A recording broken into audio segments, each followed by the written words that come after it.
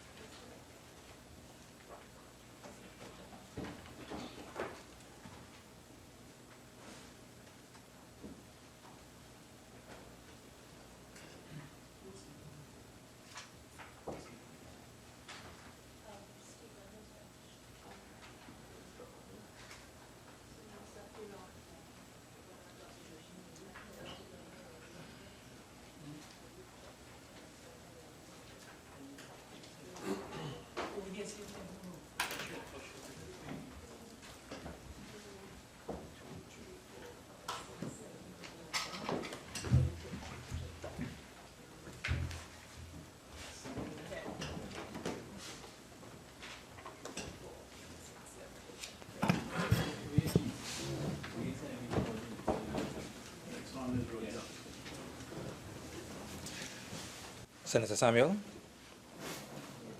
Thank you, Mr. Vice President.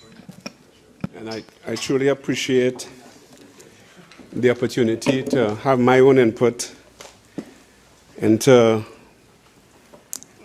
this particular piece of legislation that deals with an act to make a jurisdiction for all family matters and children matters excisable in the division of the High Court to be called the Family and Children's Division, and to make provision for matters connected therewith. Mr. Vice President, though this particular act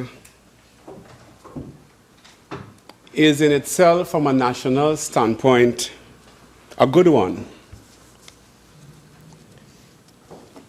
and a legislative move in the right direction, a move based upon the status of our society and the fact that we are a society that always tend to look at symptoms and never get down to dealing with the cause of problems. There are things that we can never legislate on. The problems in the society may not be a legal one, but a moral one. The problems might be that of value and virtue, and that we need to, in many instances, revisit the value system and the virtue systems to ensure that we are walking along a safe path. The fact that, Mr. Vice President, for a nation that has existed, and a young nation, for just a few years,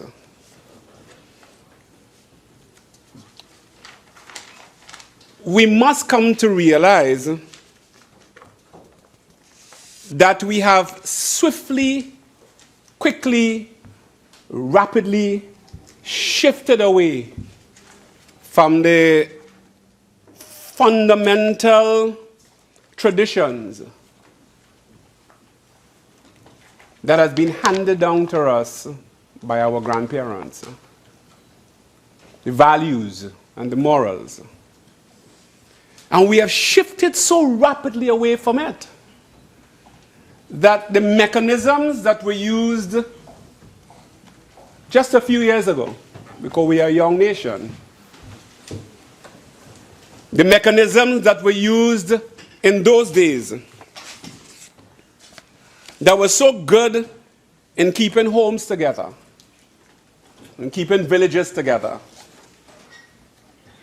It used to keep communities together. There was a mechanism that was used to discipline children and to build the village, which seems to be a cliche that is used today, though it derived itself originally from an old African proverb that it takes a village to raise a child. That is being used regularly all over the place. But yet while we repeat it regularly, and we feel by repeating it, it will come into existence again, we are shifting rapidly away from the fundamental mechanisms that held the communities and families together. And we continue to do that. And the more laws we enact, is the more laws in 10 years we will have to amend, and as the more laws we will enact again, and the more laws we'll amend. And though we change and rearrange, everything seems to remain the same. So the fact that we have moved away from those values says that we are in trouble. And the time has come for us to reevaluate ourselves and look at the downward trends and see the impacts and the effects that it has had on our society and our communities, and it continues to have it. And we must be bold enough to take a time and stop and realize if we continue heading down the path we are going, we may reach a point of no return. Mm-hmm. And we keep doing the same things and enacting the same laws and amending laws and expecting a different outcome. Because we have not been able to affect the psyche of our society. We have not been able to touch the minds. And find ourselves doing the same things, but in a kind of state of stupor, trying to expect a different outcome. And modern day intellects, Mr. Vice President,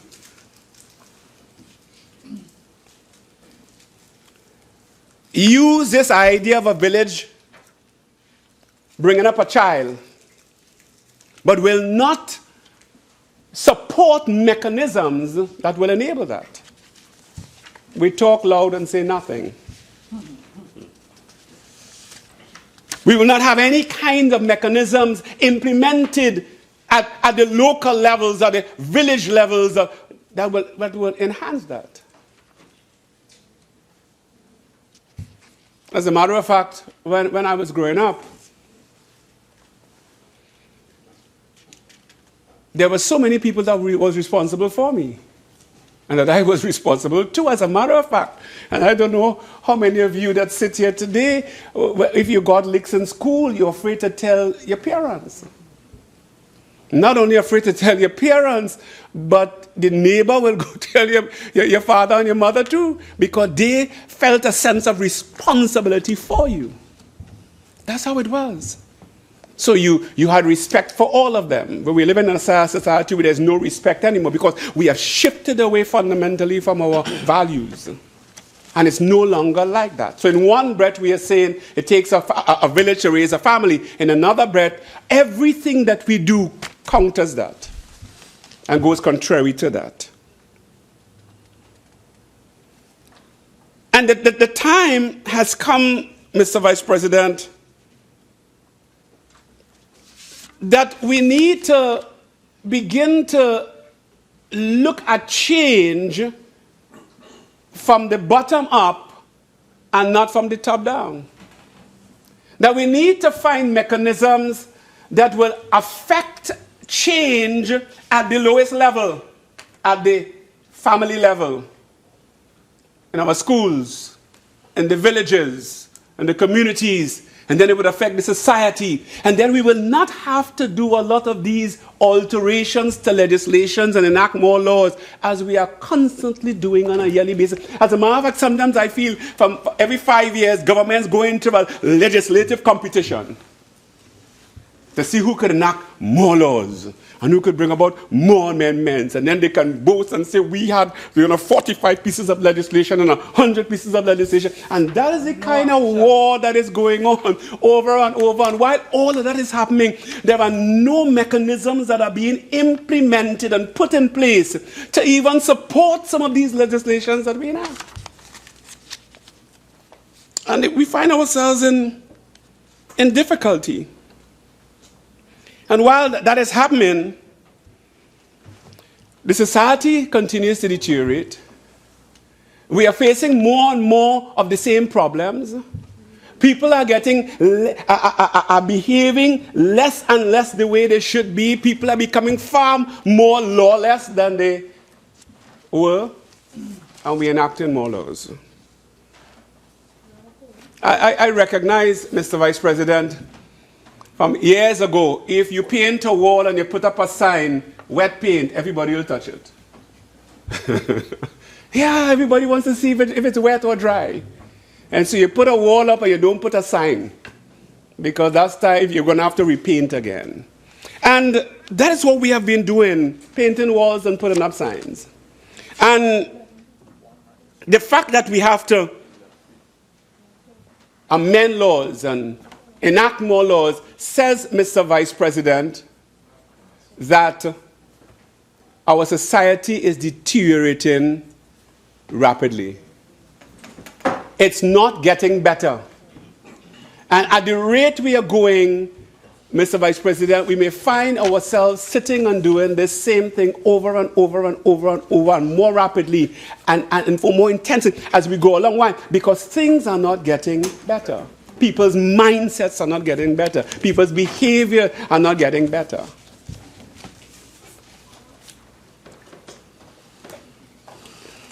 And by the way, Mr. Vice President, all of our ideals, all of our beliefs are structured around a family image.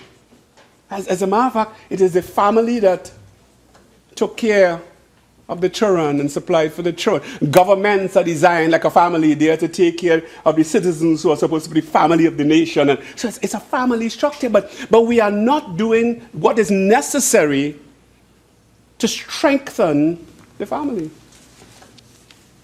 The worst thing that could ever happen in a household is divorce.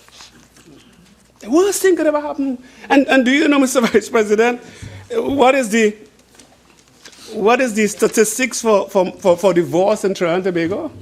I mean, I think on any given year over the last 15 to 20 years, you've had about 20,000 applications for marriages. Average, minimum. Marriages or divorce? No, marriages.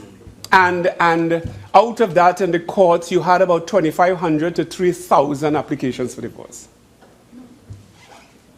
And you multiply that 2,500 or 3,000, if they had 2 or 3 children, you see how many families and how many children are affected on an annual basis when mother and father are split up. So you are talking about 2,500 children minimum, 2,500 families applying for divorce. If each of those families had 2 children or 3 children, you are talking about a great deal of citizens that are affected on an annual basis who had to choose between mother and father, who now has to live in a home that's divided and separated. Now there is a war and they have to go to school and face that. I remember we were in a cadet camp some years ago, and a young man struck another one with a piece of wood. They were terrorizing him and teasing him. And he retaliated, and they wanted to send him home from the camp, and I decided, no, let me talk with the young man.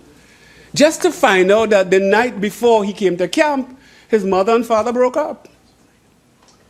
And to ease the tension, his mother decided she will not withhold the idea of him going to camp. She will send him to camp to kind of not put him through the mess at home. But he took it on, and he struck out. Now, if I did not sit and try to talk with him, they would have sent him home and sent him back in a mess. And could you imagine what would have happened going back home in an environment where daddy is gone, or there's a big fight and the entire family structure is messed up? And again, Mr. Vice President, the idea of the family in the society, and I'm glad we're talking about family courts. And by the way, I find it strange that the Honorable Attorney General did not give us any kind of statistics. No idea as to how many cases there are before the court that deals with family issues, serious family issues. How many cases that are before the court that deals with children's issues, so we can understand the dynamics, because it may mean that we are having a division that deals with family and children, and they might be instantaneously overloaded. And then we're back to square one. And the statistics will be very informative, Mr. Vice President, as to what is the quantity of cases in the different categories, family situations and children's situations, that are there before the court and that will now be before these divisions of the court, and so that we can get a better understanding of the status of things in Trinidad and Tobago. And I would love, the Honorable AG, as he wraps up, to kind of give us a kind of idea as to the quantum that this new division has to deal with already. And it's gonna build as we go along, because things are not getting better.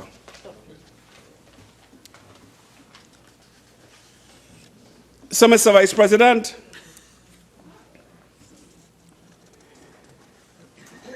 when we look at Trinidad and Tobago, one of the things I have recognized that held this nation together was that the nation was built on the premise of strong families, and the families were built on the premise of relationships with the Creator. And when the relationship of a Creator is removed, and the family structure begins to disintegrate, then we found ourselves having to enact tremendous laws, because people became very lawless, because a godless society is a lawless society. And it's important for us to know that there's a breakdown in the family unit. As a matter of fact, marriages are endangered species.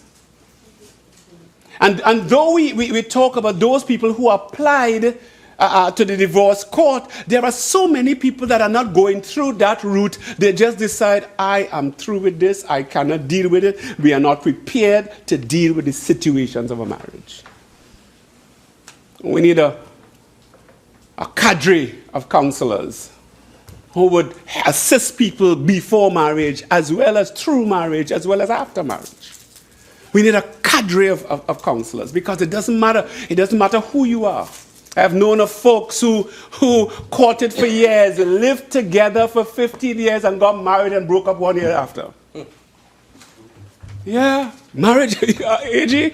I mean, you find it strange that they lived together for 15 years, got married and broke up 1 year after. The married to the lady breakup. Yeah. Strange phenomenon. It is strange. What is causing that?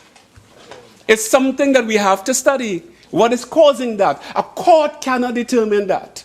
That is a serious social and spiritual issue. It's not a legal issue.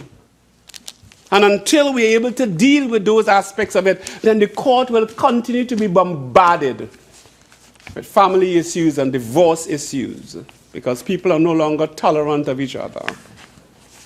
A man will lick you down for skipping a line. That's how we are as a society, Mr. Vice President. And when families break up, when there's a destruction of the family unit, then that impacts the entire society. And it is necessary for us to focus on the family, because when the family is affected, the children are affected. And it's necessary for us to focus on the family in such a way that it becomes a powerful unit to strengthen the remit of a society. But we pretend to understand all of those issues from a legal standpoint. But we don't understand it from a spiritual or a social standpoint. So we enact laws from a legal standpoint because we do not understand it from any other standpoint. And then because the social and the spiritual aspect of it happens, then the laws doesn't help. Because the law cannot change a man's innermost senses. It does not. All it does is restrict him. The law doesn't change a man's mind. All it does is restrict him or penalize him. And we've got to change the way we design these things. So this kind of plaster and saw kind of approach only works for a while. It only works. And that's why the incidences of recidivism and all these things is happening so rapidly. Why? Because we are not attending to the real depth of the human being. Law, legislation, amendments. And I can tell you, Mr. Vice President, we're going to be doing that for the rest of our lives and the generations to come, over and over and over and over. Symptoms. Not cure. Nothing that will bring about tremendous change. I remember I was saying to my colleagues that when they removed the corporal punishment from the law books, a teacher called me the evening after and said to me that she's going to submit her resignation. She's going to go for early retirement because the day after, one of her students in her classroom came up to her desk, took out his privates and urinated in her basket and said, "Miss, you can't touch me, you know." Wow. She said, "Before I end up in jail, let me retire." What a thing we created. We created it. Terrible stuff. I will never forget that. And we have a system. Mr. Vice President, there were times I would go to secondary schools and do lectures, and I've done that for many, many years. That happened, eh? For many, many years. And I remember going to a secondary school in San Fernando, and during the session and all after the session, I saw children, students liming all over the school. So I went to the VP and I said, "Why aren't these children in their classes?" And the VP said to me, "They have a right to do what they're doing." I said, "How you mean they have a right?" He says, as far as the education system is, the education says that they have to come to school. We cannot force them to be in a class. So they're on the premises from 8 o'clock to 3:30. But the teachers and the staff cannot force them to be in a classroom. I encountered that. And it tells you where we are. Where we are. What we are doing. They have a right. And I agree they have a right. But when you have rights, you have roles and you have responsibilities. And we've got to ensure that they understand their rights, but they also understand their roles. And they understand their responsibilities. I remember being in Cuba, and we visited a classroom of children in Cuba at the age of, it's a primary school classroom. And one of the things that was tremendously fundamental, and I'm sure Senator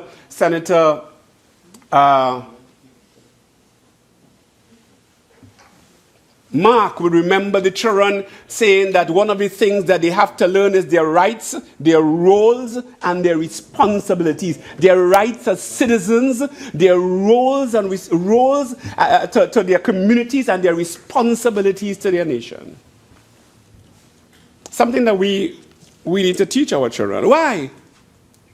Because while we enact laws and amend laws and have courts, and nothing is wrong with all of it, we've got to begin to think about How many dropouts are there at secondary school? How many dropouts? What is the dropout rate at school? How many people are not finishing school? How many people are just passing through the system? What are the statistics on dropout? And what happens to these dropouts after school? Are they part of the system that is affecting the society? What's the statistics? What about, are these part of the, what we call youth violence? Those people who drop out. Can the Ministry of Education tell us how many people dropped out in 2015 and 2014 and all those years? And when you do a summary of all of that, you would recognize the amount of children that have dropped out of school tremendously, and you would probably have to figure out what is going on. So there's a cause. School violence. There's a cause. Not only that, Mr. Vice President, but we must consider the fact that in a newspaper article on the Newsday, September 21st, 2014, and if I'm permitted to just pick out of it, Mr. Vice President, it's talking about tracking school dropouts. How do we track school dropouts? To what extent is written by Corey Connolly? To what extent do school dropouts impede the growth of Trinidad and Tobago's economy? Have studies been conducted to determine the rate of early school leavers in the education system alongside factors which give way to the trend? And he went on to elaborate on the whole issue as to, there isn't much statistics and data that is known publicly about the extent of the dropouts at school and what becomes of these children that drop out of the system or pass through the system. Not only that, but what is the magnitude of children that are coming out of school with less than what is expected? All of that has to be taken into consideration when you are dealing with trying to change a society and implement things to try to help curb the further decay of a society. But, Mr. Vice President, there is something that people are afraid to talk about. And it's called teenage pregnancies. Yeah, teenage pregnancies.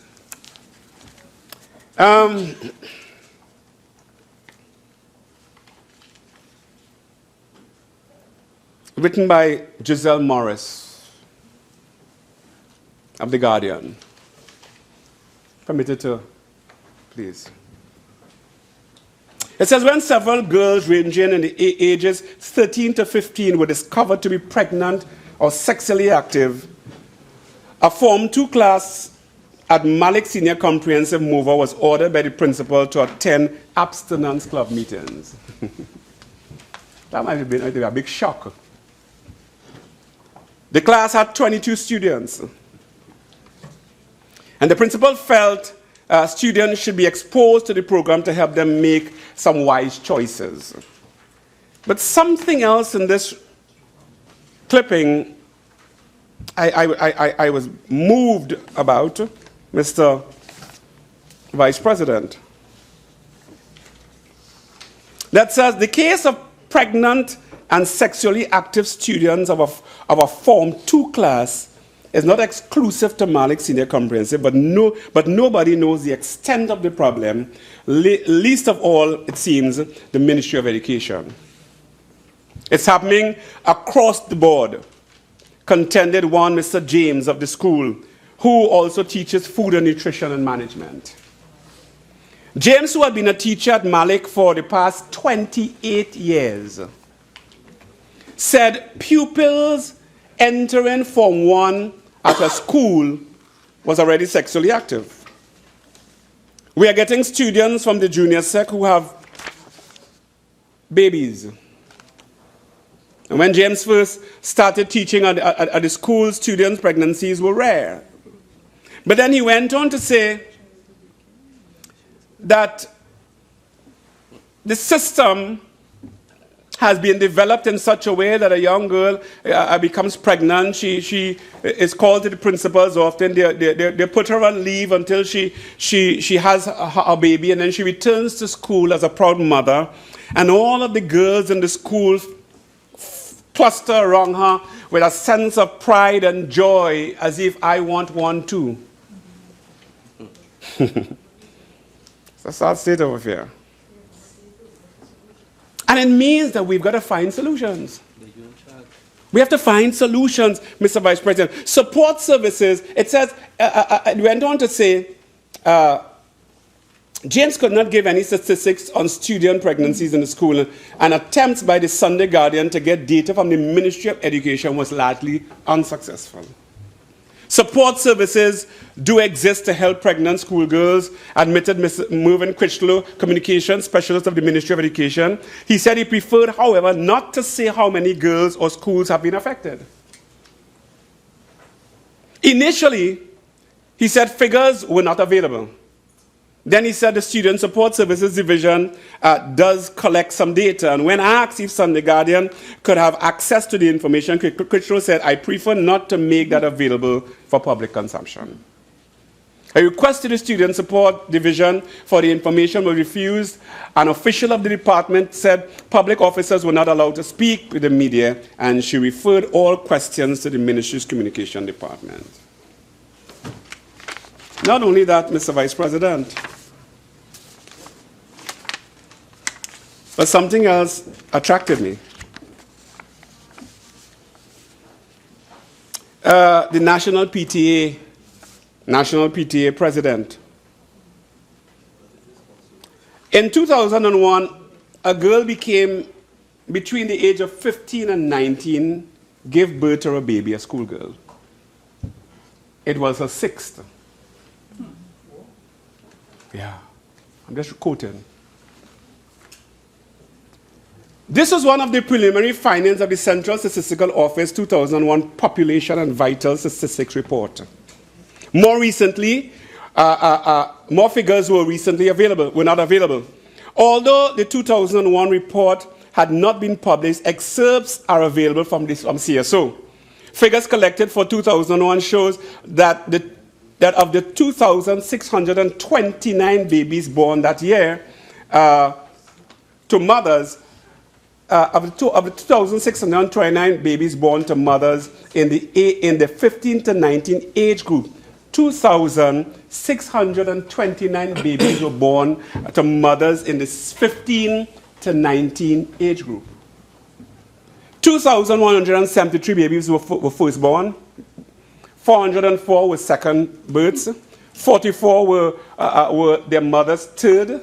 6 babies were to mothers who already had 4, and 1 baby was its mother's 6th child.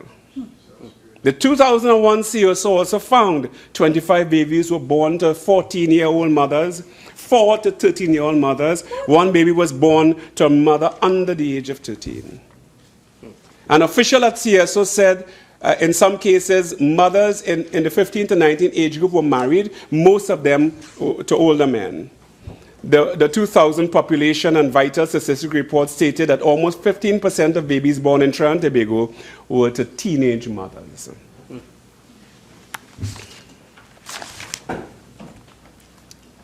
So we've got to go back to the issue of the family.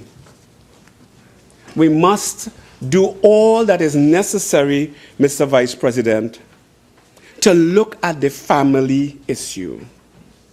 But then up comes another issue. If we're dealing with the family and we're dealing with children, is what we call children and alcoholism.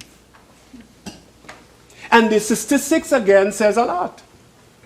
As a matter of fact, in a survey carried out by the National Alcohol and Drug Abuse Prevention Program, together with the Inter-American Drug Abuse Control Commission, it had turned up, on average, the first-time use of alcohol beverages in 9-year-olds. In addition, 75% of all students interviewed indicated that they started using alcohol at the age of 13. Senator Crease reiterated that a bit. At the age of 13, because we were producing it. At the age of 13. In a symposium conducted by the Ministry of National Security, along with the Ministry of Health, the National Drug Council, and the UN Office on Drug and Crime, it was said that in schools, teenage alcoholism and teenage addictions is on the rise. That's as of July 2014. So, Mr. Vice President, while it is awesome to amend all of these legislations to deal with the issue of family and stuff, the system that we operate under helps nothing, because we're still living in a highly broken family environment, and children are left.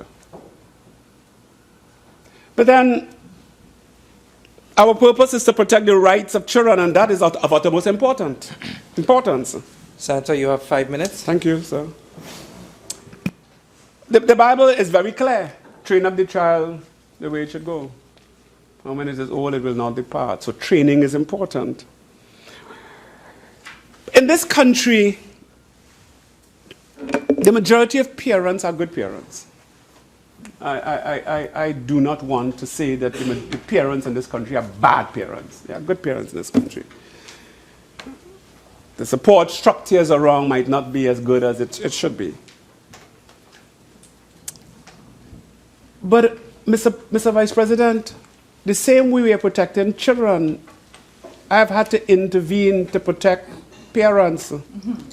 When children are violent towards their parents and their parents are fearful of them. I know of single mothers who are afraid to sleep in their own homes because their children, school children, are violent towards them. I have had to intervene physically to protect people so that we may have to have some kind of protection for people like that. For the parents, because we are protecting the children, now we have to start to look at the parents who are under attack, and they are under severe attack. There are single mothers who are under severe attack. There are fathers who are under severe attack in our own society by school children. By school children. I'm telling you that, and it's a fact, and it means that we've got to look at it seriously. Parents who are abused by their own teenagers, and they're afraid of them. And there are parents who are living like that. And then what happens is that they now are forced to give this child everything they ask for because they're afraid of the child. And people feel, oh, your parents have money. The parents are sitting down trembling home. Serious problems, Mr. Vice President. And it's something that we must seriously look at. The training of the qualifications of those persons that are supposed to be in clause 38 and 39 of the amendment of the bill, talking about their qualifications, because they have got to now, the remit that under them is to report on the progress of the child's compliance with the sentence and sanction. That's easy. The care of the child, the child's education, the child's health and general welfare, the child's interaction with family. You know personally how people could put on a good show, because they don't want a bad report. And as the probation officer gone, all hell break loose. The more recent assessment of the child and the other issues which the court deemed necessary, Mr. Vice President, that's a tall order, you know. For a child probation officer, that's a tall order. You could imagine he would have to have a support mechanism that he can call on a counselor and call on somebody to do some kind of review and call. That's a tall order. And a system where the judiciary is already overstretched, and there are more cases that they could ever handle, and they don't have the support mechanism necessary, and they don't have the budget. We need to get about 1 million probation officers to try to handle the situation of our children and our youth in this country. Mr. Vice President, as I close, the idea of this amendment is good, the idea of the bill is good, but that is only the symptom, dealing with the symptom. We need to set in order the mechanisms to deal with the cure and get this country the way it's supposed to be. I thank you, Mr. Vice President. Senator Chote.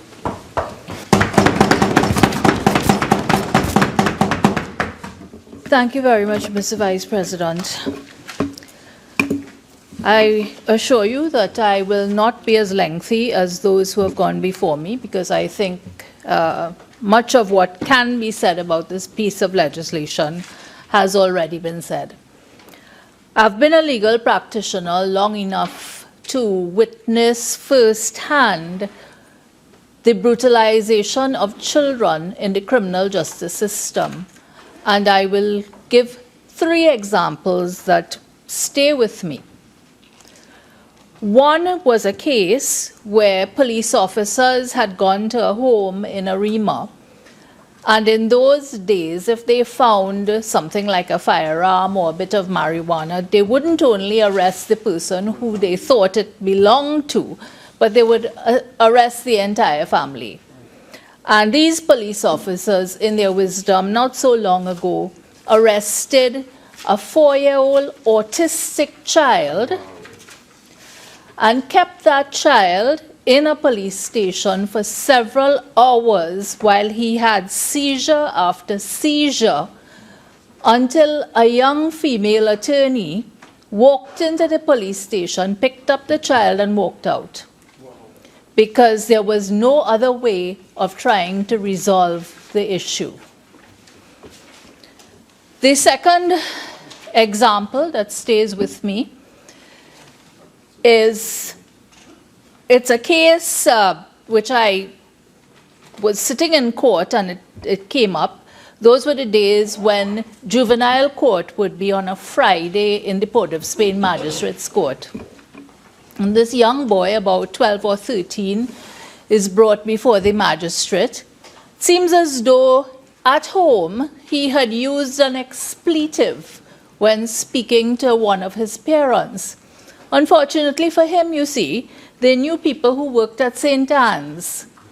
So they had this child committed there for I cannot remember how long, until some God-fearing person within the institution brought it to the attention of the magistrate. Even before the magistrate, the parents didn't think they'd done anything wrong. The third case is sort of funny if it weren't so sad. Little village, young boy in the village sees pretty girl living in a house. He assumes that his love for her is requited. So he goes into the yard to try to throw a stone at her window to get her attention. Big, rich daddy, of course, finds out that there's this poor boy from the village throwing stones outside his house. He has him charged, taken before the magistrate. Boy got 3 years in YTC.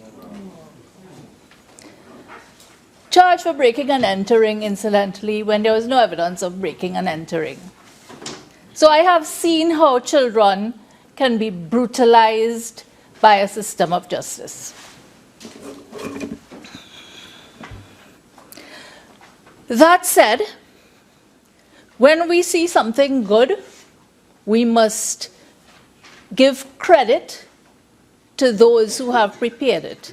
This is an excellent piece of legislation, clearly done with a lot of depth, thought, hard work, not only by the Attorney General and his staff.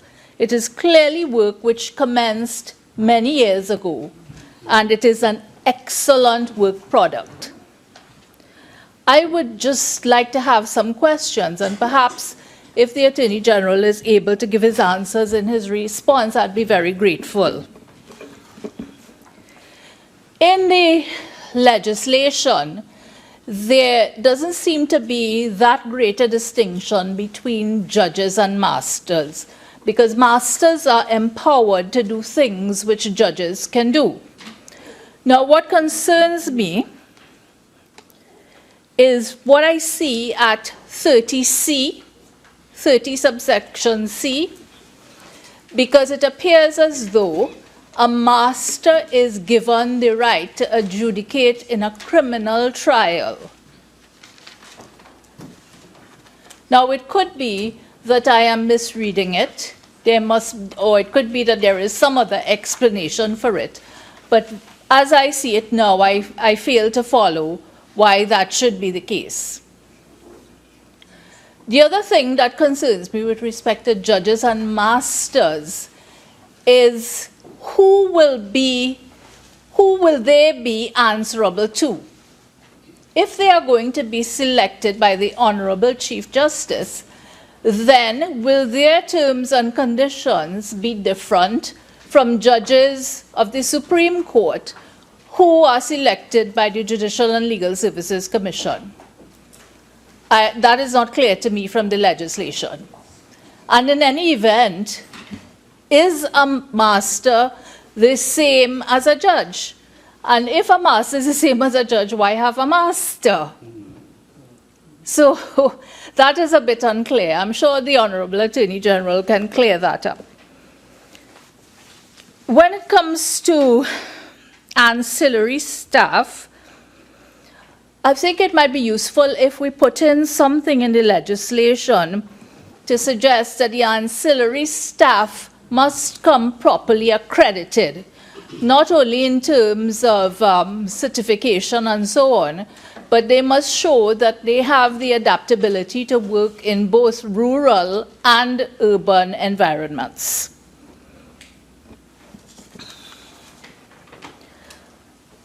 Now, the go-to expert in the legislation, I'm sorry if I sound a bit out of breath, it's just that it's a bit late in the day. The go-to expert in the legislation is a psychologist. But quite frankly, I think we're missing the point. A psychologist is not a medical practitioner. A psychologist can only help you with things such as, well, perhaps I shouldn't say it that way because it may sound as though I'm trying to diminish what psychologists do. And I don't intend that to be the case. A psychologist can evaluate a person and tell you, well, what their IQ level is, what their triggers might be, and so on and so forth. But what you may perhaps require in this situation that you're dealing with in the legislation is a psychiatrist, a child psychiatrist.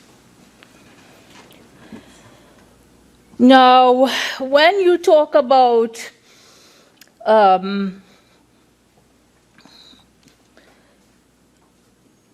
interviews and who must be there for these interviews, may I respectfully suggest that we put in something for interpreters.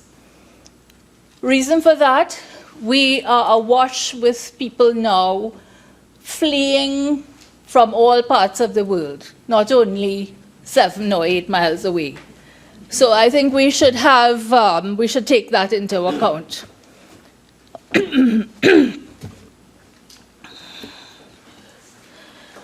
Education.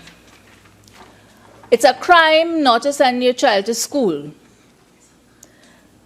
And I know that there is legislation dealing with that, but I'm wondering if that might be included in this legislation, because the acts which are considered at the back don't seem to refer to that. I could be wrong. Yes. Now, the Schedule 4, and I'm trying to go as quickly as I can. I realize, Honorable AG, that your schedule must be very tight. If I may look at Schedule 4, you're talking about offenses for which peer resolution is not available. So, may I respectfully suggest that we add in there terrorist activities, proceeds of crime activities, causing grievous bodily harm activities. Because I don't think those offenses would not fit in with what you have there. Now, in the wording of the legislation, there are instances where you talk about psychological evaluations, and I think really what you want to say is a mental evaluation. I'm not going to pinpoint it, but I think you'll have an idea of the part of the act that I'm talking about. I appreciate that this is a huge project, and I don't expect that this project is going to get off the ground with all the judges and masters and infrastructure and so on that you hope that it will one day have. But certainly I congratulate you. I think that it is an avenue for dealing with children which is needed, and this is a good piece of legislation as I have seen. Thank you very much. Senator Sturge. Madam President, I too would be very brief in this debate. Firstly, I would like to commend this legislation. And from my reading of it, this came before the Parliament last year, and I believe it came before the Senate last year. And I tried, when I arrived here earlier, to get my hands on the last version of this particular bill. And I realized that substantively, what we have before us today is no different to what the People's Partnership brought before the Senate and before the Parliament in the last Parliament. So this, in essence, is a People's Partnership bit of legislation. The only thing I see that is an addition would be Schedule 5. And Schedule 5, in essence, did not appear in the last bill, simply because there was really no need to. Schedule 5, in essence, basically makes the point as to which bits of legislation are amended by virtue of the fact that this bill would become law. But that, of course, would have been implicit and subject to the rules of statutory interpretation, and more particularly the rule that deals with statutes and paramateria and so on. So that whilst Schedule 5 is, in essence, welcome, it was not absolutely necessary, because a lot of it, since this is an act that deals with a specific subject matter, when one comes to apply the rules of statutory interpretation, insofar as it would be incongruous with other pieces of legislation, the provisions in this act would have prevailed. Having said that, I agree with what Senator Crease had said earlier, in the sense that we are a society where we put the cart before the horse. And I say that because when we look at how children progress in the criminal justice system, there's a very easy way to kill the giant while it's a baby. I'm sorry for using that term, but it's necessary. Now, what we have here with this piece of legislation, quite apart from dealing with the family law aspects, it deals with aspects of what before this bill would have been matters relating or taking place in the juvenile courts of this country. Now, and I marry that with what Senator Samuels said about symptoms and causes. Now, if I can indicate at a very early opportunity that I have now, it seems as though, and I've maintained this, and I believe this for some time, and I remember reading the works of Talcott Parsons, eminent sociologist on the family, and what he said about influence and so on. And it seems as though we are a society that somehow, with respect to the young people in particular, we are a society influenced by American culture, but governed by English laws. And it seems as though the law seems to be trying to catch up with the reality of the situation. Now, there are easy ways of dealing with the problems in our system, and the legislation is, in essence, a good start. But I think we need to start before getting to court. Now, I was hoping that when I got here, we would have been provided with statistics in terms of how many persons are before the juvenile courts in Trinidad and Tobago on an annual basis and so on. Sadly, we were not given those statistics before we debated, so I can only go on the basis of empirical evidence. But let me just say that when one tries to understand the socio-economic dilemma we find ourselves in the context of Trinidad and Tobago, there are several factors, and several factors we may need empirical evidence to assist us as to how we fix these problems. But let me give you what I know from the empirical evidence, a very short bit, since I practice almost extensively in the criminal justice system. In 2013, I believe it was, I was part of a committee that journeyed to the prisons because there was an explosion of prison violence. And the committee was headed by Professor Ramis Diusaran, who is a criminologist. And whilst we were in the bowels of the prison, the Golden Grove prison in particular, is the worst place I've seen in my life. The worst, the absolute worst. They have persons, there are 15 people in a cell, there are 2 beds in the cell, and persons are suspended in midair, sleeping on beach towels. And we had instances of persons damaging themselves because sometimes, because of the weight of the prisoner, the beach towel might give out during the night and he falls and he hits his head and so on. I can't go into that in too much detail because we'll be here for about 2 hours or so.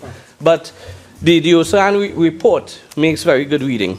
But there's something that's relevant to this bill that I want to refer to. And from my recollection, when Professor Diusaran visited and we were there with him, Professor Diusaran tried to get some sort of empirical evidence, which again would assist us in the way forward. And there's something very interesting. When you look at the race of the persons in prison, one race is overrepresented. That's the first thing. Correct. The second thing is, one may get the impression that a certain religious group is overrepresented. The truth is, most of the prisoners are Christians. The second largest would be Muslims, and they are not Muslims who were born into Islam, but Muslims who were born into Christianity and converted into Islam. There were probably 2 Hindus from my recollection. But when we went on, Professor Diusaran had asked for a show of hands. There were probably about 90 to 100 prisoners. And he had asked, how many students here attended denominational schools, St. Mary's, so on and so on. That's how we call it. And only one person put up his hand. A chap of East Indian descent. He's a Christian, who I happen to represent, and I wouldn't go into too much detail. But everyone else attended a junior sec, a senior sec, government schools, basically. So Professor Diusaran and I, we were speaking about it, and it seems as though there's a problem with the perceptions of students who sit this dreaded, well, we used to call it common entrance. What do they call it now? SCA. Because inherent in that system, at 11 or 12, whichever age you are, when you sit it, is a certain alienation. So 20,000 students sit, limited space at the prestige schools, the St. Joseph Convent, St. Mary's, Fatima, and so on. And all the rest, there's a small little section who might still feel happy if they get into Providence or one of those schools, but all the rest go into the government schools, in essence. But at 11 years old, when a child sits that exam and does not get into a prestige school, a very powerful signal is sent to him or her. He's not good enough. So he ends up in government schools. I had a constituent from San Fernando West, I wouldn't want to call her name, but she complained bitterly when her child passed, so I think it's San Fernando West Secondary or something like that. And she told me about the horrors of the school and so on. And I said, well, that's what your child passed for. You have to make the best of it. And she was trying to get a transfer and asked me if I could get a transfer. And I said, I can't. And that was last year. And she's a PNM supporter, but she said, but your party in government, you can't help me. I said, I can't, and I won't. Because the truth is, if your child passed for that school, she has to go to that school. And she was making the point that some people don't actually pass for convent, like your daughter, Mr. Sturge, passed for convent. And I didn't have any help. I forgot the day when we were supposed to put the children on the list. I forget things regularly. And I didn't put her name on the list, and I said, Apana, here what happened. If you had to get in a convent, it's on your own strength. Yes. And I went the day with the belt. That was just a joke, the belt, because I never hit her in my life. And that I have to make that point with respect to a point Senator Samuels made. But she got into St. Joseph's Convent. The thing is, I asked her, well, what if you had passed for Mokurapo, how would you have felt? She said she wasn't going. And you see, the thing is, what I do in my practice, quite apart from trying to ascertain what your defense is and so on, I try to get my own evidence. So sometimes when you come, I will ask you about your background, and I realize everybody charged with a criminal offense seems to attend some junior sec or some government school. Now, the point Professor Diosaran made, it didn't resonate with me, but it might have some force. He was saying, Sturge, whether you believe in God or not, religion serves a very useful purpose. Right. And he said, listen, in St. Mary's and these other schools, if there's a statue of Mary and you pass by it, you have to genuflect and so on and so on. And they pray morning, lunch, after lunch, evening, before they go home. I did that when I attended Belmont Secondary back in the day. And, but the thing is, back in the day, that did not happen in Belmont Junior Sec, right up the road. It didn't happen in Malik Senior Comprehensive. It didn't happen in these schools. So you have, right there and then, when you leave primary school, you have the absence of God, or the absence of morality. And you leave them to their own. And then most of them, the other striking thing is, most of them come from single-parent households. So we see right there, there's a failure of the institution we call the family. And I was hoping we would have had some statistics, so we wouldn't have to limit ourselves to what the Chief Justice says every year, but it's alarming the amount of divorces we have every year. It seems as though the family is failing. But when the family fails, and the family being a microcosm of society, then we're in for trouble. Now, the family fails at a very early stage. It seems as though most marriages last less than 5 years. In fact, most last less than 3. In fact, most people don't get married. And you have all these unwed mothers, single mothers, 2 and 3 children, and unless there's a very solid character who takes up the role as stepfather, then you're in for trouble.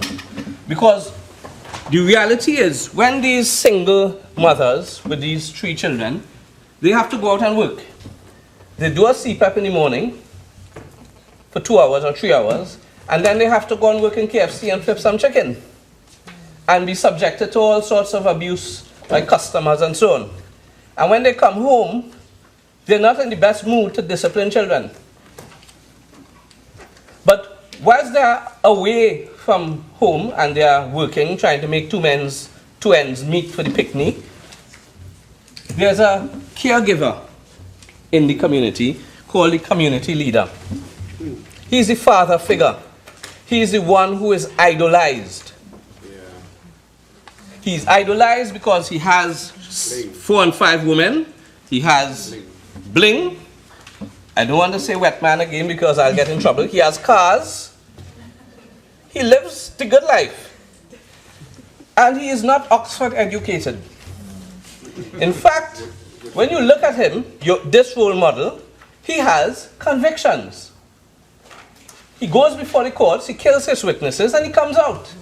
And that is who the children are glorifying. Legislation cannot fix that. What I said some time ago on this very issue is this. We need more psychologists, particularly child psychologists and adolescent psychologists, and less lawyers.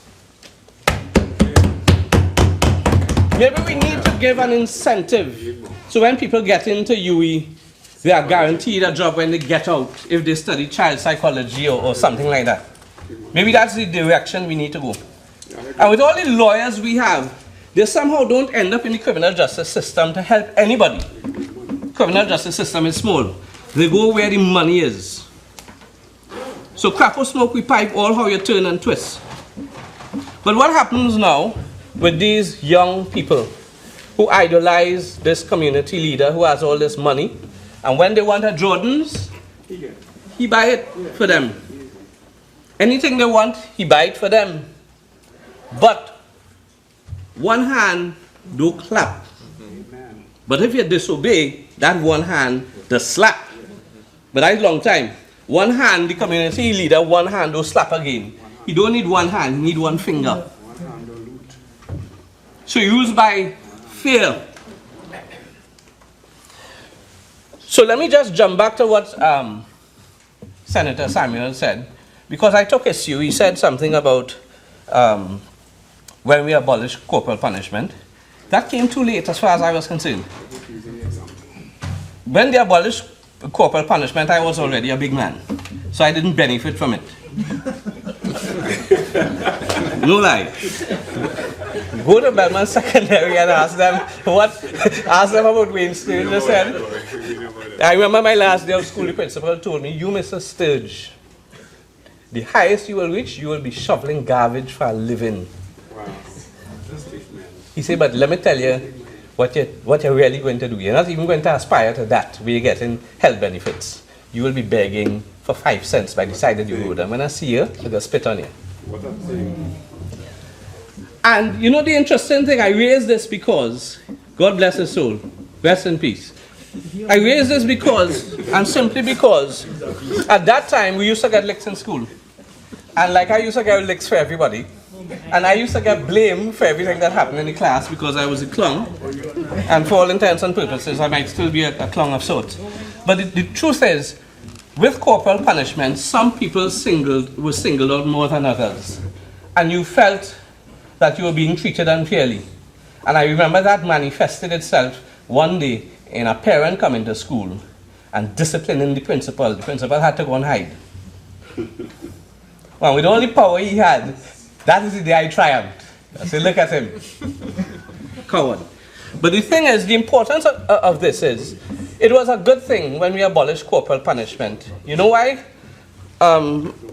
Madam President, violence begets violence. Correct. And when you use violence to correct someone, you are basically legitimizing violence. But you are saying it's okay because it's state-sanctioned violence. Mm-hmm. And that does not work. I have naughtiest children. And I don't need a DNA test because when I see how naughty they are, I say that has to be mine. Even the little white one. And but the point I'm making, as naughty as they are,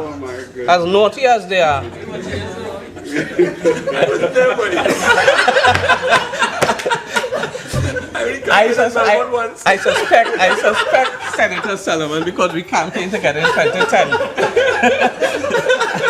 And she was born a few months after.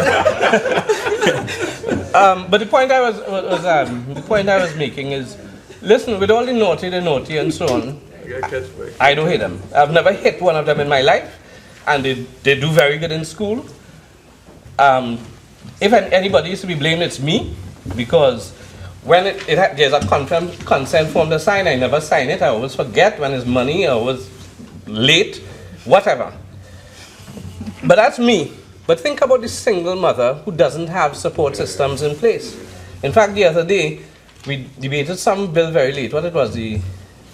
Procurement. Not the procurement, it was one before. Yeah, no, the SSA. I left my children, and they were in the office until 9 in the night. And I had to scramble to get colleagues to come back to the office. And I was saying, well, what kind of lawyers you are? You all left children by themselves? To take them home while I'm here. So if that's the case with me, imagine what it is for the single mother who has to work a CPAP and so on. I use that example to go into another area, which was touched on by Senator Solomon, and it related to the Hargreaves chap who died in custody. In St. Michael's. I hope with this bill we see the end of St. Michael's. I don't want to say too much about St. Michael's, but I hope we see the end of that place. And the family and the mother in particular came to see me some time ago about the issue. And that boy, that little Hargreaves boy, was naughty. Naughtier than, well, not as naughty as my children. But the thing is, he drove his mother to her wit's end, and she brought him before the court as being, what's the term? Beyond control. So beyond control, he ends up in St. Michael's, where he dies. And she tells me she regrets that decision. That beyond control thing is another thing I have an issue with. There's another thing I'd like to raise before I forget. There's the issue of Dolai and Capax, which deals with mental responsibility and the age of criminal responsibility. As it is, we have the lowest age of criminal responsibility in the world. We are rivaled only by the United Kingdom and I believe Israel. And one would understand why Israel would want to punish 8-year-olds for throwing rocks at tanks. So we are in the same boat. And I raised that issue when I spoke in the last parliament. And let me draw two examples well, let me not go into too much examples because the cases are before the courts.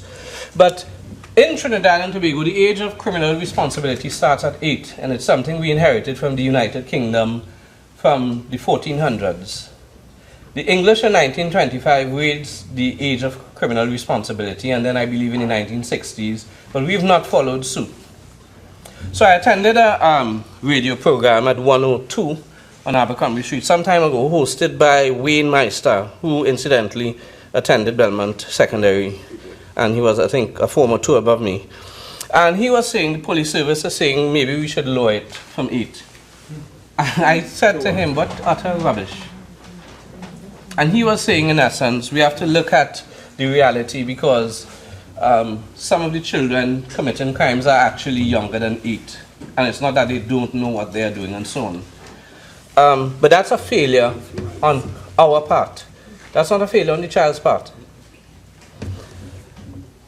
I bring that in and make reference to a lady, a lovely lady by the name of Hazel Thompson IE, who I met at the law school many years ago. I think she's still there. And she's the one who's championing the cause of raising the age of criminal responsibility. So, although that was not touched on today, I hope very soon, since we are these days dealing with the rights of the child and child marriages and so on, which is a good thing, because children should not be married, but also children should not be getting pregnant, which is a larger issue than child marriage. But because even though you get married, you can still get divorced. But you can't get unpregnant. Well, you can, except your status has changed. You are now mommy. So I would urge the government, when they are bringing legislation to deal with child marriage, if they can perhaps in the same time, perhaps meet with Ms. Hazel Thompson IE, who deals with that sort of thing on Dolai and Capax, and she has been championing this issue in the hope that we can raise the age of criminal responsibility. So what I said earlier in terms of the criminal justice system, we are going to employ 50 or so judges. In my view, that's not necessary. Because in terms of the amount or the numbers of children coming before the court, it's not that much. And if you anticipate it's going to be that much, then we are failing. Something must be wrong. We can't cater for an exponential increase. So I think what we do is, coming from my own experience, what we need to look at is the primary school systems. And we have perhaps every primary school in the urban areas should have a child psychologist to identify the children who are at risk very early, see what makes them at risk, if it's because they don't have food or whatever, what's the problem, and treat the giant while he's still a baby, so that he doesn't get in to the criminal justice system. Now, we don't have a lot of offenders 7, 8, 9 years old. There was one recently, I can't talk too much about him. He was charged with joyriding, and whilst in custody, he was sleeping, and apparently the police officer guarding him was sleeping, and he ran off, so he also got an escape in custody charge. And I was upset that he was charged in the first place, because I felt that was a case where the Director of Public Prosecutions could have used the... oh God, don't tell me it's 5 minutes again. No, I'm just saying to be careful. When No, I'm not attacking. I'm simply saying I was hoping the director would have used his discretion, because I don't believe it would have been in the public interest to charge our child. And I've always advocated that the children who should be before the courts are the children who are of a violent disposition, where they harm others. Those are the children who, when all else fails, should come before the court. As I touch on that, I look back to Schedule 4, and I have to ask myself, number 12 on Schedule 4 says an act under the Anti-Gang Act 2011 is any of those offences you would not be subject to peer resolution. I respectfully beg to disagree, because a child who is a member of a gang, for instance, is not there on his own accord. There must be systems in place where that can be corrected, where the child can perhaps be removed from that situation. And it's a better deal to put him under the peer resolution system, because interestingly enough, and I say this because of my experience in the criminal justice system, if he's charged with anti-gang, that's a badge for him. And if he doesn't have to go to the kiddie court, because that's what they'll call it, there's court for little children, there's not a real thing. If he has to go to the real courts, that's a badge. He ascends higher, he has more rank. He is a ranker. He has pips. That's not parliamentary language, but I was being trained up by Senator Small. So, number 12, I think, respectfully, should be out. Number 10 should also be out, because that's not a crime of violence, it's just sedition. And in Trinidad and Tobago, you don't need inciting to violence as an aspect of sedition. But I see sedition has shown up here, and it also showed up in the SSA bill, and I wondered, why are we so focused on sedition when in the last 40 years only one person has been charged with sedition, that's Abu Bakr. So it's not a crime that is prevalent. So then why is it finding itself here? The only time something close to sedition came up was in 2011, when a little girl said things that may constitute or may have constituted sedition against the then Prime Minister. And the then Prime Minister handled it by saying, look, I'm not interested in pressing charges. Maybe someone should speak to her, and so on and so on. And that, I believe that's the way. Because the little child could have ended up before the court, and we could have taken her the distance, and that's not how things should be done. As far as possible, from my own experience, children should be, the court is the last place you should see a child.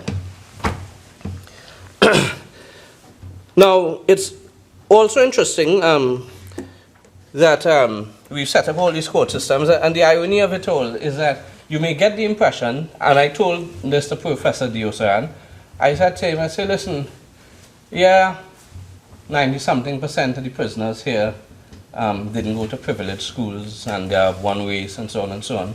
And I had to tell him, and I raised the point in an earlier debate, that it seems as though there are some children who attend privileged schools or privileged for whatever reason don't end up in the court system. And I made reference to a chap who, and I wouldn't name his race, but who was in the police station cursing the police. He was there for serious offenses. And when I was hoping to get my money Monday morning for a court appearance, he was free. So not everyone is subjected to court, and that is something that is disturbing on the one hand, but on the other hand, I realize that the powers that be, maybe they realize what's the use in sending this little boy up to the prison. They might eat him alive when he and say, well, all we have up here is well done, and he's medium rare.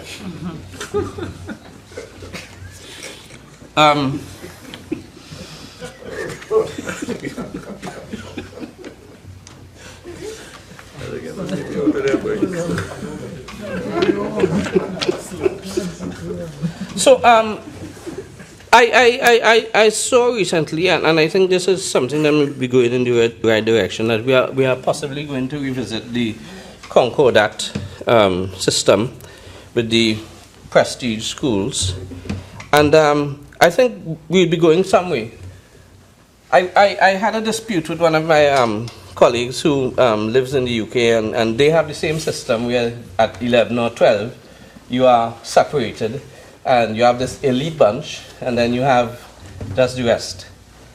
And he was justifying it, and I said, you are justifying it because your children go to those prestige schools, and maybe you should have a little more sympathy. And since I raised the point earlier that we are, in essence, a society handed down from the UK but influenced by American urban culture, maybe what we need to do in the education system is perhaps postpone that filtration system, which is its common entrance, what do you call it?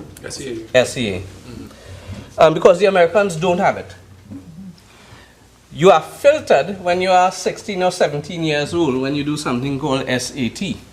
And at that point, I think the child or the student is a little more mature to say, well, I can't make the grade to go to college, but maybe I can do a trade or something else. But at least he doesn't feel useless at 11. Because a child feeling alienated and unworthy at 11 is not, I dare say, a good thing.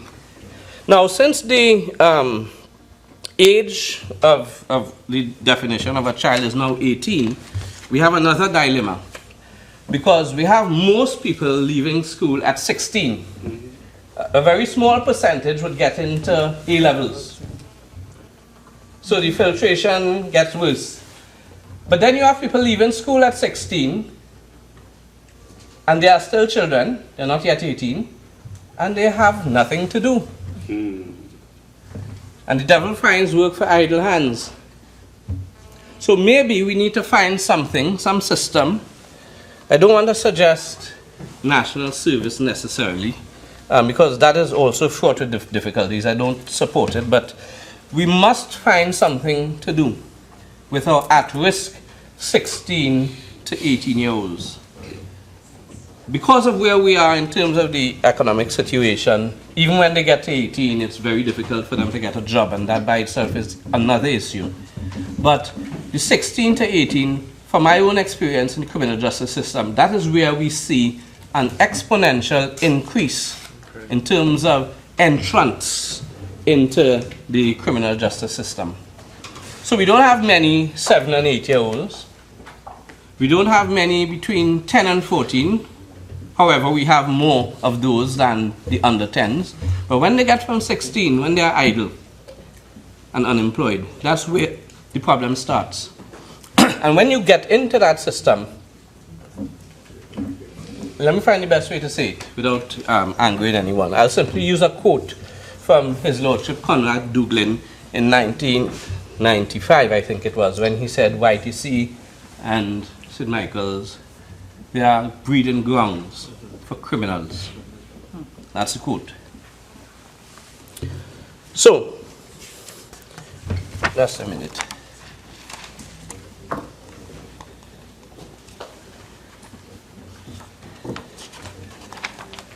Yes, there's just one other point. What was the point I was just making? Totally forgot. Yes. And once you end up in that system, and once you are, as the psychologists say, you can't be much better than your environment, if you get into that system until your family has money to bail you out, or wants to bail you out, because you might get your mother a surety, and your mother would say, well, let him sit down and stew a little bit. But once you are in that environment, it's survival of the fittest. And you're exposed to even harder, more seasoned elements, and then you mushroom into something much worse. I don't see it in the Act. I'm not a family law practitioner, but again, from what I've seen in prison and over the last few years, there were a few persons who died in prison, and when you hear the shout, what they were in for? Failure to pay maintenance. Honorable Attorney. Senator Sturge, you have 5 more minutes. Thank you kindly, my lady. I mean, Madam President. I am hoping to see the end of this, of people being sent to prison for failure to pay maintenance. Because when Professor Diosaran and I went to the prison in 2013, there were quite a number, about 10, 11, in a different section. I think they were kept in a place called the Deep, next to the cells, the 2 cells that house the 15 plus 15 insane persons who, again, should not be in prison. They were mainly vagrants who were picked up. And, but what disturbs me, over the years, persons who are not criminals are being sent to prison for failure to pay. And they end up dying in prison. It's not just one person. It happened more than enough times.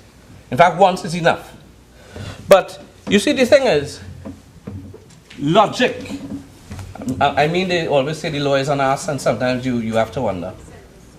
Oh, I'm sorry. Yes. But logic would tell you, Madam Vice President, if jail is hell on earth, or worse than hell, why would I want to go there? And if I can avoid going there by paying the maintenance, I would. And the fact that I don't must mean I can't. And if I can't, then what use is it to send me there, knowing fully well when I come outside I still have to pay it, and it is still unpaid? That defies logic, but that is something that happens, and it has cost us lives. And that is something I would hope, it's not addressing the bill per se, but I hope we can see an end to that. There's I have 5 more minutes. There's one more aspect, and in my few minutes, let me pay homage to Senator Kreese, who raised it, and I intended to raise it, about alcohol. I had my first taste of alcohol when I was 7. I had an uncle who was a crazy person, and he smoked cigarettes, and yes, I'm related to you also, so you're also a crazy person. But he was a crazy person. He used, he smoked, and he would drink. But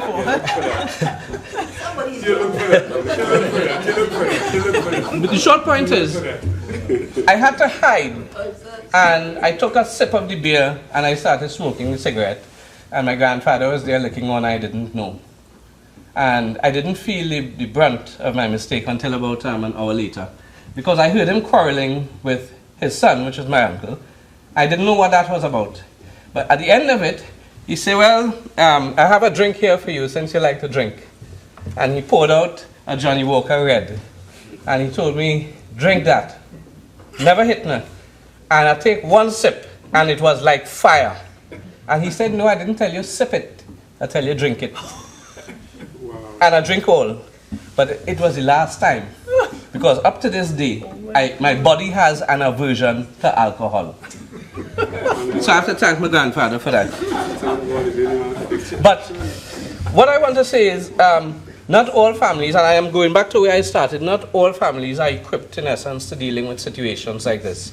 So that I hope, I'm going to employ about 50 judges and personnel and so on and so on. I hope that these persons are really trained and really equipped to deal with family situations and not deal with it in the way we have been doing in the past. We are 50 years behind. So in that sense, I commend this bill, and that's all I have to say, Madam President. Before I call on the next speaker, I will ask the Hansard to strike off those offending words from Senator Sturge's presentation.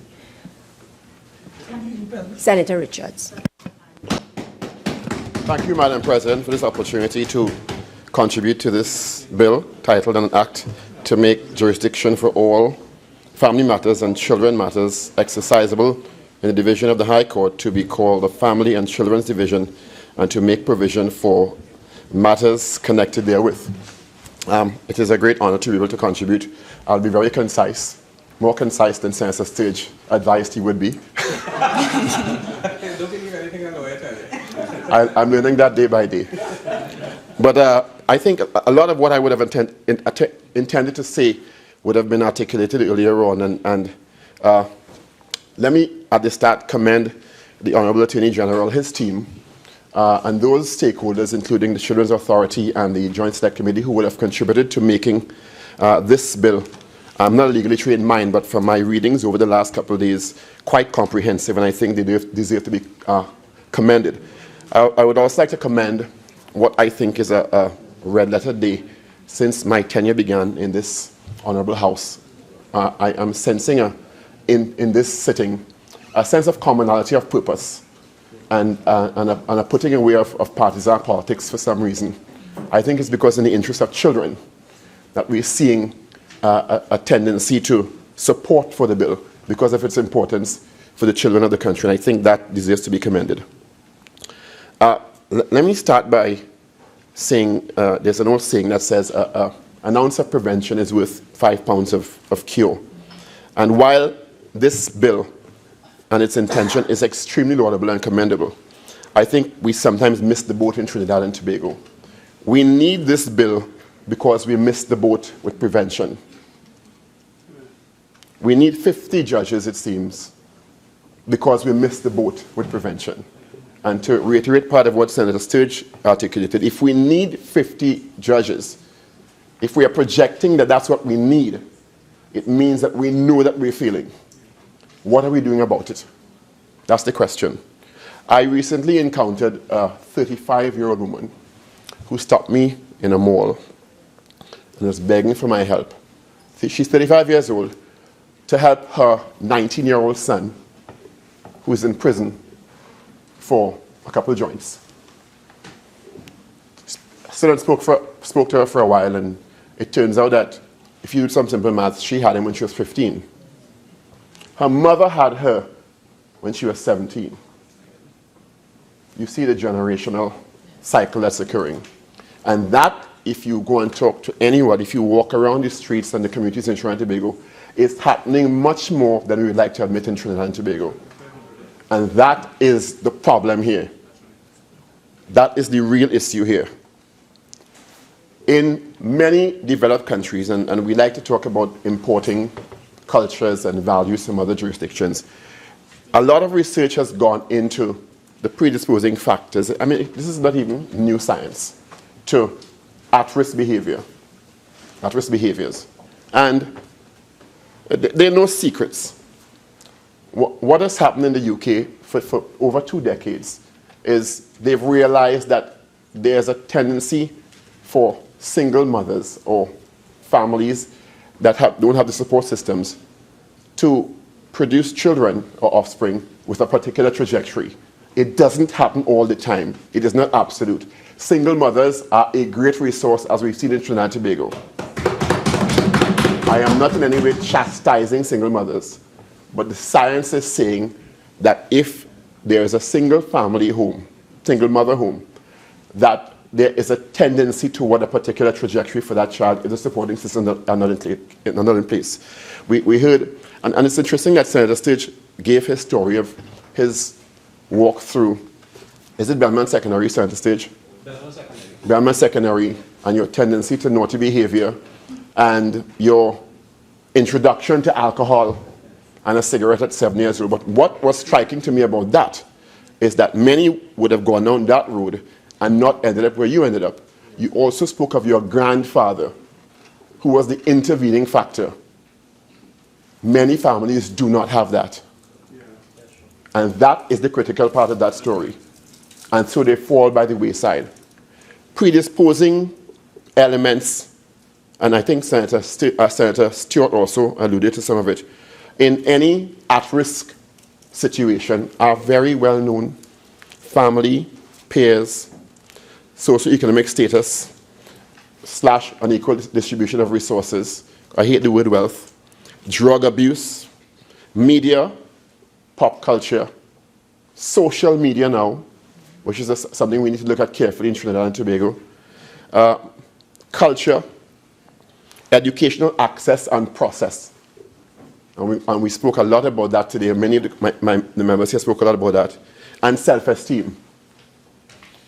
One could, at this stage in the science, create an algorithm, interview people, and put their data, and you can, with some level of almost certainty, predict who's going X and who's going Y. This is not new science. We know where the at-risk youth are. We know who they are. We know who will be predisposed. It's not a certainty, who will be predisposed to criminal activity. And when we don't identify them, when we don't remediate, when we don't use the resources in society of the state to remediate or intervene, we are going to have to add 50 judges to those 50 judges in 5 years. And we're going to have to add 10 million to the 10 million if that is the cost of it today. The Honorable Chief Justice, for the last couple of years, has beseeched for independent resources, more resources. We are already seeing the effects of a struggling criminal justice system that has us being painted in the worst possible light globally where remand is concerned. We all know of the shortcomings of Golden Grove and the Port of Spain jail. Is it that we are going to continue to ignore the preventative measures or the interventions because we have spoken about them session of Parliament after session of Parliament, but what are we doing about them? That is where the resources should be going most of all. Because all we'll be doing is using the expertise and the brilliance of the Honorable Attorney General to create more laws in the future to deal with larger volumes of criminality, and it's a never-ending cycle. When we can, if we think about it, pour the resources into prevention and intervention. I am not saying this is not necessary. This is necessary now, and it's commendable. But we can run parallel services and stymie this, and hopefully in 10 years do not have to come back here and add 50 more judges to this. Because if we don't stymie the creation of it, the criminal schools, as Senator Sturge put it, we are going to be back here creating more laws for expanding criminality in creative ways and wasting our human resource in Trinidad and Tobago. It is time we start to use the science and deal with it. It would be remiss of me not to stand here, or to stand here and not talk about the shortcomings of our education system, and I will talk about it every time I stand here, because we are not doing enough about it. And the fact that we propagate the elitist colonial inheritance of prestige school as opposed to government secondary school. And I beg to differ with many who keep saying that we don't have the data. We have the data. We have the data from Professor Selwyn Ryan. We have the data from Professor Ramesh Saran.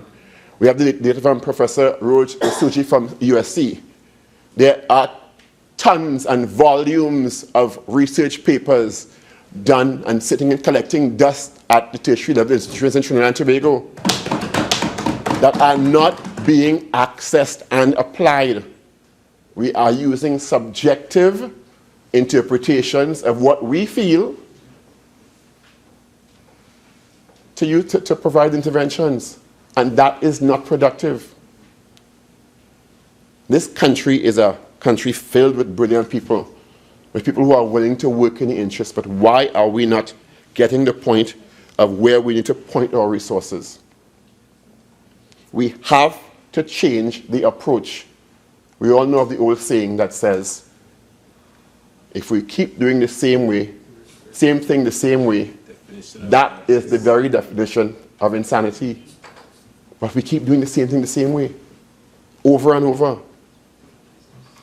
Laws and amendments to laws are important, but the interventions and the correction of an education system that is obviously not, one, keeping up with the times, and two, propelling us into a future of a different kind of global spectre is something else. Right now, we in this country are struggling to come to terms with the fact that our greatest resource has a $30 benchmark value. Not likely to go back to $120 in the near future. And even if it does, what are we going to do? Take it and squander it again? I won't mention the Trump factor. No, but I mean, at the end of the day, how are we approaching the future differently? As Senator Sturge indicated also, we're training more and more attorneys, and we all know the science is indicating that an integral part of any educational jurisdiction, one for behavioral intervention, behavioral identification, assessment, and remediation, is psychologists. And Senator Chote, let me just add, the term psychologist is pretty broad. There are clinical psychologists who can also identify, remediate, and prescribe medications when necessary. And the ideal thing actually is for something that is called an IEP or a team. A child is never remediated by or identified by one person. It's too subjective. So, but we need more psychologists. My understanding is that we have 3 or 4 school psychologists for Trinidad and Tobago. That's the idea. Well, it has been so for over. Well, whoever's in charge, Senator Sturge, it has been so for a while. So the casting of the blame thing is not going to help us into the future. We need to understand what works in other jurisdictions and not just quote Japan and quote Switzerland and quote Australia. We can apply it right here. We are still a relatively wealthy country in terms of resources. But how are we applying those resources? The aspects I want to also touch on quickly is the issue of, once again, the judiciary and the lack of resources, and the fact that why can't we come to grips with what is, grant the resources, and put monitoring systems to ensure progress, as with every other sector. Is the judiciary exempt from productivity levels, from monitoring, from assessment of whether the processes and productivity is at the level it should be?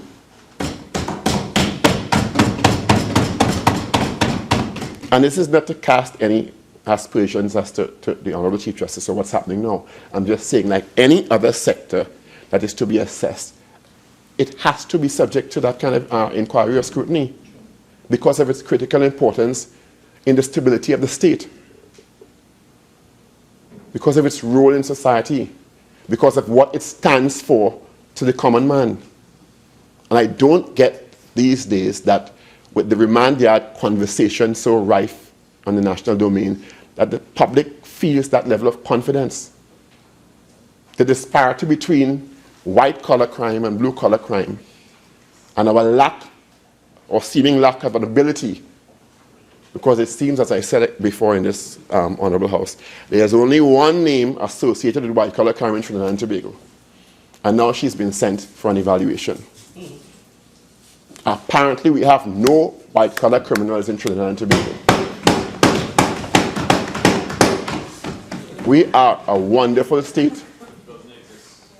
We have had from Tesoro come right down to all the others, and not one conviction.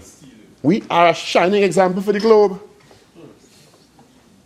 Not one, barring that one individual. What does that say about us?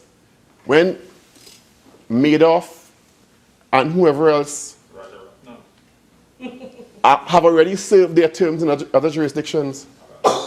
It is a stinging indictment on all of the institutions in the criminal justice system. And it says a lot about us as a country.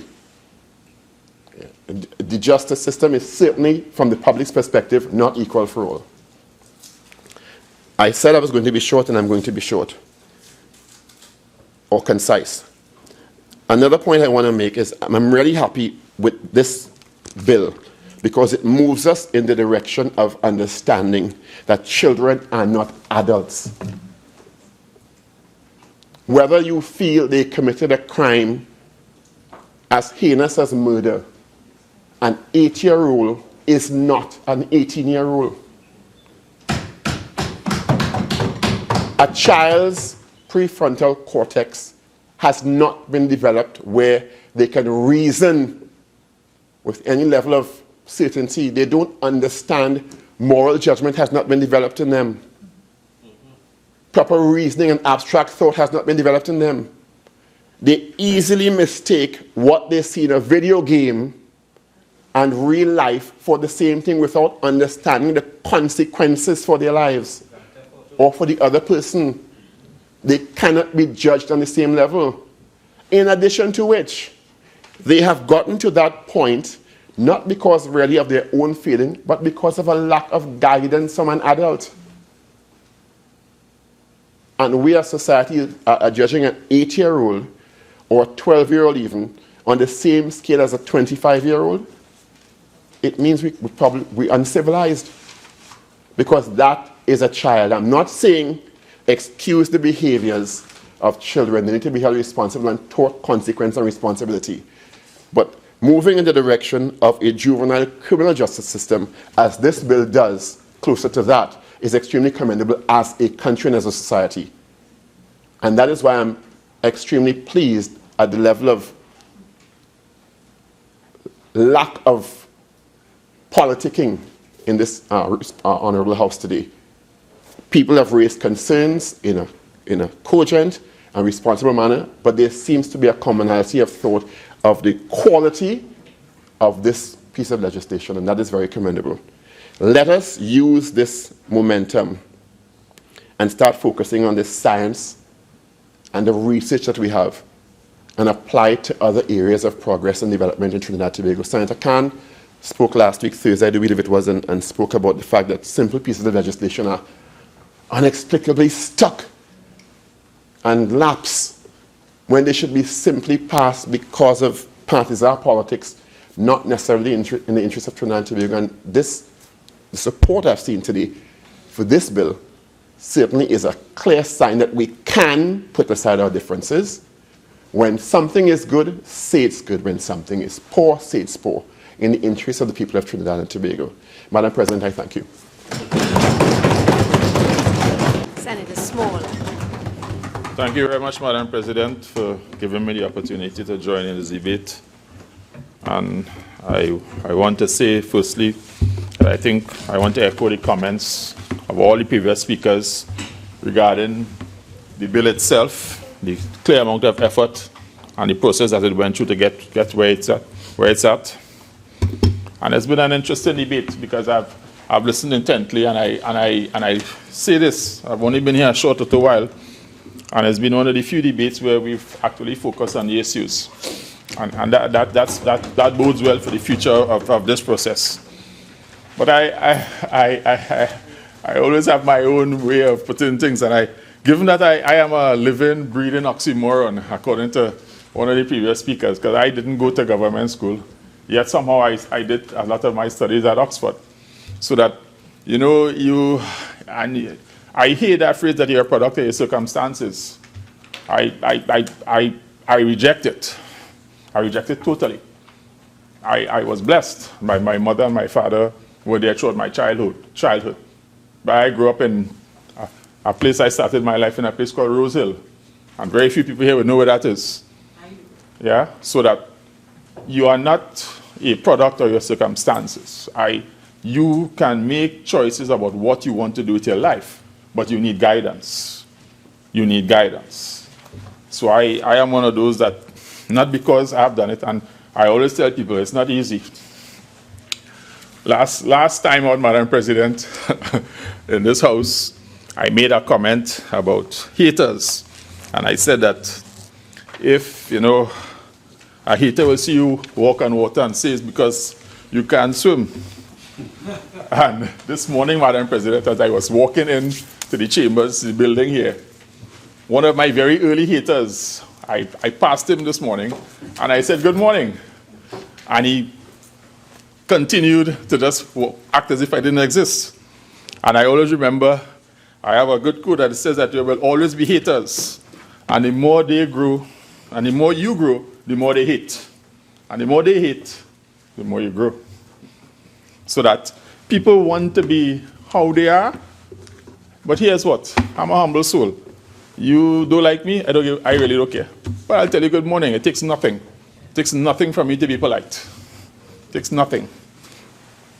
Madam President, on this bill, I just want to just go a little in a different direction slightly at the beginning. I want to make a quote here from the United Nations fact sheet on juvenile justice. And I want to make a couple of quotes here, which I think are appropriate. And I quote, it says, youth are disproportionately represented in statistics on crime and violence, both as victims and as perpetrators. And in many developed countries, violent crimes are being committed at younger ages than in the past. Moreover, there's a growing concern that in some countries, the proportion of violent crimes committed by youth has been increasing.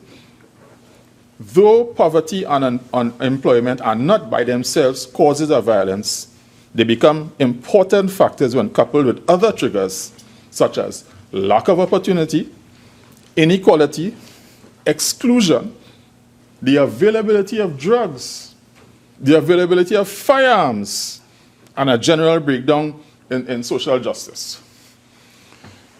Now, when you, and this goes to the point that Senator Richard just made, there's a lot of information out there about what are the causes of these things. And if you delve down deeper into these documents, there's suggestions about how you can treat them. And so I agree. The legislation in front of us is important. We have to do it. But we must also, you know, if you go to the doctor and you have an ailment, there tends to be more than one set of medication prescribed. So that you have to have a mix of reactions.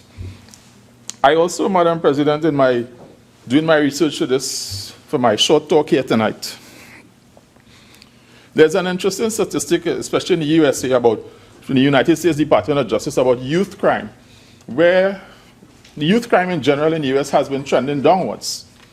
But as it has been trending downwards, from the 1990s, when you had youth crime, the split between male and female was about 40% female and 60% male. Now, it was 28% female and 72% male. Now, as of 2014, it's 60% boys and 40% girls. So it seems that a lot of the youth crime now has while the total volume has come down, there's more girls. And anytime you go on Facebook in Trinidad and you see the wonderful school videos here that were happening, there seems to be some empirical thing happening in the system, in the society, where girls seem to be much more active in youth violence. And this is not my area. This is why we need the psychologists, all the people who are trained in these areas to help us to understand what is causing the increase in violence that we're seeing. And I think that's the direction we have to go, so that the legislation is great. I support it. I'm going to vote for it. But here's what. There's other things happening that we need to also be focusing on and putting the resources on. And I also believe that we have the money. Some ministries get some huge. I don't see why the child agency has to be struggling for funds. They need probably double or triple the amount of staff that they have. They need to be resourced properly. That's an easy fix as far as I'm concerned. It's an easy fix. But I am not the government. I'm not in charge of the resources.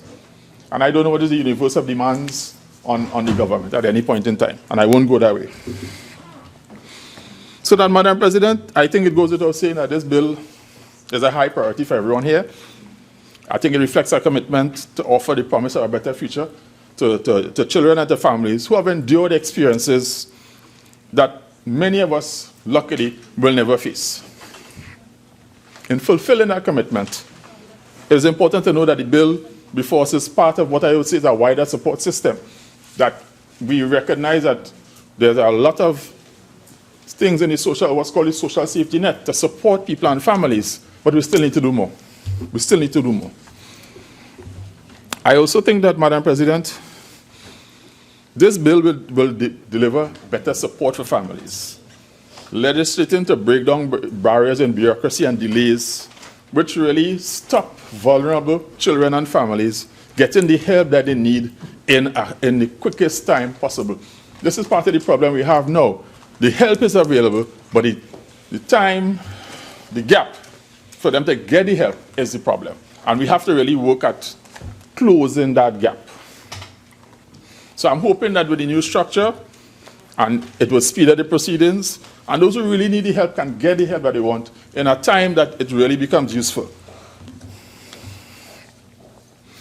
Madam President, I also looked at the provisions and peer resolution, and I think that's actually pretty progressive, as we seek not simply to punish young persons who've committed infractions.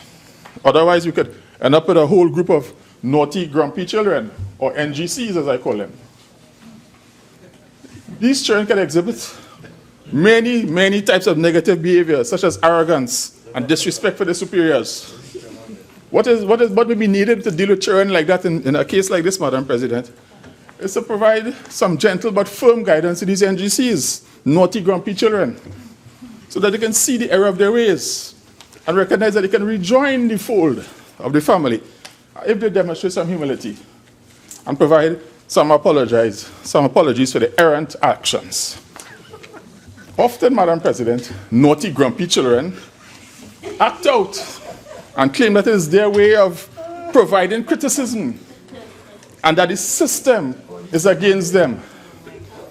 But, Madam President, I want to sharply focus this. Madam President, the President of the Industrial Court, in an article just this Saturday in the Newsday, and the headline of the article was "Industrial Court Slams Claims of Bias." And there's some powerful stuff in there. And that in the article, the President of the Industrial Court was going on the road of saying that those who are seeking to advance arguments on the workings and operations of any entity must not seek to diminish the independence of that entity. Any entity would welcome constructive criticism.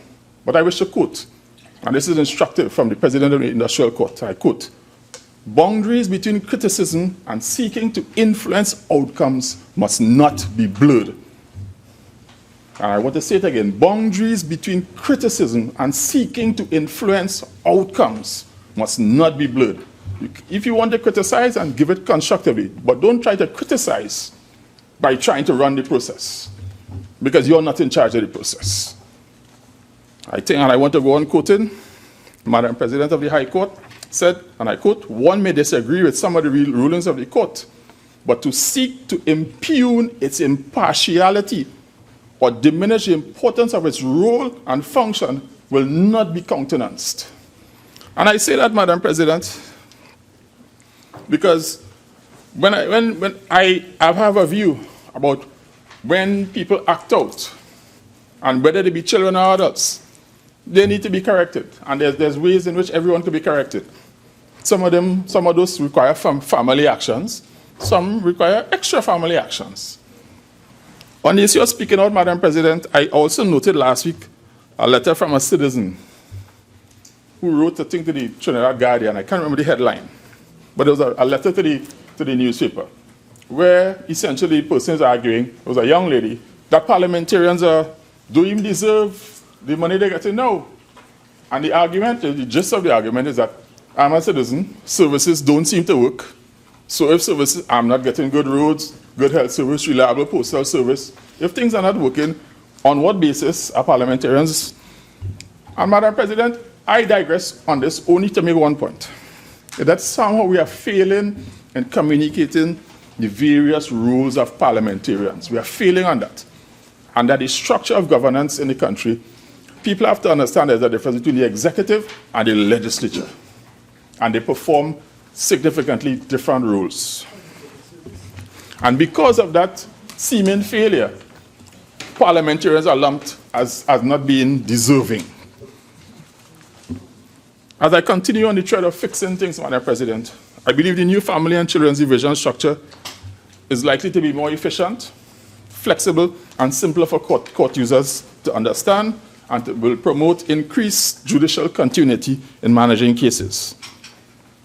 For people who have a matter now, or they would like to file a matter, they don't have to worry about going to the magistrate court and interacting. Because, Madam President, if you've, as an average person, you've never had some free time in the morning and gone to the Port of Spain magistrate courts, or gone and just walking in there, it's a different experience. Just walking into the magistrate's court, and you're surrounded by people that on an ordinary day you probably wouldn't want to run into, much as in the nighttime. I try to describe the feeling. It's challenging. Having a family court, hopefully in a different building, will allay some of those interactions. I also enjoy the privileges, the provisions inside of the bill with regard to protecting people's personal information. That's critical. But also, Madam President, I want to talk about what I call the aspirations of children. A couple of days ago was Father's Day, Madam President. I'm a proud father of 2 boys, 3 teens. And it's a hard job. Because for those who think that I am underpaid or I don't work hard enough, I struggle to get time with them. I really, really struggle. I heard Senator Sturge talk about support system. If I didn't have the support system, I don't know how I would function. It just couldn't work. It couldn't work because the hours I keep, I run 17, 18-hour days every day. Every single day. I'm up at 4, and I invariably don't get to bed till 11, 12 at night. That's just what it is. Every single day. And, the average person probably doesn't understand how much effort it takes to do what I do. So then I read people talk about, say other things. I respectfully disagree. Respectfully. But, Madam President, we should all be determined that children, whatever their background, whatever their circumstances, deserve the opportunity to realize their potential to be successful. We here as the adults and as legislators have the responsibility to look out for the most vulnerable in society and to not only protect their welfare, but safeguard their interests for the future. That is why the measures, I believe, the measures in the bill are so closely entwined with my thoughts, because as a person of compassion, I'm fully supportive of those measures. Madam President, I also want to say that while the bill has specific provisions to deal with children and in the issues with dealing with drug treatment and children who've been exposed to drugs, I also want to say that sometimes, or a lot of times, our systems, I believe, do not have adequate plans in place to deal with those who have long-term health conditions. Because of the life a lot of children have been living in this country, there's young children who have diabetes. These are some young children who have hypertension in the teens. And I'm not sure when you have a child who has what I would consider to be potentially lifelong health condition, what provisions have we made to make sure that while all the other processes are going on, that they are being properly taken care of? And that is one concern I have, Madam President.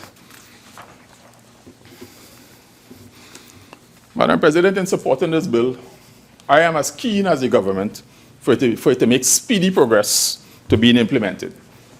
However, I hope that the government is left with no doubt there are a couple of issues that myself and several other speakers have indicated we would like looked at. Madam President, I have learned, I now turn to children and safeguarding their future. Madam President, nothing can be more important than safeguarding the protection of children, especially those who are at greatest risk or at most vulnerable. Sadly, we've heard of several examples throughout the afternoon here from this morning about all sorts of horrible, abominable things that have happened to children in our country. And at the end of the day, there's a lot of, particularly social media these days, all sorts of things end up. And then by the time the story gets there and someone is actually arrested, and then they get bail, and then and then you hear nothing about it. Certainly, somewhere along the line, the system is failing our children. We are failing our children. And I'm not saying that we should be draconian, but somewhere along the line, those who are perpetrating these crimes are not being punished. And I want to talk about crimes. Because as I would normally say, Madam President, there are things I wouldn't speak about. But as we're keeping this debate focused on issues, I'm happy that Senator Richards raised it. Because there seems to be only one focus on one type of crime in this country. Is the white-collar crime doesn't exist. Why is it that people who are perpetrating real heinous, abominable crimes in this country, and by the crimes they're perpetrating, they're effectively removing food from the table of people in this country? I keep saying it, and I will keep saying it. People who are perpetrating financial white-collar crime are taking money away from the state and away from the mouths of people who need it. I see too often, too many people run into struggling to keep everything together on a daily basis, struggling to hold it together, while some people, or probably more people, are living a fabulous life. And there's absolutely no penalty. FCB, IPO, HCU, CLICO, the whole shebang. Nobody seems to ever get caught and be brought. I just don't, it boggles my rational mind. My good friend Senator Marbury told you about a guy called Rodger Ratnam, who's serving at the pleasure of the United States Federal Department of Justice. And another guy called Alan Stanford, the biggest Ponzi scheme. He's only serving $125 million, 125 years. Yeah, only 125 years, and they've seized all of his assets and all of his family's assets. I know the Honorable Attorney General is looking at civil asset forfeiture. It's going to be coming, and I am right behind you on that, because people don't get involved for crime just to collect money. They want the things that money can buy. So, Madam President, I think that we always have to understand that crime, there's a cascade of crime. So that when we only deal with this part of it, we're not fixing it. So crime, there's a cascade of crime. And I mean, there's enough, Senator Richards has spoken, there is enough empirical research to help people understand what happens with crime, which is why probably I watch too much TV. I watch too much movies. And the big guys that they buy, they're always going for the hefe. They're never interested in the little guys. They're always going for Mr. Big. I don't want to talk about what happened when you went for Mr. Big, because he wasn't anybody. But the idea is you go for the big guys, because the small guys are the functionaries. They're not the problem. They're easily replaceable. And this is the problem we have. I think Senator Sturge in his talk pointed out that the young hefes, the young generation are there, and they're now getting their stripes, and they're feeling good because they're seeing the hefes living good, and they want to live like that, because that is the person who they see themselves aspiring to. And perhaps, Madam President, part of the problem in the country is that we glorify the negatives. I always give experiences of positive things that I experience, because we tend to glorify the negatives in this country. And there's so many positives. So many positives. And I believe we should work more on that. The press has their job to do, and I have mine. Madam President, you would have heard me say on more than one occasion, and speaking in this Senate, Madam President, I am driven with a sense of purpose, and I am relentless in my personal alignment with excellence. And importantly, I have learned to pay no mind to dispassion, to disimpassioned, impotent haters, because I can't focus, I can't deal with negativity. I can't deal with it. I deal with facts, and I call it as it is. We have challenges in this country. It requires focused action. We as adults and citizens, we are failing the young generation. And I always sit back and I tell my boys, I say, listen, Daddy can't keep up this pace forever. At some point in time, you need to be, feeding something to daddy. But if I don't do my job properly, and I don't prepare them for the world, and I don't give them the support and help them along, then I am not actually, I'm hurting myself. It is my job and my responsibility as a parent. When we roll that up into our professional responsibility here, Madam President, we have a bill here that is saying we are going to put systems in place to make sure that for those who have fallen off the rails, we can try to see how many of them we can recover and at least have a system that they can be treated with fairly. All I'm saying is, can we take it back, this step here? We try to catch them before they fall off the rails. And that is what's needed. So I support all of the comments that have been said here today, that we have to have a suite of solutions to deal with the problems that we're facing. Crime is a societal problem. There's issues in the homes in this country. But here's what. We need some more compassion, Madam President. We need compassion in the society. We can't all want to have everything our way. We've become so commercially oriented in this country, and everybody is only driven to see what they can get for themselves. And simple acts I try every day, Madam President. You open the door for someone, you just try. If all of us went out one day and said, listen, let's all do one good thing for someone else and expect nothing in return. Just do it and expect nothing in return. You generate a wave of positivity. But too often we are caught up in our own selves, and we're above it. I think every member of staff would tell you I would walk in here and I would talk to everybody, and I don't know any better. Madam President, I am from the other side of the rails. I grew up simple and humble. I got plenty licks in school. My mother beat me the pot spoon to the hanger, wherever she could get her hands on. I get plenty of that. But here's what. I understand what it is as a person because I saw the rails. I was this close to the rail. And I saw what happened, how easy it was to get over the rails. And my parents tried their best to keep me on this side of the rails. Yeah, I went to government school, I did what I did, and I slugged it through. And if you really work hard in life, nothing is out of your reach. You have to be willing to do the work. And that is part of the work ethic. We're struggling to instill in that work ethic in people that understand that you want to be successful at something, it just doesn't come. You have to be willing to do the work. So, Madam President, I want to conclude by re-emphasizing my commitment to supporting this legislation. I believe that it is targeted at leaving no child or family behind. I am confident we all here share the same desire to improve the life chances of the most vulnerable children and families, and that this bill represents an opportunity to dramatically improve their fortunes for the future. With those few words, I want to thank you, Madam President.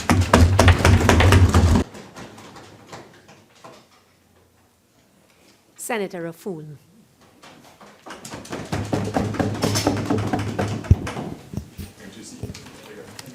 Thank you, Madam President, for the opportunity to speak.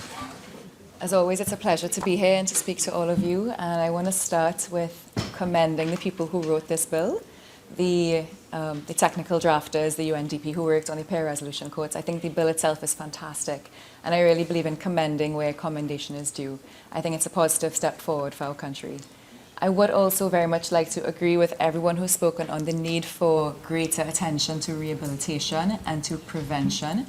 And I'd like to, as I always like to speak here, with a sense of sharing some technical advice and a sense of collaboration. I'd like to give some suggestions on financing mechanisms that we can use as a country so that when we agree on things, we can take it that step further.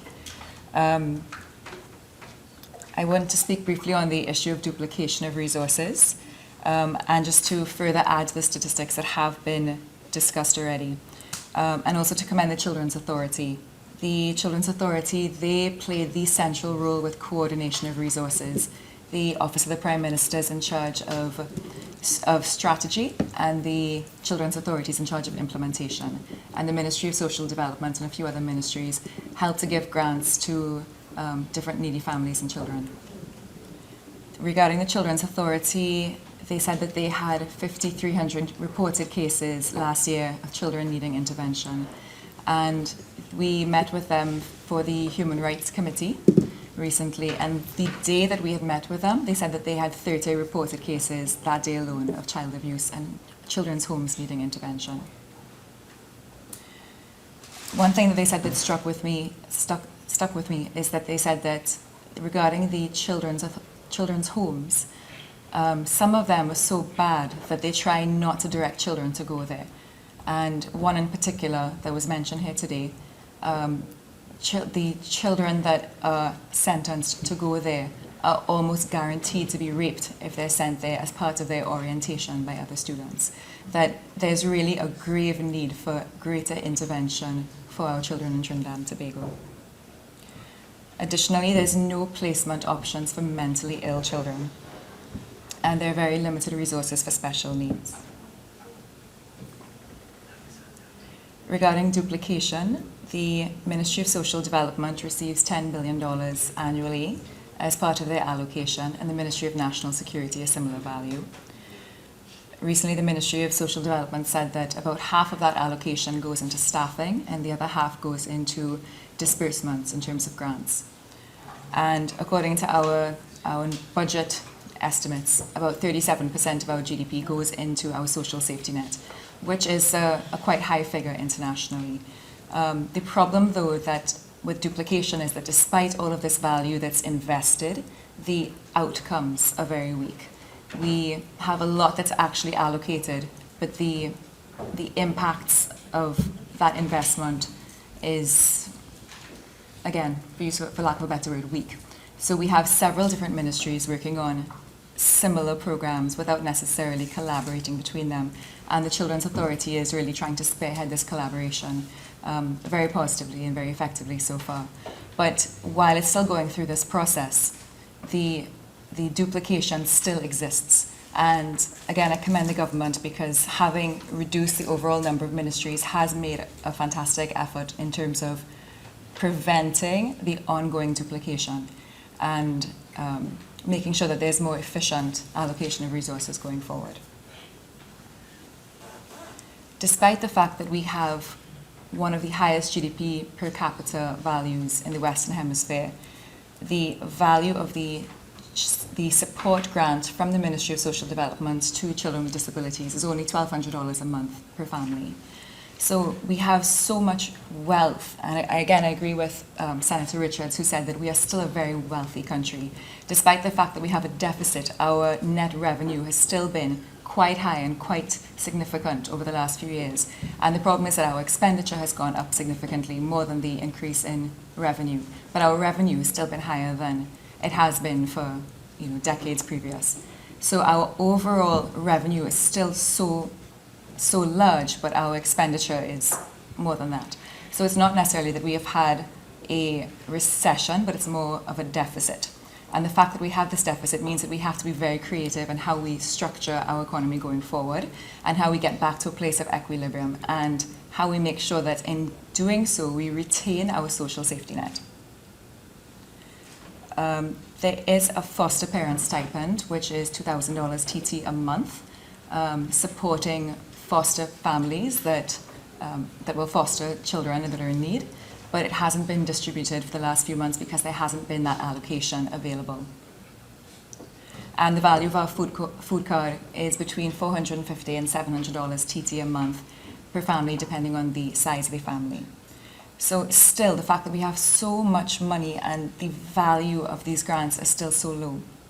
So we need to make sure that we strengthen our social safety net to make sure that we have less duplication, less money going into staffing and administration, report writing, and more going into actually increasing the value of grants that are available to families.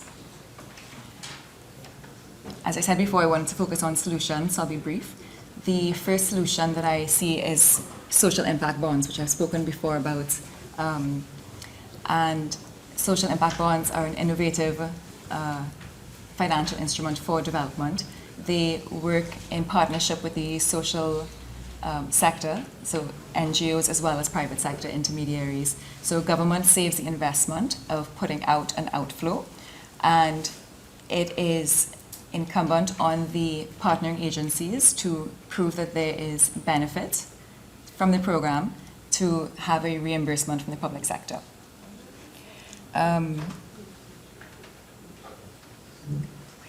So social impact bonds are similar to public-private partnerships, but it's more social sector oriented.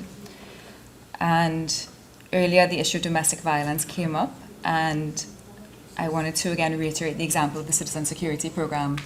The rates of domestic violence in partner communities via that program went from, I don't remember the exact number, but it decreased by half as a result of the program, of the intervention, and the rate at the end of the program, or when the results were measured, was lower than the national average. And these are communities where the initial rates of crime and violence were very high.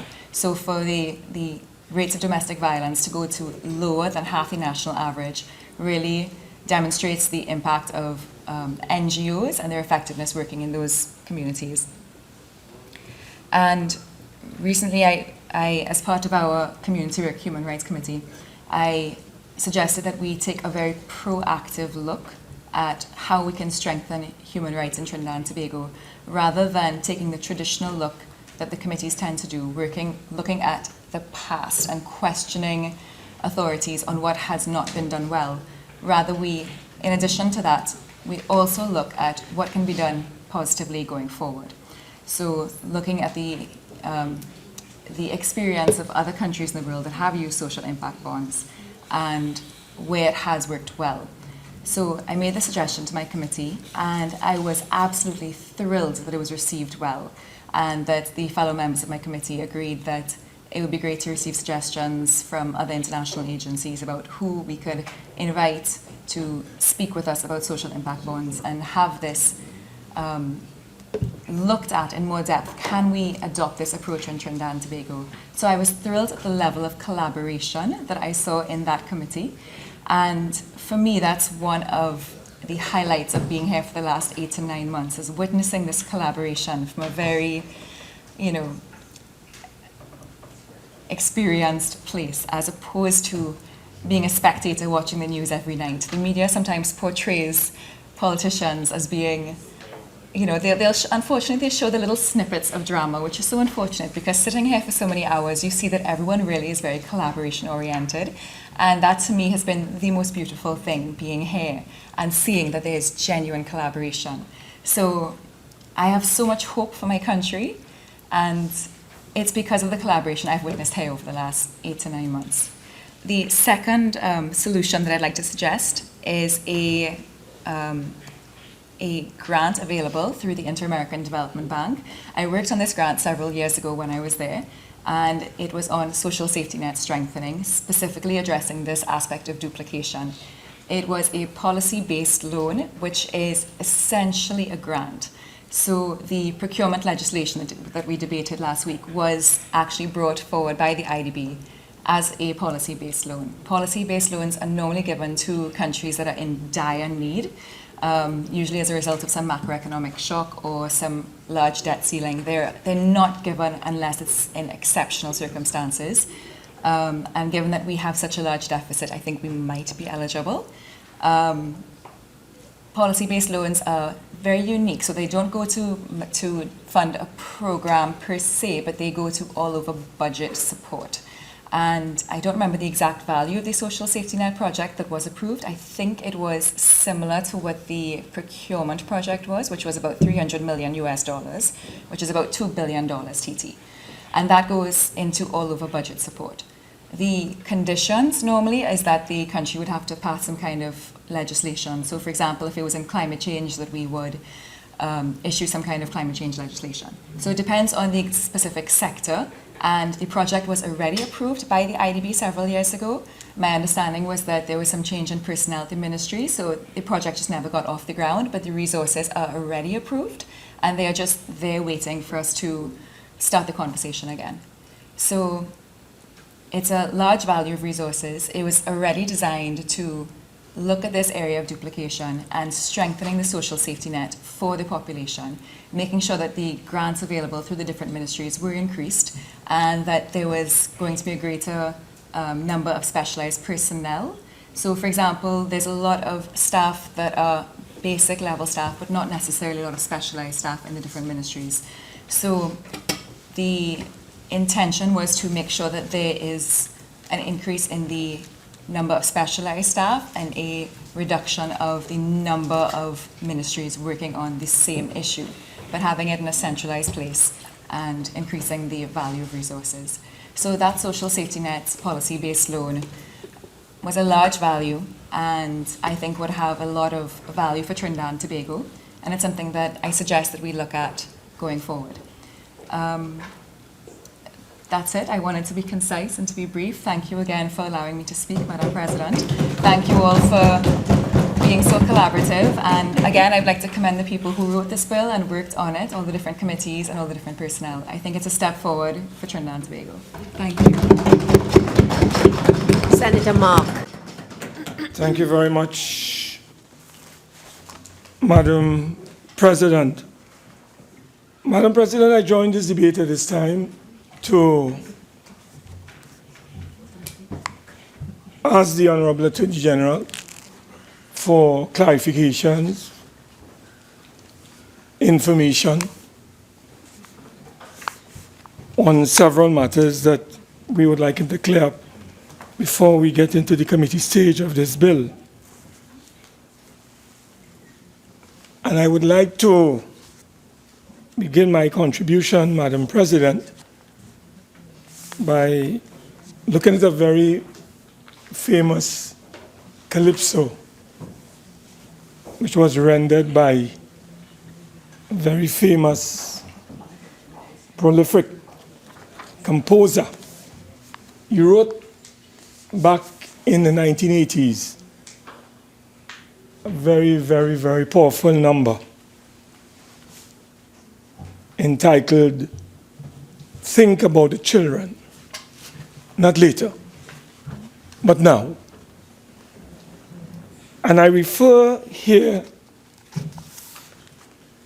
to this great composer who has now gone to the great beyond, a very talented and prolific composer, the late merchant, Dennis Williams.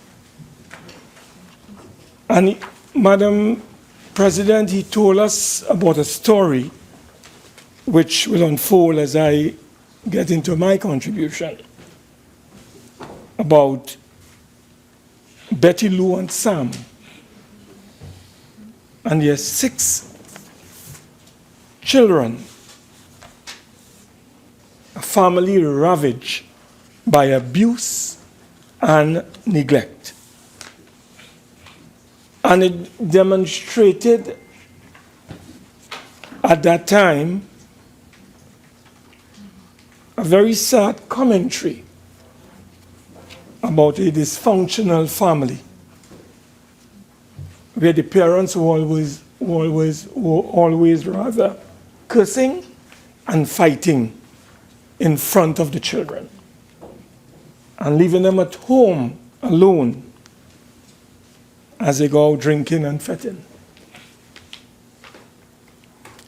And, you know, 36 years after, this song was rendered back in the 80s. And had we listened to Merchant and his wonderful lyrics, when he said, among other things, Madam President, what kind of children will they grow up to be if they are not brought up properly? Where is the love, care, and attention these children need? Betty Lou and Sam better take heed. Think about the children, not later, but right now. And Madam President, it tells us that in Trinidad and Tobago, back in the 1980s, the poverty, the dysfunctionality, the social delinquency among young people are still with us, and even worse today. And whilst we bring forward legislation, which we have participated in formulating, legislation that is designed to provide a new approach to what is called rehabilitation and to give a more solutions approach, as is stated in the preamble. One of the areas that we must pay attention to, and when you drill down to what is causing the crisis in our society,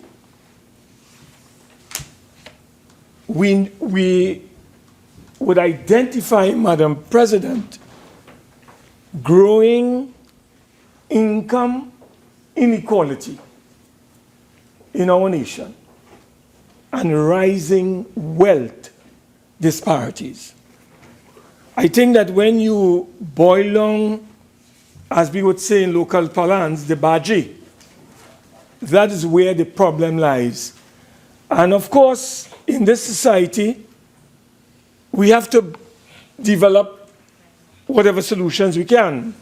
And I think this is an effort by the government coming from the background of the history of this family court division or family and children division is not something new. It has been with us for some time. But as I said, from merchant 36 years later, we are still in a very sad place. I was reading somewhere, Madam President, where it was identified that there are several ways of tackling crime in countries like ours. I was also surprised to see in the newspapers recently some U.S. Gazette review identifying us, Trinidad and Tobago, as one of the 10 most violent countries in the world, where in terms of crime per capita or per head, in terms of inhabitants, it is something like about 30 to 100,000. Recently, I read where the Minister of Social Development and Family Services indicated in a debate elsewhere that poverty levels now stand at 24.5% in Trinidad and Tobago. And that was a bit shocking to me. With all our wealth, all our income, safety nets that we have in this country, a quarter of our population experiencing poverty. And I think they have some benchmark that they use. I think you have to be working for about $1,000 or less in order to fit into that particular category. I remember doing some research some years ago because the information is so poor. The conditions of, I think it's the conditions of living or survey of living conditions, if I have it right. It was completed some time ago in 2014, and the information is supposed to be with government. It hasn't been tabled as yet in our parliament, but that survey ought to tell us what is the state of play as it relates to income inequality. What is the Gini coefficient, Madam President, at this time? Because back in 2000, as information revealed, the Gini coefficient stood at close to 40.3%. And at that time, wealth, the distribution of wealth in our country revealed that 2% of this population enjoyed about 70% of the nation's wealth. And this explains, Madam President, the circumstances that we are faced with today in our country. Why there is so much social challenges and difficulties that the citizens are faced with. But we also, in analyzing the challenges of young people, the issue of crime, abuse, and neglect, we recognize, Madam President, that there's a link between crime and abuse and neglect of children in our country. And we are paying a very heavy price in Trinidad and Tobago on this particular matter today. Madam President, I'd like the Honorable Attorney General to indicate, when he's winding up, whether in this very important matter that is before us, whether he has been able to access any data, any evaluation report that would guide us as a parliament concerning the success story of the family experiment. I believe that we need some kind of evaluation report so that we can understand where we are with this family court and the experiment that we have had. And now we are moving on, according to this bill, to the establishment of a division for both family and for children. I do not know if the Attorney General could tell us as well, where is this division of the Family and Children's Court, or division of the High Court, will be located in Port of Spain? Where? Is it going to be at Nibdek House, Madam President, where we had the experiment? Is that going to be the new division location? And could you also tell us, where is the division going to be located in San Fernando? Where is it going to be located in Tobago? And what time frame does the Attorney General anticipate for the rolling out of other divisions of the family and children's, the courts in Trinidad and Tobago? Now, I want to endorse, and I think the Attorney General will also endorse it, because he knows as a parliamentarian there is this element that is needed when you're dealing with legislation. And that has to do, Madam President, in parliaments like the United Kingdom, you do costing. That is an essential feature of modern legislation today. We do costing so we can know as a parliament, when we introduce a piece of legislation, what will it cost the taxpayers of this country? And I think that this point has been beaten a lot this evening, and I will ask the Honorable Attorney General if he has any evidence, if he has any information, as a ballpark figure, what will it cost the taxpayers of TNT to really operationalize this court, this division? I think that as parliamentarians, we ought to have some knowledge of that. So I will ask the Attorney General to share with us his thoughts on that particular matter, Madam President.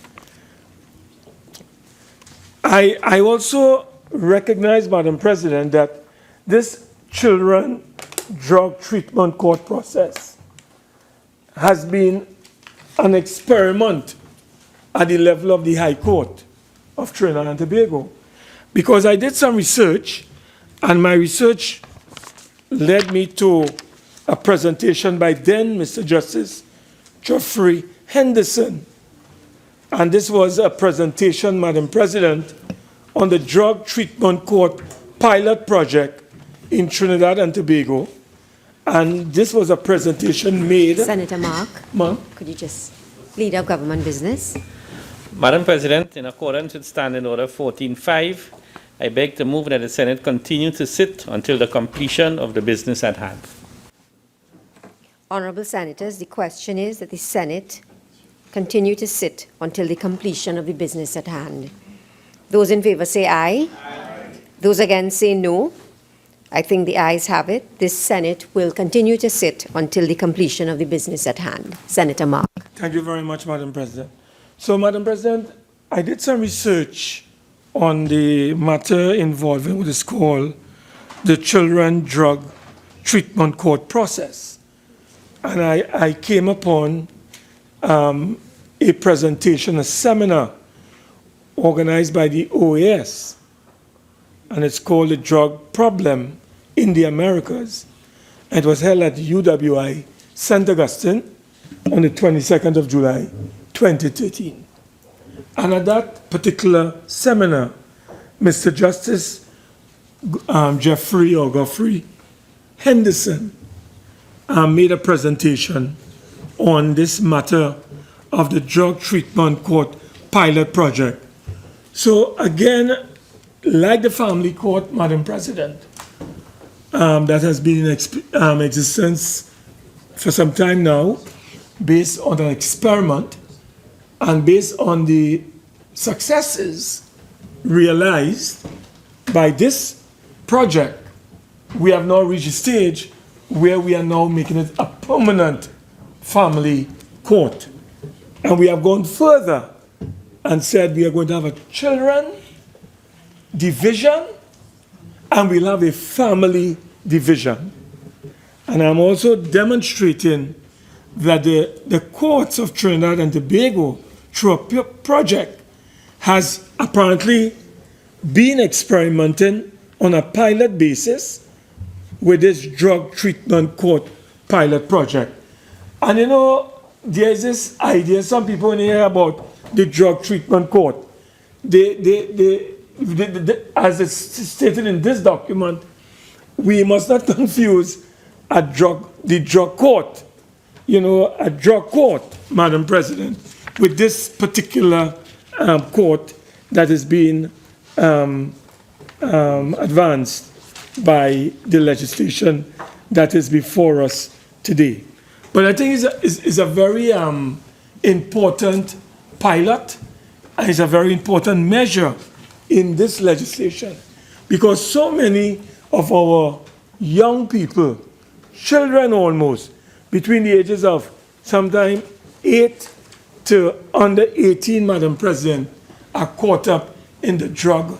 They are engaged in what is called substance abuse, whether it is alcohol or whether it is illicit drugs.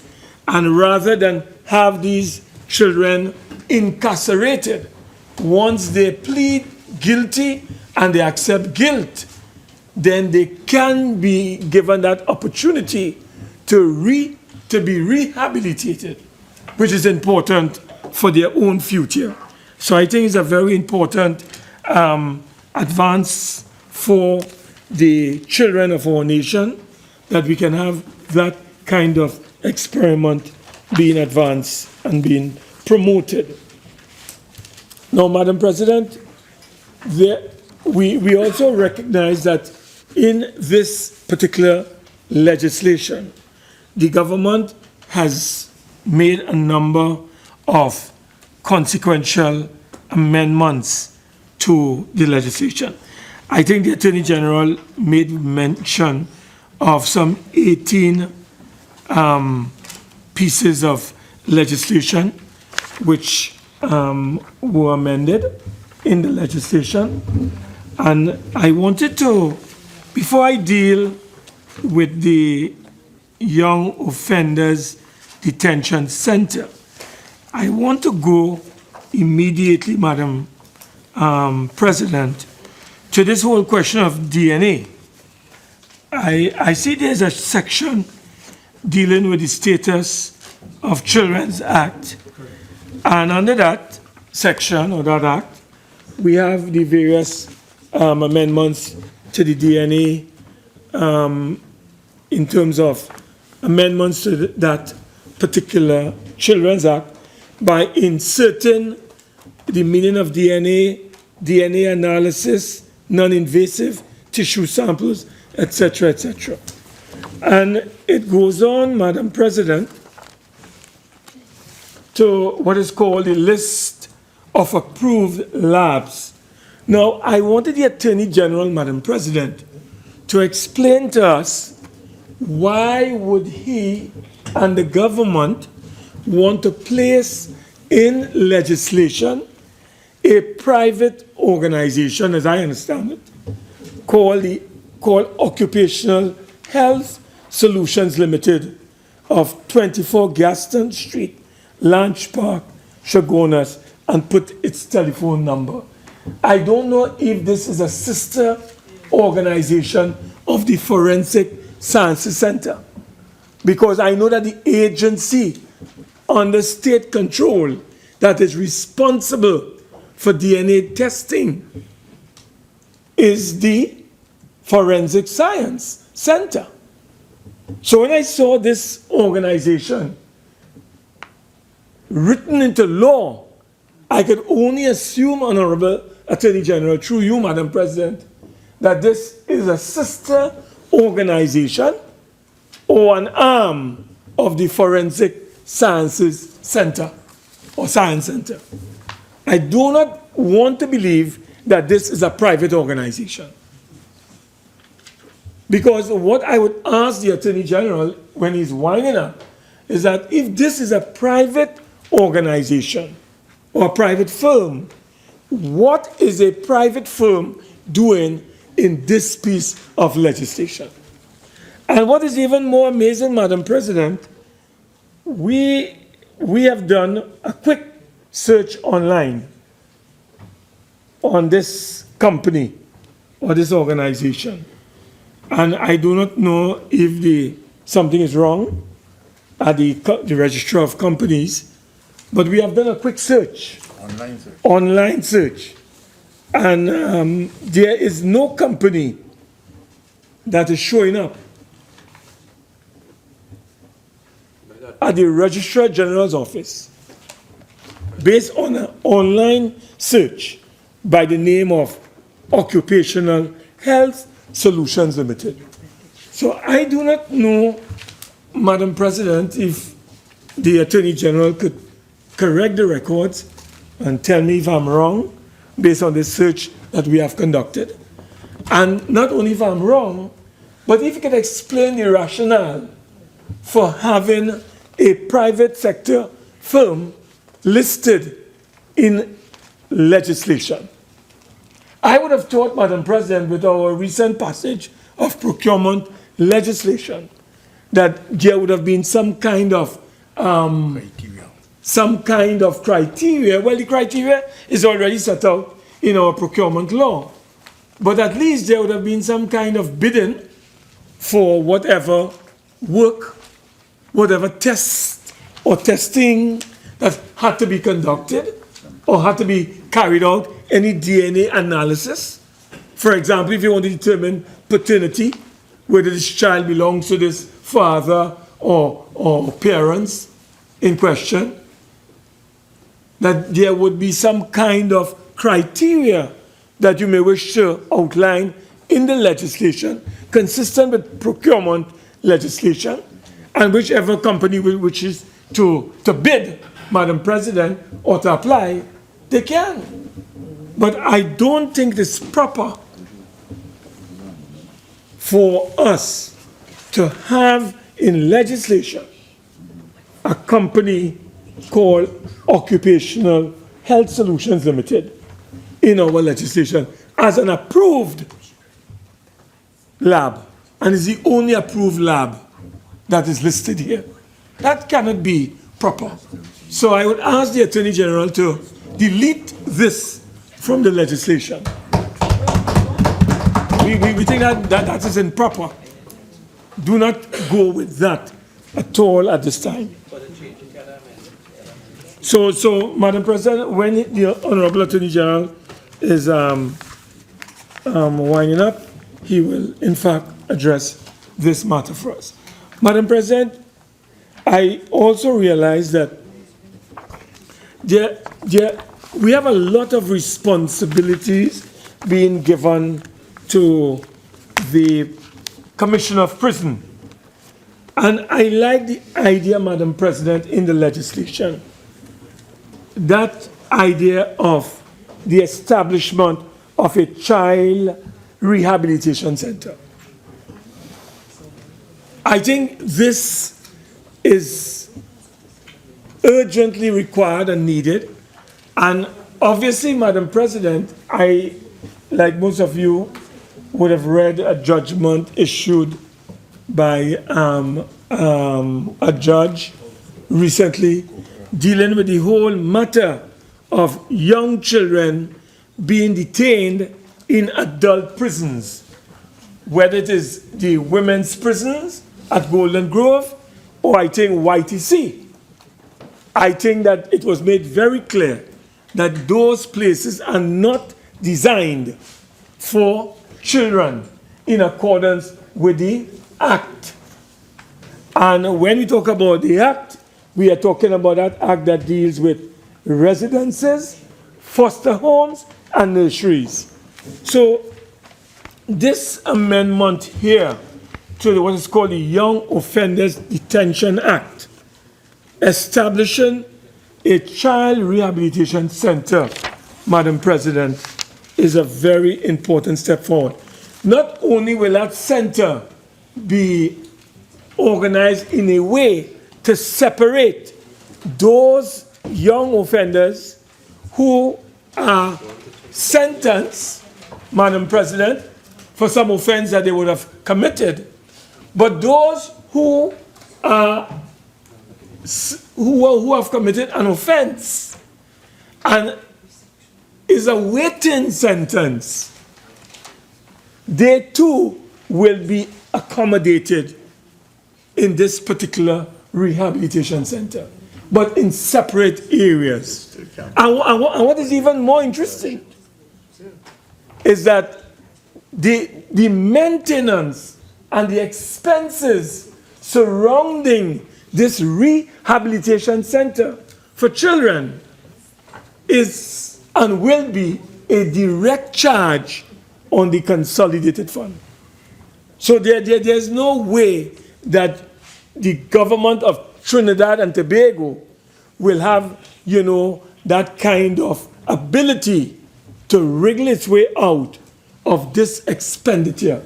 So I think this is a very innovative approach as it relates to ensuring that the rehabilitation center for children, the funding that is required for it, comes directly out of the consolidated fund and is a direct charge on the consolidated fund. And that, to my mind, is a very important advance as we seek to ensure that our children are given the best care, they are nurtured, they are given the best opportunity to rehabilitate so that they can live a second life. They can have a new life, Madam President, than what they currently exists. The mix, as you know, at this time with the criminals, and there are centers, as Senator Sturge said, St. Michael Homes, home that, according to him, based on some statement made by some judge in the past, appears to be a breeding ground for criminals. And we don't want our children to be on that particular path and to experience that kind of life. So we want them to be rehabilitated, we want them to be reshaped, refashioned, remolded, so that they can live a more productive and meaningful life. I also observed, Madam President, where the minister, by order, after consultation with the Commissioner of Prisons and the Children's Authority, shall designate premises to be a child rehabilitation center. I guess the minister will advise us, the Honorable Attorney General, that is, will advise us. Is this the Minister of National Security here? Okay. Minister of National Security will be responsible for this particular. And it goes on further, Madam President, to deal with the Commissioner of Prisons. And the Commissioner of Prisons shall be deemed to be the manager of a rehabilitation center. So, and this is where we talk about the expense attendant upon the designation, conduct and maintenance of a rehabilitation center shall be a charge on the consolidated fund. That is the point I was making earlier. And that this Commissioner of Prison has a lot of responsibility in managing and controlling the center and ensuring that the superintendent who is placed in charge as manager is properly trained and properly equipped in order to deal with the young men and women who would be visiting or placed at the rehab center, Madam President. As I'm on this particular point, dealing with children, I want to ask the Attorney General whether the resources that are necessary to improve on the allocation to the Legal Aid and Advice Council, whether that allocation is going to be improved. Because I see in the legislation, Madam President, where they are going to have children's attorneys at law and legal aid based on an order from a judge, issued by a judge or a master of the High Court, would be able to call upon legal aid, Madam President, to provide a children's attorney to a child that is appearing before the children's court. And I'm just asking, Honorable Attorney General, that again I've been reading where legal aid seem to be facing some challenges in terms of resources and attorneys being able to really represent clients because of the poor packages that they are offered. But you will know better than me on that matter as to what is taking place in that area. But I can envisage, Madam President, that legal aid would require some funding, some more resources in order to provide access to kids through their attorneys called children's attorneys. Now, Madam President, this matter of training, and I noticed throughout the legislation, and I want to agree with Senator Chote, that it must not just be persons who are qualified as psychologists or other professional workers, but those persons must be accredited. They must come from accredited institutions. Because a lot of people are qualified, but they are diploma mills and degree mills around the world where people can pay for a degree and pay for a diploma. And therefore, I think it's very important that those persons who are being approved by the courts must not just only be professionally qualified, but they must be coming from an approved, accredited institution or body. I think that is a very important point that has been raised, Madam President, that we need to take in to consideration. This question of persons having suitable temperament, I think that is very important when dealing with children, Madam President. And I see throughout the legislation where that is being emphasized, that the temperament of those individuals, even the judges. Senator Mark, you have 5 more minutes. Yeah, even the judges that are going to be sitting on the bench, they must have suitable temperaments. They must be able to understand those young offenders that are coming before them. Now, we know they are trained in law, and we know they are going into a new area of law, almost bordering on what Justice Henderson quoted in his statement here at UWI. He talked about therapeutic jurisprudence, where it doesn't ask judges to be therapists or social workers. It does not ask judges to cure addiction, to counsel court participants, or to single-handedly solve systemic social problems. It does, however, ask judges to be aware that such problems do exist, to be alive to their signs and symptoms, and to consider the effects they may have on people in court and on the activities that have brought them to court, and to think about how to address these situations so as to maximize therapeutic outcomes. So, Madam President, these measures that are contained in the legislation will go a long way in easing the burdens of young offenders in the system. It will allow young offenders an opportunity to be rehabilitated and to rejoin society as quickly as possible. I also want to raise the point of the issue of domestic violence and these orders that are issued to protect the rights of women.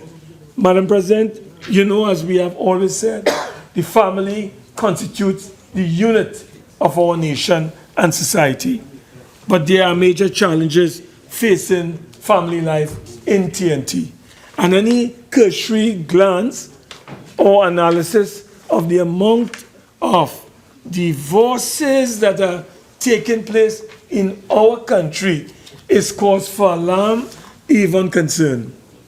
And that is having a negative impact on family life, and is having a very telling impact on the psychology, the emotional health of children in this nation. So that's another area that I recognize is contained in the legislation, and it is designed, again, Madam President, to allow the judges in the family court as well as the children's court to have that kind of jurisdiction to deal with protection orders if it becomes necessary. So, Madam President, there are some issues that we'd like the Honorable Attorney General to clarify for us on this particular piece of legislation, and we look forward to him providing us with his clarification on the matters that we have identified so that we can move forward as a parliament in bringing legislation that will seek to provide children with an opportunity to live a second life, to have a second chance, to be rehabilitated, and to work towards solutions as they seek to liberate themselves and to give themselves the best opportunity to survive in this very challenging environment. I thank you very much, Madam President. Honorable Attorney General. Thank you, Madam President. Madam President, we are 10 hours later from the start of this debate, and I wish to offer sincere congratulations and an expression of heartfelt gratitude to all members that have contributed this afternoon. It's been a pleasure to come to the Senate 2 Tuesdays in a row to engage in facilitative and supportive legislation for the benefit of Trinidad and Tobago. I think that all contributions this evening were solidly intended on finding the best approach to the law which we agree as a society is required, in particular on this issue. Last week we spoke about crime, and we spoke about this savaging of our society, and we came together in a very unified sort of way to deal with law. And this evening we come again on the back of heartfelt contribution to talk about the voice of the child. It's very difficult, Madam President, to wrap up a debate like this. The material itself is massive. 18 laws, a division of the court, then getting to societal ills, budgetary support, operationalization, and technical issues of the law. It's hard to pick an end. One could spend a significant amount of time on any one of those issues. It's hard, therefore, to also disaggregate what each person has said and to answer one by one. So forgive me, honorable senators, if I group some of the observations together and deliver more of an omnibus response to issues shared in common. Senator Mark raised a very significant point of operationalization, which was shared by Senator Mahabir, by Senator Small, by Senator Raffoul, by Senator Crease, and by Senator Richards, all in common. Senator Amin raised it as well. And when we talk about operationalization, the issue of how much budgetary support is identified, what are the buildings, what is the human resource allocation, what is the cost to country, came as square questions for answer. And permit me to answer as follows. We are fortunate to have the benefit of international lending and by way of supportive aid coming from the UN-US aid combination of funds. $4.5 million US in budgetary support for this particular project. That has a timeline attached to it. And that timeline is that we are intended to be operationalized and hand over operationalized projects in 3 locations, as I'm informed, by the first quarter of next year in terms of the handover of assessment having been done. That means we need to be in, operating, outfitted, human resource in location by the end of this year. This year, 2016. There are 3 locations identified. 1 in Faizabad, 1 in Port of Spain, and 1 in Tobago. The Cabinet has been invited to consider the confirmation of the judiciary's selection of these properties, because the judiciary went out, did its survey, did its analysis, in fact engaged with the Ministry of Public Administration prior to September 2015 in looking at what options were available, because the US funding package started some time ago. We're pleased to say that the Cabinet has in fact blessed, subject to certain other maneuvers by the judiciary in terms of confirmation, the Faizabad property. The Port of Spain property is being considered right now, but negotiations are afoot by the Ministry of Public Administration, and the Tobago property is afoot right now, where there's a special purpose build-out intended. Cabinet is ensuring that public admin does its work and that all I's are dotted and all T's are crossed, and that the value for money considerations are in gear. At the same time, public administration has to engage now in the human resource allocation, which has already been prepared. The dominoes will fall immediately after this bill, assuming we have passage tonight. Immediately after this bill, public admin will take control of the work which has already been done to get the jobs matched against the human resource capacity. And so that bit of human capacity will fit in next. Now, you will see in the bill, I believe it is in section 4 of the bill, that we're talking 22 puisne judges, 28 masters. And so people have used the concept of 50 judges. But remember this court is intended to absorb the magistracy into the High Court at the same time.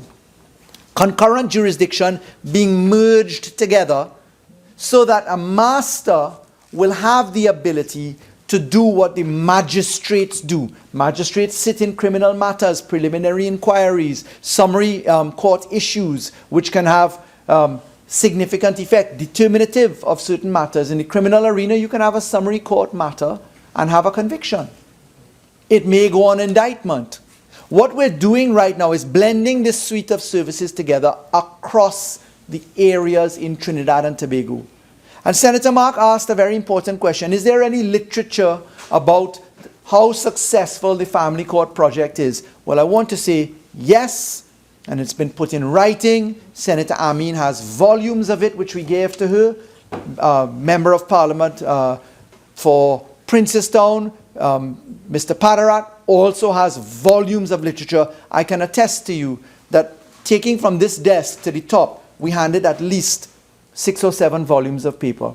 And in it, chapter and verse on his success story, trials and tribulations, and case flow and statistical analysis on the family court. It was given to all members of the Joint Select Committee.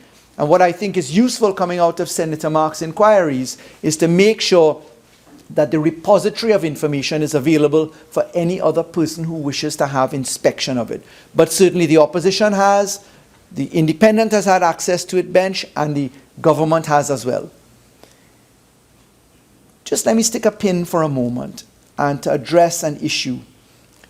Senator Sturge raised an observation. He says, look, this thing resembles a work product that was produced in the last parliament by the last government. And he made an observation which I am compelled to realign. I wouldn't say put right. And that is that the bill is essentially the same as the last work product. There is a lot of backbone structure. Yes, it is. However, the current bill before us, and I do this only for comparative purposes so that members are focused on it, lest the mind of the public be confused. The current bill has 13 extra clauses in it. In the 2015 bill, we did not have the drug treatment court system. And that's a huge factor.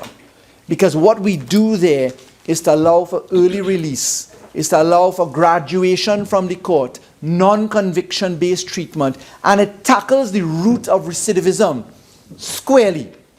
And that's a significant amendment. But this is the bit that I need to realign from Senator Sturge's contribution.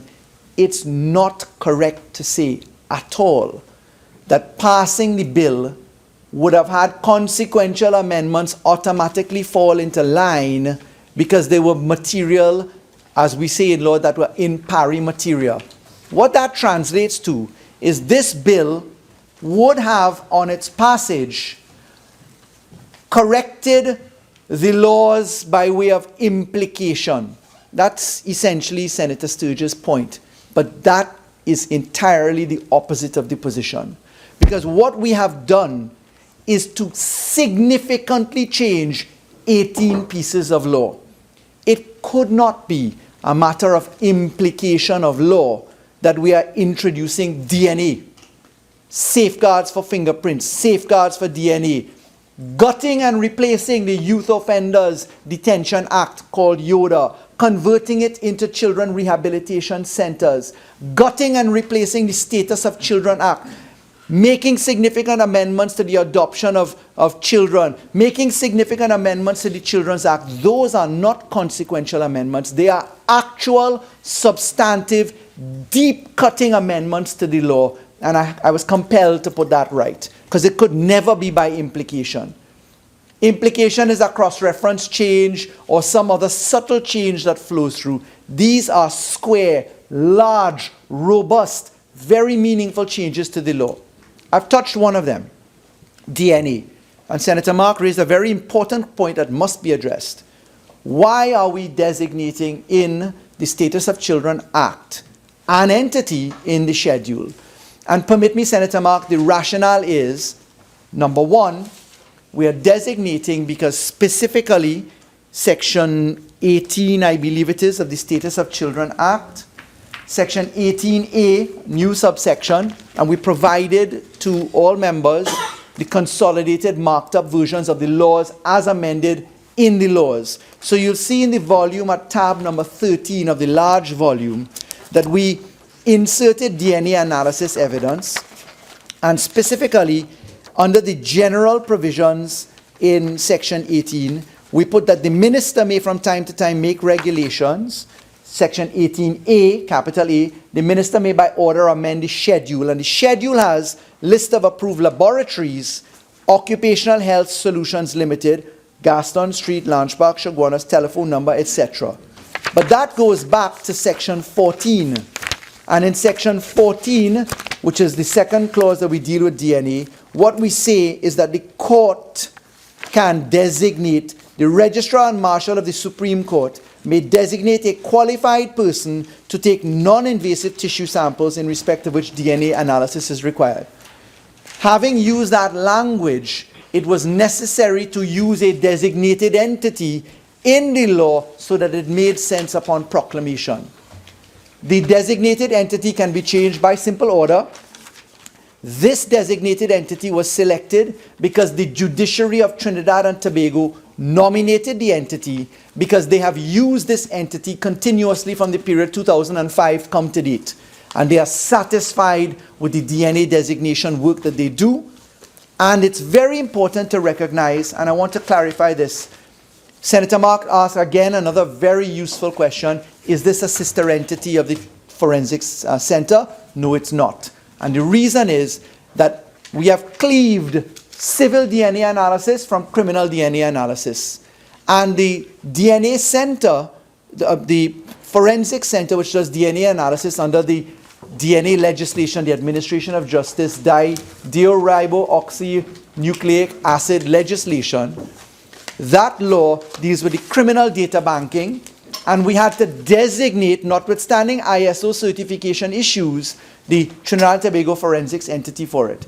The civil end of it, which we're using now on the paternity side for the status of children legislation, that's where we have a different regime applying. But what we did was to put the safeguards on the civil standards, even though it was for non-intimate samples.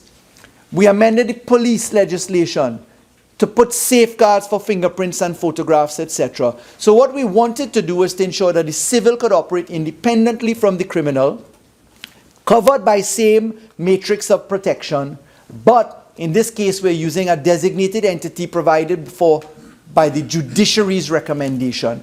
And it can be changed. It's grandfathering, as they say, what is actual practice right now, but there can be room for growth. As to whether they exist on the roll of companies, the register of companies, I'll certainly check. But I would assume that the judiciary's practice inside of this, I've not personally checked. Sure. Yeah, Honorable Attorney General, is it necessary for us to have in the legislation, even though we know that is the preference of the judiciary, to have a privately named company? Something is not reading right there. Sure. I'm just wondering whether we couldn't have a discussion with the judiciary and indicate to them, yeah, you could go ahead and have these people if you so desire, but have it in legislation. I think something is improper, and I don't think as legislators we should just be bowing to something that we believe to be wrong in practice. I think something is wrong with that. I really believe something is wrong with that. Thank you, Senator Mark. If I could attempt an explanation this way. The architecture of the Status of Children's Act with the new DNA legislation input as opposed to a hematologist recommendation for blood typing requires us to have an entity named to conduct the DNA. The Trinidad and Tobago Forensics Institute does not have the capacity in terms of workflow and ability to produce on time. Another question asked in the Senate this afternoon, can we do it on time? Can we guarantee the results? Unfortunately, the Forensic Center does not have that capacity, and architecturally, I must name an entity, and that's why we do it now. So it's not only proper, but the architecture of the law requires it. And that entity can be changed from time to time as more and more entities achieve muster of capability and are recommended by order of the minister. That's just DNA. Senator? AG, can't the forensic sciences as a state entity be empowered and then outsourced to an approved body like this? It could be even the same one named here, but to have a private organization in the legislation. What I'm asking is if it could be considered for the Forensic Sciences Center to be named here, sure, and they can later in practice and in implementing outsource to an approved agency. Thank you, Senator. If I could again volunteer and answer this way. As I understand it, having the outsourcing arrangement would be duplicitous in the sense of costing would be layered. And the Forensics Institute doesn't have the capacity to do it. They are in the backlog of the thousands. The public hearings in relation to the Forensic Center show that that entity deserves a lot of attention, which is what the government is focusing on right now. The backlog in forensics has a significant impact upon the case flow in the criminal justice system, let alone the civil justice system. The recommendation by the judiciary, having had a track record with them from 2005, if I were to flip it on its head and ask what the mischief would be, if I lift out of that, look, let's go to a state entity and they can then outsource and then there's some betterment to use the state entity, the question is going to be competence, capability, and cost and turnaround time. But I'm advised by the judiciary on this issue. It came up in the Joint Select Committee. We had significant discussion on it. I thought that it had been dealt with at that point, but that's the position that I have on this issue for now. Yes. I have half an hour left. It's just one question. Yes, please. Just, AG, I understand what you're saying about the judiciary and so on, but we simply cannot take the judiciary's recommendation as is. I would simply like to know whether a lab such as this Occupational Health Solutions Limited is governed by the DNA Act so that they are going to conform to the regulations that we approved in this House governing DNA sampling. Thank you. The answer is yes. On the criminal standard, we're not using them at all because the DNA Act deals with the criminal standard, and that we use the Forensics Institute, which, by the way, has issues about meeting the standards. They were designated. They didn't achieve muster. And their performance record, I'll say openly, leaves a lot to be desired. So what we're doing is we're actually using an entity that has a higher standard and which the judiciary is happy with to deal with the civil standard. And this is in relation to paternity only. So what we're looking for is the reliability and turnaround time for paternity. God forbid somebody comes into court, has to declare an issue of paternity one way or the other, and then sends it to the DNA laboratory at the Trinidad and Tobago Forensics Institute. And if the track record there applies, the child may become 20 or 22 years old by the time you get the result back because of the backlog. So it might sound funny, but it's the truth. So this is why they have gone for this quick turnaround entity, but it will be tracked, it will be monitored, and there's room for change. Yes, By please. me. My problem with this is this.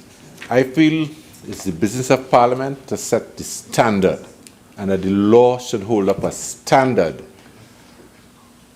And what could be done is that the minister, the relevant minister, could be given the authority within this law to identify approved institutions as part of the schedule. And then we would be at the place we want to be. But to name a private institution, to put them into law, reminds me, I think it would have been the trade union prior to Chote that was named in law, and all the confusion that we had to go through for Chote to come on board. Sure. Thank you. Forgive me, I'm a little antsy about the time. Thank you, Senator Crease. We have to put someone in law. The minister in this architecture, and I'd invite you, Senator, perhaps I can send this across to you. If you look at the Status of Children Act, exactly what you just recommended is exactly what is here. The minister has the ability to recommend in law, but for it to have judicial bite. It must be something which is gazetted or published, usually in the mechanisms that we use in law. In this case here, it's done by way of an order. And the schedule is one which is done by way of order from time to time. Just a publication. Section 18A, the minister may by order amend the schedule. Full stop. No negative resolution, no positions otherwise. So it's exactly as you recommend in this act, but we need to name someone. And they've named someone currently into this. Honorable Senators, that's only the issue of DNA on the civil standard. Senators have raised a significant number of other issues. Senator Raffoul raised a very important point. And a lot of members contributed this afternoon on the issue of funding and how it is we're going to achieve what we want to get done. And she raised a very critical issue of eliminating duplication of resources. Senator Amin raised the issue of having a separate ministry returned to the fold. And she asked about the Child Protection Task Force. And she recommended that that was a better approach. Most respectfully, the current government's position is that eliminating the duplication of ministries results in a savings of money. We get to target a lot tighter.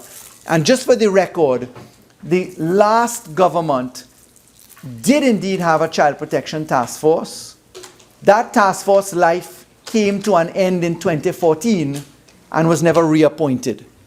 So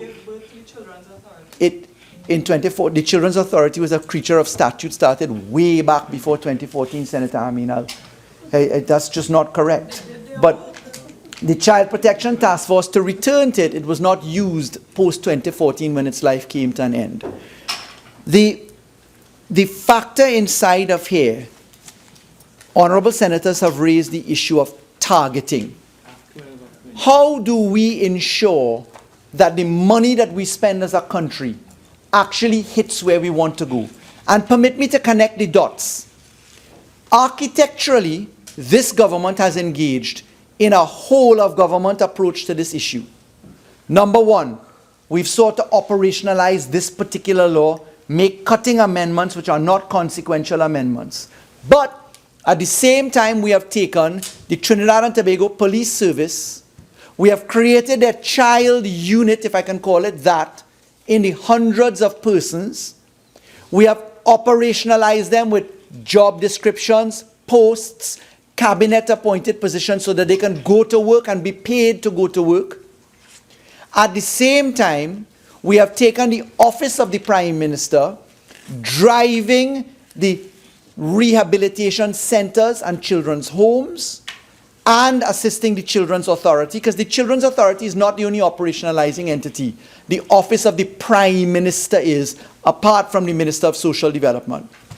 And in the office of the Prime Minister, we have established long-term, medium-term, and short-term goals to achieve satisfaction of Section 54 of the Community Residences, Children, Foster Care and Nurseries legislation.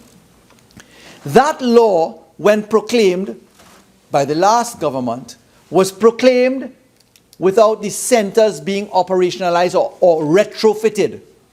St. Jude's, St. Michael's, St. Dominic's, whatever you want to call, YTC, the remand, women's facility, the women's prison. None of those things were amended. They were actually left as they were. There was a cabinet note which said, let's build a long-term center in or around 2019, and then we'll get there, and several $100 million were carved out to do that. But the law was proclaimed and none of that was fixed. And what we had to deal with the law having been proclaimed, with persons approaching the court, as Mr. Ram Logan did, Anand Ram Logan. Having approached the court, we were met with an allegation by Mr. Ram Logan that the law was that the detention of minors was unconstitutional because the law was operationalized. And he operationalized the law and then went to court to ask for a declaration of unconstitutionality, and the court agreed with him. $400 and something thousand per child in one case was ordered to be paid by way of damages with interest running. That money, most respectfully, could have been spent on outfitting the children's homes, doing the remnants of work that was required. The short term could have been done. So we had to accelerate the program, get the amendments done, the retrofitting to St. Jude, St. Michael's, and the women's prisons. Senator Yeah. Chote? Honorable AG, I know that you're running out of time, but I must go back to this issue. Is it that you are saying that we will not get funding for this program if an agency is not named in the legislation? And if so, if that is what you are saying, then could you just tell us what is the source, where is that requirement to be found? Sorry. No, Senator Chote, I'm not saying that we won't get funding. What I'm saying is that to operationalize the amendments to the Status of Children's Act, which is at tab 13 of the bundle of consolidated amendments that was circulated out, that a designated entity had to be put in. But permit me to just come to that. I'll press pause on that issue for a moment. Let me just come back to the issue of the connection of the dots beyond this law, how to make the system work. And I was dealing with the point, I had dealt with police, Office of Prime Minister, children's homes, but there's a very significant retargeting that's going on societally. And that is in the local government reform. In the local government reform, we are taking the dollar spend of the state and we are putting it closest to the ground through the councillors, so that Senator Sturge's recommendation that we need more people in social services than lawyers becomes a reality. Because what you're doing is you're driving the dollar spend through the people that work in the communities and constituencies and can track it. And the best way to do that is to avoid giving billions of dollars in subsidy and social net services and support programs to a ministry to then flow through a pyramid of boulders and hope the water gets to the right pot at the bottom of it. We believe, hence the mission that we have engaged upon, that the retargeting of expenditure in that fashion is a critical thing to be done, because you have smaller catchment areas under tighter supervision with the ministries working in tandem there. So that's some of the larger picture issues. But very importantly, we propose, and we're in active discussions with the judiciary as to the mechanics of this, that the judiciary have its autonomy on its expenditure. And the Honourable Chief Justice is in a coordinated engagement with the Attorney General's Office and the Ministry of Finance right now, working out the details of the judiciary's autonomy on its own budget. Just like the police have autonomy for their budget, Section 123 of the Constitution, where the police commissioner has the authority to manage the police service as he sees fit, spend as he sees fit. We think it more appropriate for the judiciary to identify how it should spend its budget in what particular area it intends to engage in. So that achieves a focused approach on operationalization. But we have a few more issues. Senator Chote raised a very important one. You asked Senator Chote, and I believe it is in reflection to clauses 11 and 27, when matched together, which deal with the authority of masters of the court vis-a-vis judges. And the question was asked, well, why do we want to give masters powers as judges? If they can do the same thing, why not just say so? Or have one do it, all judges.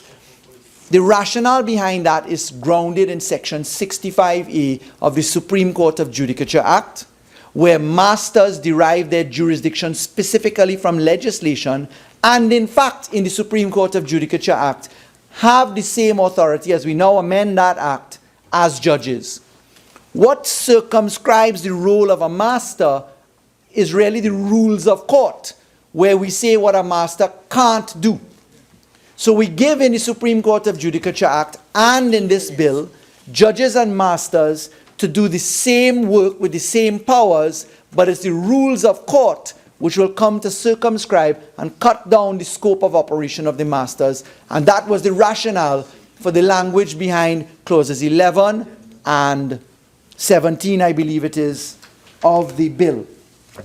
I'll get the correct reference to the numbers in a moment. Permit me to put it right now. and that would be those two sections, if I'm not mistaken, which are the two powers that we described. 27, thank you. 11 and 27. I had done the comparison side by side. Okay.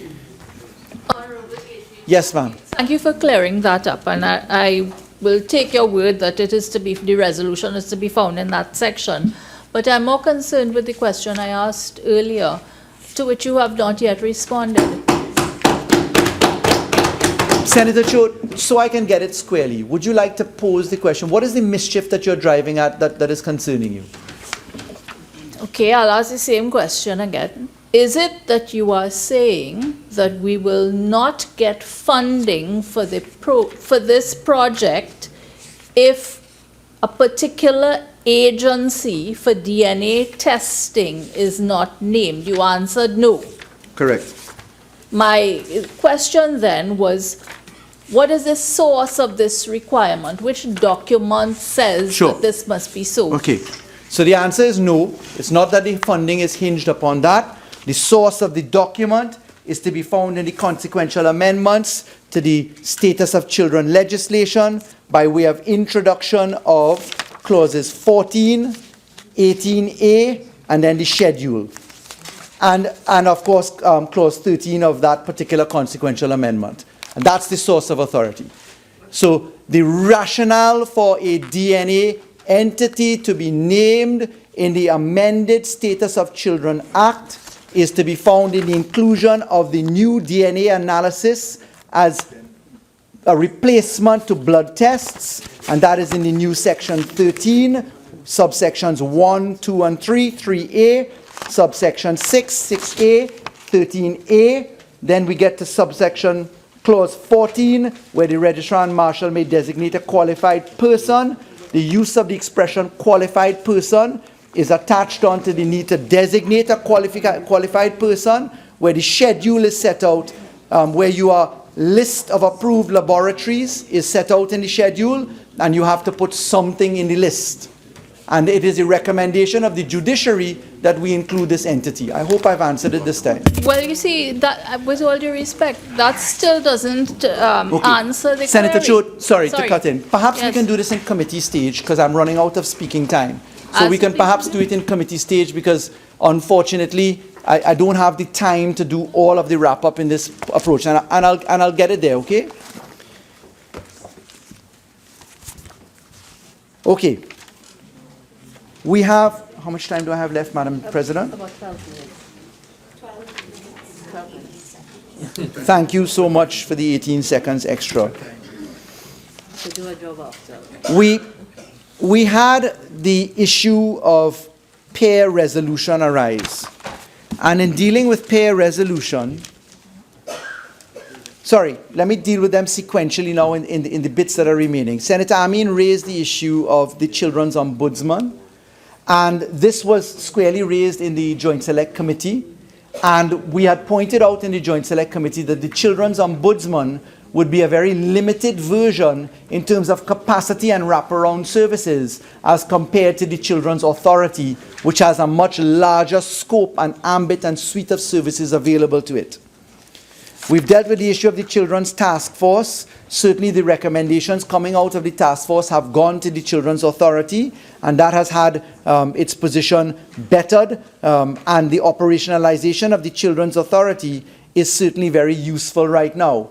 That is to be noticed as well in the increase in the budgeting which the Children's Authority will receive, particularly because their accommodation is being better managed. They now have the ability to do certain temporary location and receipt of children, and as the population will well note, the operationalization is now a matter of public knowledge, and people are accessing the system at a far faster frequency and with better responsiveness.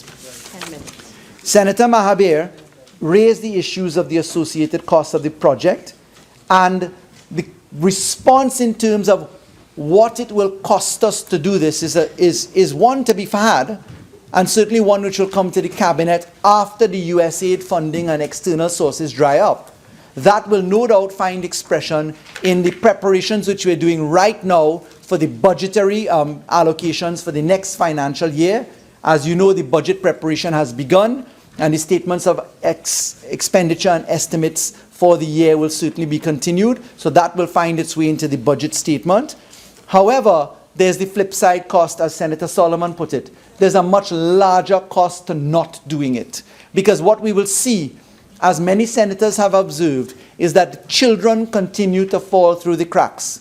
And while 17,000 to 18,000 children matriculate at SEA each year, by the time you get to O-levels, now called CSEC, or A-levels, now called CAPE, you notice that the numbers have fallen significantly. And many children fall out of supervision and radar. And I agree, the court is the last place we want to find results. But if we can manage the process better, in a better environment, in a better structure, with better value for money, certainly that success that we have had in the family court, for anybody who knew what the magistrates court used to look like at NIPDEC, a cockroach-infested den, to what the family court looks like now, it is light years ahead of where it was. Very true. And that en-suite wraparound services that the family court project has been so successful at creating led the way to the reforms in the civil justice arena. That's what led our CPR rules. That's what led a lot of the experience as we have in case management conferences. As Senator Solomon put it so eloquently, the mere look and feel of the environment that you're in sets the tone for a different approach towards justice, and it's to be commended. When we looked at the issue of the call for statistics, Senator Samuel raised the need for statistics. I would recommend to Senator Samuel the work that is on the AG's website in relation to the Voice of the Child issues. He raised the very important questions about what was going on with pregnancies. And Senator Samuel, you'd be pleased to know that we have disaggregated by age, by hospital, by frequency over a 10-year period all of the pregnancies that have turned up and been reported at the hospitals. It does not include what other doctors may do, but we've gone a step further and we have given all of the statistical information in Trinidad for a 10-year period on live births. And the live births include up to 15,000 pregnancies. Live births. And what we have done is to compare that against the number of criminal charges that are in our courts. And we are tracking with the police right now the status of what they do. Because the police receives a huge chunk of money. In a 5-year period, approximately 25 billion Trinidad and Tobago dollars have gone to the Trinidad and Tobago Police Service. And we have got to ask ourselves, with a police force of 7,000 people across $25 billion, what is the cost per head on the value for money outputs of the police? This is why we are taking local statistics and translating them into measurables so we can now target what the outcome of how we spend our budgetary allocation looks when we say, it isn't a minister only to answer. It has got to be, if we're taking our society in the right direction, where we turn to a commissioner of police or superintendents of any station and say, well, what are you doing with your divisional statistics? How is it that you have 15,000 cases of statutory rape and you have no convictions? Because that's the only way you're going to actually measure it. So that is available. I can send it to you, Senator, and it's also on our website as well, which I know that you'll be pleased to see. Because Senator Small was right. Trinidad and Tobago is a very unique society which says that it has no civil issue with criminality for white-collar corruption if you look to our efficiency ratios. The convictions have to match your concerns, which is why we firmly intend on driving the message of civil asset forfeiture, explain your wealth legislation, where we are going to tell people, move away from a criminal standard. Move away from needing to get a conviction first. Attorney General, you have 5 minutes. 5 minutes. And drive yourself into a different zone of measurement. Honorable AG, I hate to interrupt you, but do you have the crime statistics for juveniles in Trinidad and Tobago? Honorable And are they available to us on your Honorable website? Senator, you'd be pleased to know that in our AG judiciary discussions, we are disaggregating right now those statistics. I told Trinidad and Tobago that I would come with statistics. Everybody is now very happy that that is happening. They're now beating the door down for the statistics at a faster rate when there was none for donkey years in Trinidad and Tobago.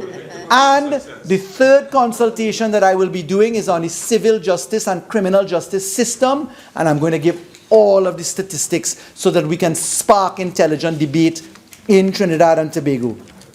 Senator Ramkissoon raised a number of very important issues which need to be answered. Time doesn't really permit us to get there, but she shared concern with Senator Creese on the effectiveness and measures and how we would gauge it. And Senator Creese asked, how effective will measures under the bill be? What evidence of success in other jurisdictions? I'm pleased to say to Senator Creese, there are over 1,000 teen courts in the world which attested the statistics of the approach that this bill adopts with peer resolution and the drug treatment court for children in particular. That example is what has driven us in terms of our international feedback coming into us to inform us as to what we ought to do. Senator Ramkissoon, you referenced Western Australia's point system for drug treatment court and suggested the same be implemented by regulations. Excellent suggestion. We have taken note and we'll be looking to that as we deal with the rules of court as we move forward. You, Senator Ramkissoon, asked the concern for improvement and what is needed to the service of summons, etc. Although the bill doesn't address that, the rules of court will deal with those parameters. So I'm reminding honorable senators that the architecture of the bill is to create the division and the functionalities and job descriptions and managers and portfolios. They are to be supplemented by the rules of court, which will come into effect. They will be supplemented by the improvements in the inter-articulating legislation which we have brought in all 18 pieces of law. I think I have a minute. Two.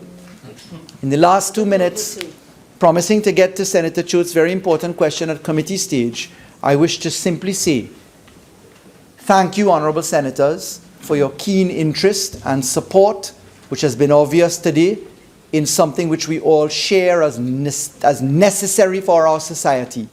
How we treat our children is evidence of how we treat ourselves. How serious we are in our approach to bettering the system is how significant an improvement in the quality of life it will be. I am pleased in my parliamentary life, in the 10th Parliament and now in the 11th Parliament, that I have been privileged to participate in so many laws which we have treated with. The Children's Act 2012, this particular piece of law, the children's nurseries, foster care, etc. All of these pieces of law have quickened in pace, and clearly we have awakened and are headed in the right direction. And with those words, Madam President, I beg to move. Honourable Senators, the question is that a bill entitled An Act to Make Jurisdiction for All Family Matters and Children Matters Exercisable in a Division of the High Court to be called the Family and Children Division and to make provision for matters connected therewith be read a second time. Those in favour say aye. Aye. Those against say no. I think the ayes have it. A bill entitled An Act to Make Jurisdiction for All Family Matters and Children Matters Exercisable in a Division of the High Court to be called the Family and Children Division and to make provision for matters connected therewith. Honourable Attorney General. Madam President, in accordance with Standing Order 66-1, I beg to move that the bill be committed to a committee of the whole Senate forthwith to be considered clause by clause. Honourable Senators, the question is that the bill be committed to a committee of the whole Senate forthwith to be considered clause by clause. Those in favour say aye. Aye. Those against say no. I think the ayes have it. This Senate shall now go into committee of the whole to consider the bill clause by clause.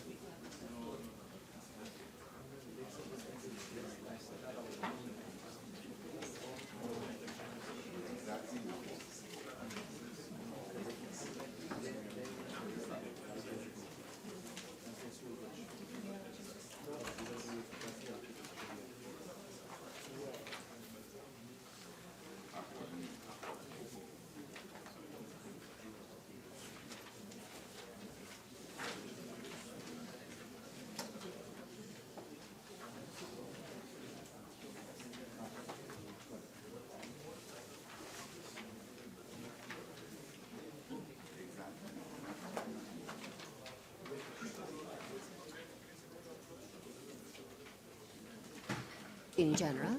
Ready?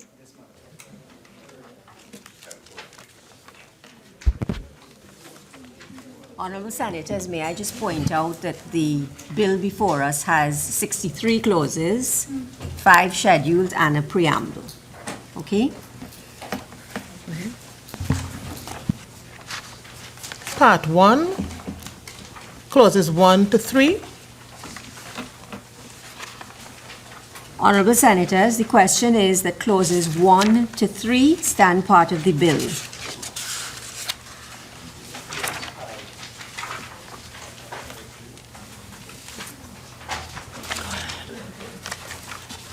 The question is that clauses 1 to 3 now stand part of the bill. Those in favour say aye. Aye. Those against say no. I think the ayes have it. Clauses 1 to 3 now stand part of the bill. Part 2, clauses 4 and 5. The question is that clauses 4 and 5 stand part of the bill.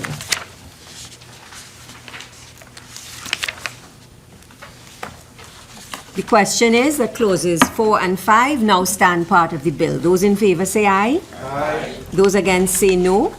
I think the ayes have it. Clauses 4 and 5 now stand part of the bill. Part 3, clauses 6 to 8. The question is that clauses 6 to 8 stand part of the bill. The question is that clauses 6 to 8 now stand part of the bill. Those in favour say aye. Aye. Those against say no. I think the ayes have it. Clauses 6 to 8 now stand part of the bill. Part 4, clauses 9 to 24. The question is that clauses 9 to 24 stand part of the bill. Madam President, I do have a matter to raise with the Honourable AG on clause 16, and it is for his consideration only, and that is with respect to 16B. It states that the executive administrator shall hold office for 5 years but may be eligible for re-engagement. I'm seeking to get your views, AG, on whether, given the fact that we are looking for individuals of a particular caliber, that the contract employment that you are offering should not be substituted with something like the individual may be eligible for re-employment on a permanent basis after 2 5-year contracts have been served. And the reason I raise that issue is simply at the moment go at the very beginning to recruit top quality caliber individuals as opposed to contract individuals who can demit office after a 5-year period. It simply is not fair to high quality people who you may not attract in the first case. Thank you, Honourable Senator Mahabir. It's a very important observation you've made, and something which I, prior to assuming the responsibility to manage several ministries, didn't quite appreciate. The story as it goes, now borne by experience, is that high-quality individuals are circumscribed by another very high-quality individual called the CPO.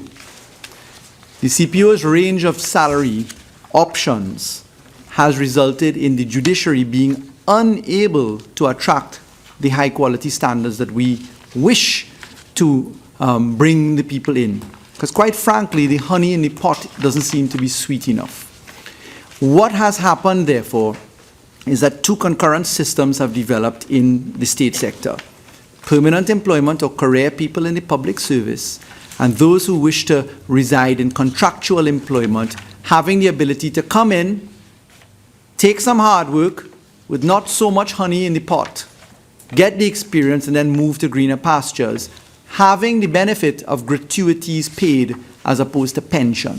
So the sweetening to attract people has actually been, as objectionable as it may be in some senses, the use of the contract employment of this type. And that's just basically because the country has been unable to offer attractive salary packages or remuneration packages. It's just a concern I had, knowing that we need to get the best possible people. I share the same, but okay, the one bit of silver lining in that is that you have the option after contract to apply for established positions which are vacant and open. And you'll find, if you look at the DPP's office, for instance, or the AG's office or anywhere, the DPP has approximately 50% vacancy, 97 people empty, and people just don't apply for it, or the rate of applications don't go through fast enough because some people are just happy to work on contract. So the government, this government's intention has been to try to migrate as much of the contract labor across into filling the vacancies, which is why you'd notice there's so many advertisements in the papers now for the job titles. In my own ministries, Legal Affairs and the Office of the Attorney General, you will see that the papers are filled with the advertisements for the full positions to encourage the migration across.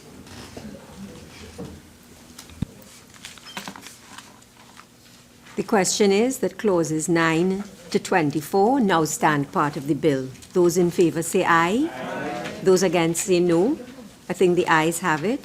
Clauses 9 to 24 now stand part of the bill. Part 5, clauses 25 to 58. The question is that clauses 25 to 58 now stand. Could you give us some time with that? It's a lot of, I do need to go through my notes to see if I have any recommended changes. It's okay. Let's do it in twos.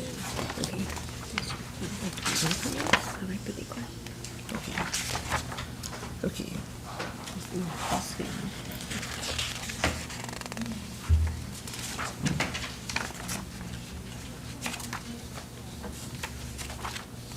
Okay, yeah, Madam President, through you to the Honorable AG, under clause 52, 52.3, 52.3H, I know you are referring to professionals. The registrar shall maintain a list of professionals, which shall be known as the Children's Drug Treatment Team Pool. And under H, you have added any other professional as the registrar deems appropriate. But in looking at the spirit of the legislation, Honorable Attorney General, I was just wondering whether you did not wish to have the registrar given the option of not confining him or herself to a professional if another person can discharge the function. It could be a priest, it could be a spiritual advisor, it could be a mentor who may not be a professional as they're designated in the law. So I am putting for your consideration any other person as the registrar deems appropriate. Again, for you and the drafting team, because that any other person who may not be a professional as defined by the Act, one who may, in fact, contribute in a significant way to serving the problem that we are addressing. Thank you, Senator Mahabir. May I invite you to the chapeau in subclause 3? The registrar shall maintain a list of professionals which shall be known as. And correct me if I'm wrong, I understand your submission in this way.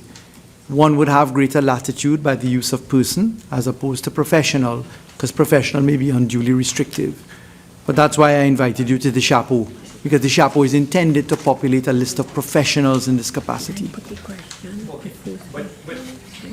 Don't you think that given the registrar a wider latitude will serve the intent of the legislation better if the registrar were to identify someone like a priest, for example, someone who has the confidence of the child, who could discharge that function, who may not, I understand the chapeau very well, who may not fall under professional designation. Again, I just want to put my concern on the record. It may be that you have already considered it in a joint select committee stage, that there may not be another need for the person, but I just thought that when you have a catch-all, as in H, in the catch-all phrase in law, that you do want to give the authority the power to select, using his discretion, given the circumstance that he or she faces, the person who will be of greatest assistance, who may not be confined by the chapeau, as you indicated. But that's, I have put my concern on the record. I think it's not that it was considered strictly in the Joint Select Committee, Senator Mahabir. It's a very worthwhile submission. I'm wondering if the response to that can include the reference to the rules of the court, which will be promulgated and could allow. I'm also looking in terms of architecture, and I'm not shutting down the issue, I'm just inviting consideration to subclause 4 and then how it articulates with the other ones. In each matter, group comprising the following professionals. There seems to be some degree of confluence between person and professional, which is the point that you're making there. But I didn't think, insofar as we wanted this body to really be a team pool of resource people, I believe that it would be safe to say that what we're really looking for is a cadre of professionals of a particular type. I know that the court has a general jurisdiction in all matters in the auxiliary programs which the Chief Justice holds on to himself to provide a range of services through other mechanisms. And we are not stymied by not having that expressly stated, because the Supreme Court of Judicature Act, Chapter 401, still prevails here and can lend assistance to this. Attorney General, I would imagine that the judiciary would have their own standards and their regulations. How do we ensure, as a parliament, that professionals come from accredited institutions and you don't have people coming with professional qualifications but questionable institution? Do we put into the legislation accredited institutions, or would that be contained in the regulations or the standards set by the judiciary? Very good question, Honorable Senator. The peculiarity of this bill is that it's not quite framework, not quite prescriptive. It seems to be a blend, a hybrid approach towards the two.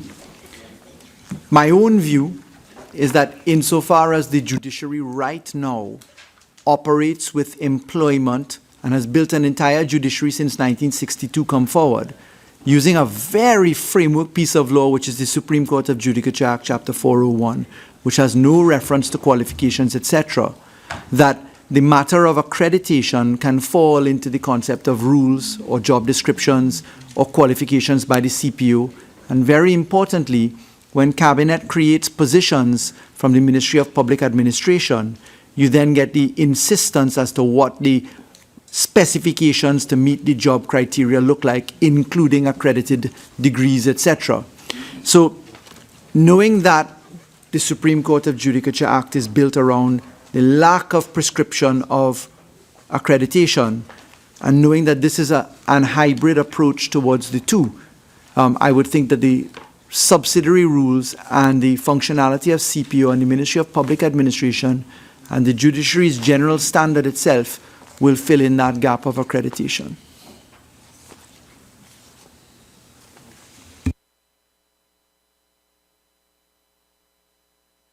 Clauses 25 to 58 now stand part of the bill. Those in favor say aye. Aye. Those against say no. I think the ayes have it. Clauses 25 to 58 now stand part of the bill. Part 6, Clause 59. The question is that Clause 59 stand part of the bill.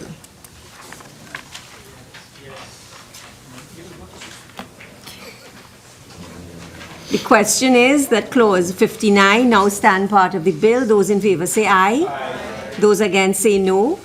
I think the ayes have it. Clause 59 now stands part of the bill. Clause 60.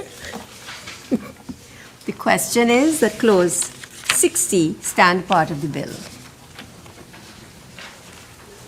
The question is that Clause 60 now stand part of the bill. Those in favor say aye. Aye. Those against say no. I think the ayes have it. Clause 60 now stands part of the bill. Clause 61. The question is that Clause 61 stand part of the bill. The question is that Clause 61 now stand part of the bill. Those in favor say aye. Aye. Those against say no. I think the ayes have it. Clause 61 now stands part of the bill. Clause 62. The question is that Clause 62 stand a part of the bill.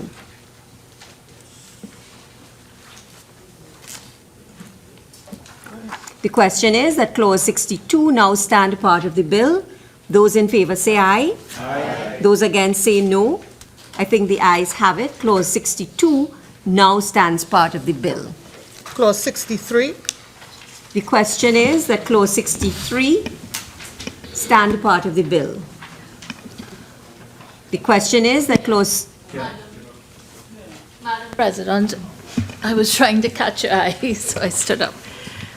The Honourable Attorney General has said that he would address an issue which I raised in relation to the naming of the agency in the legislation for DNA testing. I'm wondering whether he can do that or he's minded to do that now. Thank you, Senator Chote. Madam President, of course, all schedules would be in Clause 63, so any concerns that honourable members had.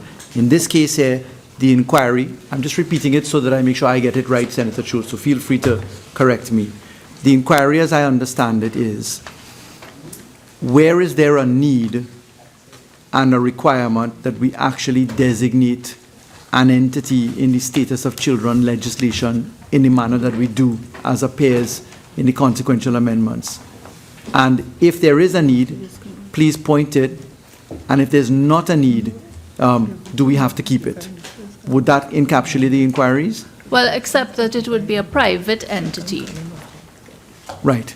And just to get it a little bit clearer, is it that there is a mischief in having a private entity as opposed to a state entity in your mind? In my mind, certainly. Right. And it's because of a standard issue or an ISO issue? It's any number of issues. First of all, I don't know that legislation is a place for essentially government contracts to be handed out. We have no information about this private entity. We have no information about the standards under which they operate. If, for example, this entity becomes unable to function, being the only named entity in this piece of legislation, what is going to happen to the testing required? I think I have very grave concerns about identifying any private entity without further information about that entity in a piece of legislation. I think it is just a recipe for mischief, and I certainly do not approve of it. Thank you, Senator Chote. In addition, you had referred me in partial answer to something to be found in another part of the schedule. But when I looked there, I saw that all that it contained was that the registrar had the discretion to appoint an expert to do this kind of testing. So it certainly doesn't say that you have to name a private company, which is what we are doing here. Sure. Thank you, Senator Chote. That's certainly pellucidly clear, and I appreciate the mischief that you're pointing out. Permit me a moment just to consult with the technocratic team as to the need for the scheduled inclusion. I catch what you're saying, particularly in relation to Clause 14, which is where the registrar and assistant marshal have the ability to designate a tester. Okay, just give me a moment.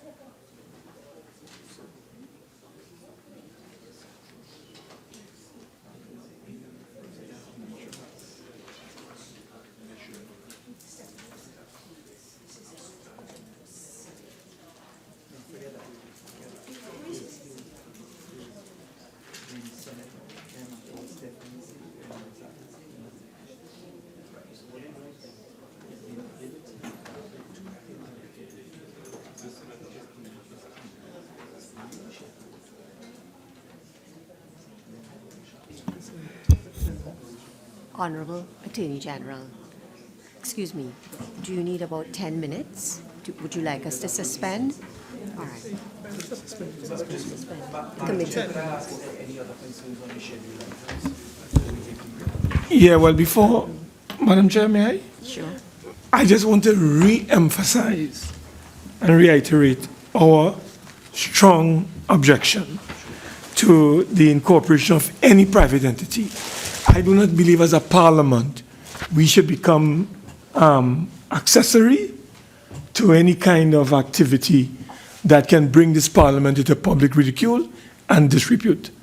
This is a dangerous development.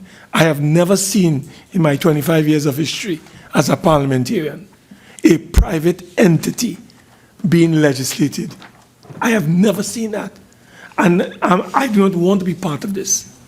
All right. Sorry, Madam President, may I just indulge before you? Yes. Mr. Attorney General, probably could it be resolved by, instead of naming the particular entity, as opposed to setting a standard, and any entity that reaches a standard, the iOS or whatever standard it is, as opposed to giving, probably can cure this very easily, as because it could be removed easily by the minister by an order. So even if you remove this, the minister could bring another private entity tomorrow night. So to me, to be more on a safe side, is probably an order of a certain standard. Okay, honorable members, if I could just tell you, I am not slaved one way or the other, and I accept the recommendations for caution. Just to address what Senator Marcus pointed out, I have in fact seen in my 6 years in Parliament references to private entities, but it doesn't erode from the power of the point that he's making. So I don't want to make a deal out of it. The Motor Vehicle and Road Traffic Act has numerous references to that can satisfy that. But the point is taken. If I give members this reflection, the Administration of Justice DNA Act has at Section 6 some interesting wording. The government may, for the purpose of obtaining forensic DNA services, enter into an agreement with a laboratory that is accredited by an international accrediting body, listed in the first schedule, be approved by the minister by notification. Now, the reason why I've read that is to answer what Senator Mark said. Because in subclause B, approved by the minister by notification, enter into an agreement with a laboratory that is accredited international, listed, and approved by the minister by notification. Now that obviously includes the ability to have private entities, but done by way of a formula. So just saying it's not as draconian as was particularly stated, but the point has been made. Now this DNA Act, of course, relates to the criminal management side of the equation. In this particular bill, if we look to clause 14, which is the new 14 in the Status of Children's Act, the Registrar and Marshal of the Supreme Court may designate a qualified person to take non-invasive tissue samples in respect of DNA analysis, in respect of which DNA analysis is required. Now that's only the taking of the sample by a person. So it could be a doctor, it could be a nurse, it could be something.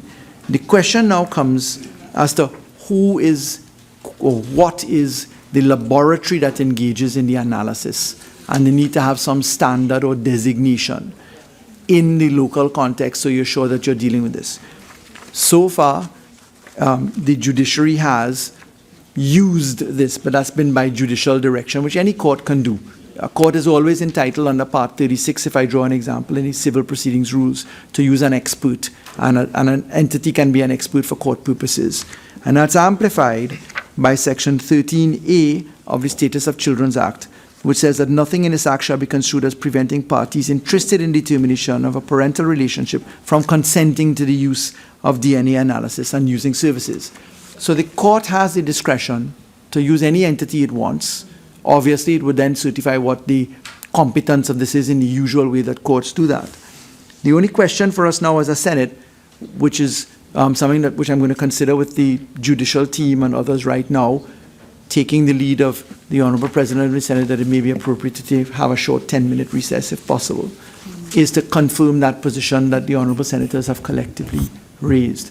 But before doing that, I wondered Is there anything else that the Honourable Senate wished me to consider on any of the other scheduled items so that I could perhaps get the answers in that 10 minutes as well? Except to say, Honourable Attorney It would General, mean jumping to clauses. we have to go through the schedules. Right. But what I was just looking for was just Okay. a flag, Madam President. Yes. Right. Okay, clarification, Honorable AG, and I too join with the rest of the senators on that concern with a private entity, but on Schedule 4, we have offenses against the person, namely assault occasioning bodily harm.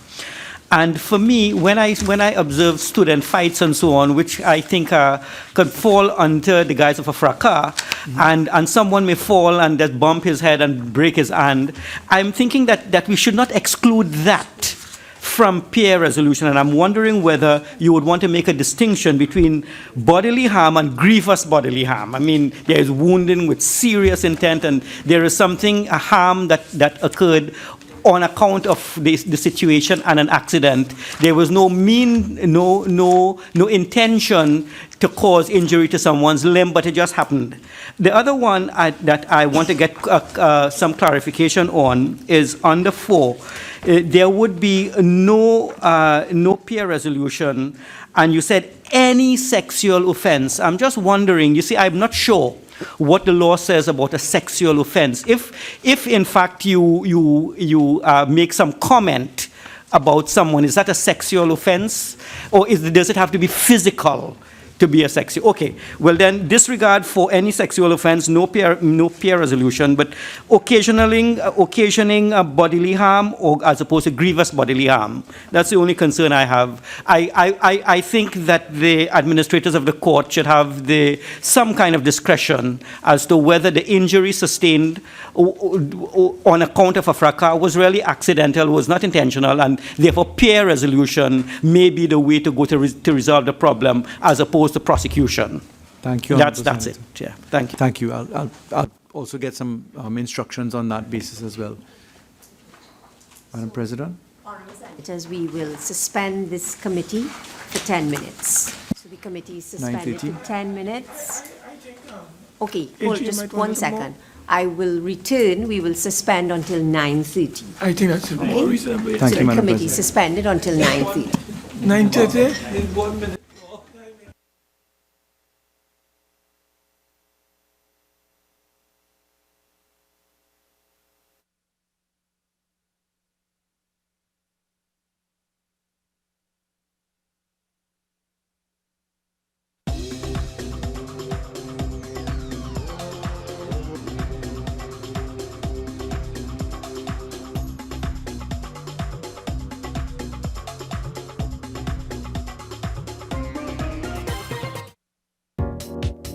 Follow the Parliament of Trinidad and Tobago on Twitter. Our call sign is @TTParliament.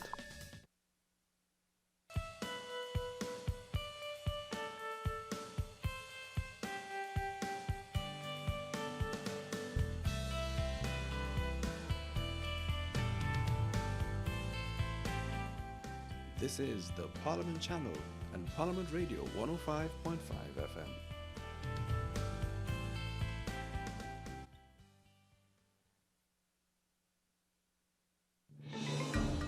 From United Nations Television, this is UN in Action.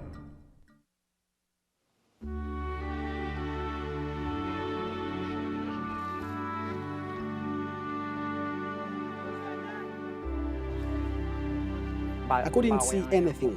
I saw all the houses around me collapse. It was his first experience living through a disaster of this magnitude. When the 2010 earthquake struck, D'Orsanville was working in downtown Port-au-Prince, Haiti. It took me almost 30 minutes to really understand what happened. Registering at 7 on the Richter scale, the catastrophic earthquake killed more than 200,000 people, damaged 250,000 homes, shattering the lives of some 3 million residents, including D'Orsanville.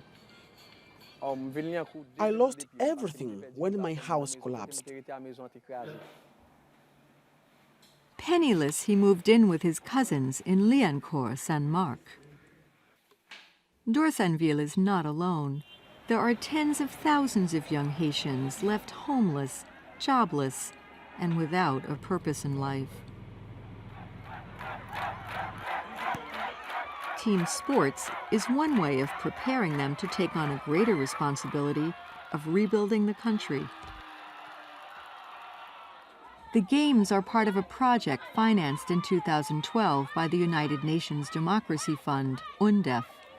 Called Civic Education for the Youth of the Countryside for Haiti's Reconstruction, it's implemented by APEL, l'Association des Parents et Professeurs d'Élèves de Liancourt. Youth leader Oriz Eldridge, who calls himself Sadrak, coordinates the games. Football is a game for Haitians. When we do something like that, it's to teach them teamwork and that the same kind of collective efforts can help in developing the country.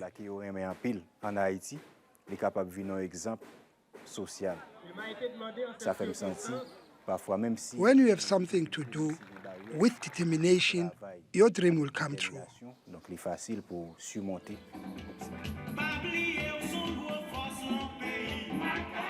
Radio is another medium that Sadrak relies on to reach young people in the community, to inform them about the project. And his efforts are paying off. Sadrak's message on the radio was heard by Dorsanville. Dorsanville signed up for the program and is now getting training to repair agricultural equipment. Soon he will get a chance to use his newly acquired skills, boosting the crop yield of farmers and the economy of Haiti. UNDEF is also supporting a magazine, Agora, created by youth for youth. Dr. Elie Diallo oversees the entire project. The magazine offers lots of opportunities to the young. The problem of access to education, access to food, the problem of accommodation, employment. These are the issues we focus on in the magazine. More importantly, he says, the magazine gives youth a voice to demand change and express what they want for Haiti's future. Something that Dorsanville intends to do. What I would like to see happen is for the government to focus on the younger generation. We have too many young people on the streets doing nothing.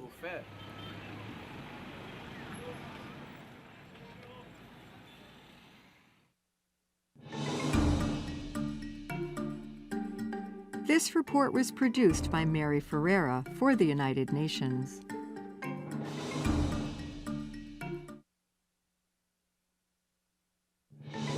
From United Nations Television, this is UN in Action. In a way, Senegal's energy transformation starts here, with Maimouna Diène preparing a family meal at her home on the outskirts of the capital, Dakar. She has a new cook stove that cuts her consumption of charcoal in half. That saves her an average of 50 cents per meal, which means she has more money to feed her 9 children. What I save on charcoal let me buy more rice and pay for other expenses besides food. Maimouna's stove is made and sold locally at reduced cost.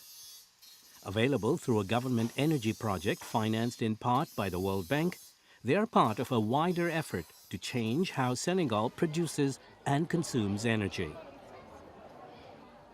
Buying and selling the stoves are providing opportunities for women entrepreneurs. As consumers like Maimouna use less charcoal and save money,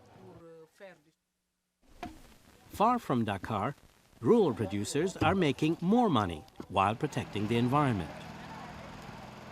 The landscape around Senegal's Tambacounda region was once stripped of trees that were burned for charcoal.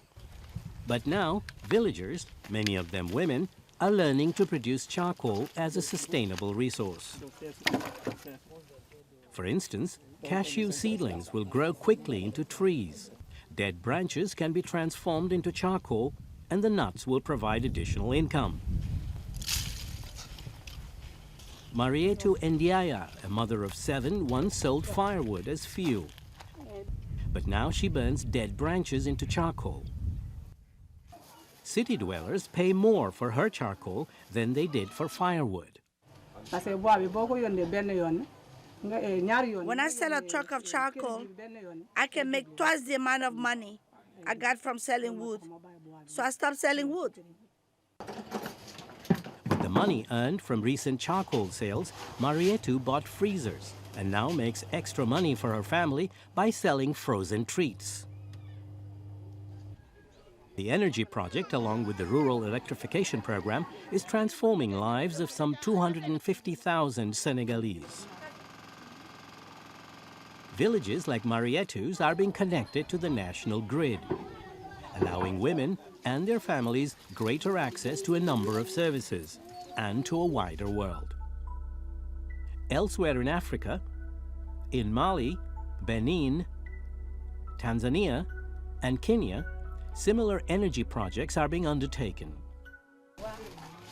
So from a new cook stove to improved charcoal production to better livelihoods, Senegal is transforming its economy, its landscape, and the lives of its people, especially women, the major consumers of energy, determined to lift their families out of poverty.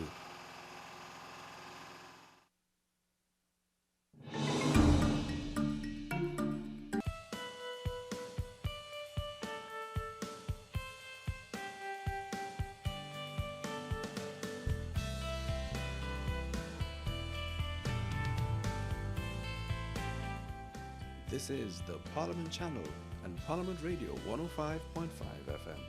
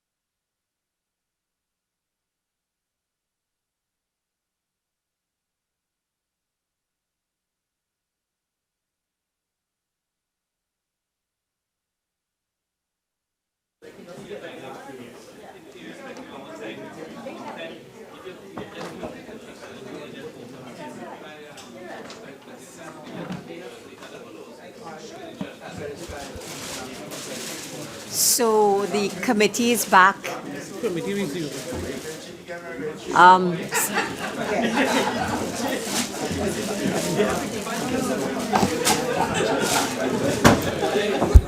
Honorable Senators, the committee is back in session.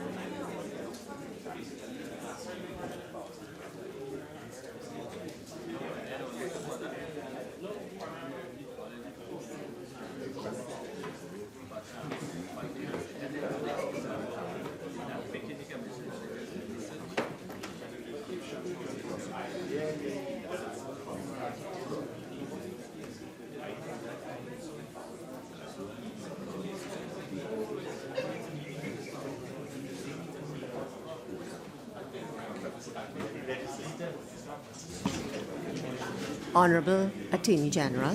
No, that's fine. Do you need more time? All right. 5 more minutes. Can I give you more? I'll come back. All right. 10? Okay. Honorable Senators, we will suspend the sitting of the committee until 10 p.m. So we will resume at 10 p.m. All right? Yes.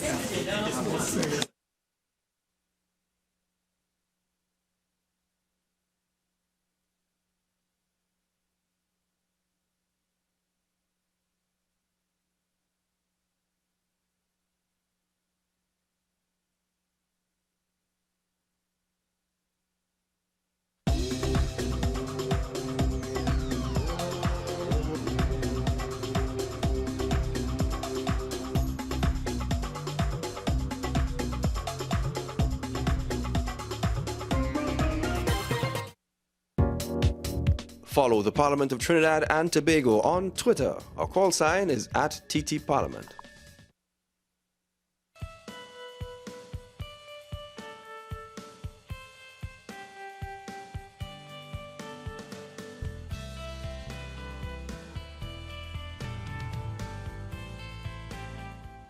This is the Parliament Channel and Parliament Radio 105.5 FM.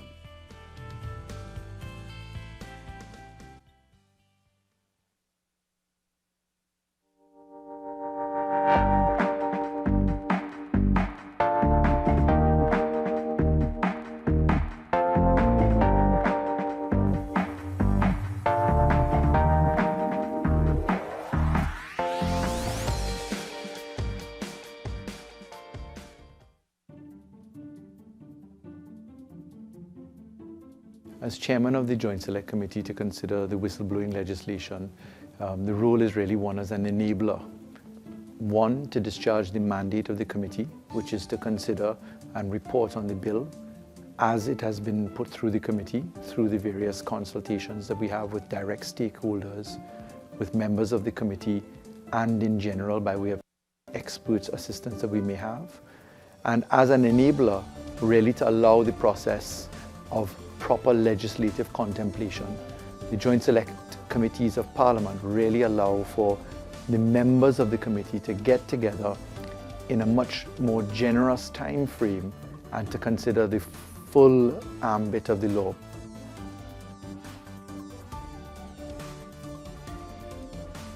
Whistleblowing protection is a rubric that is in current discussion around the world.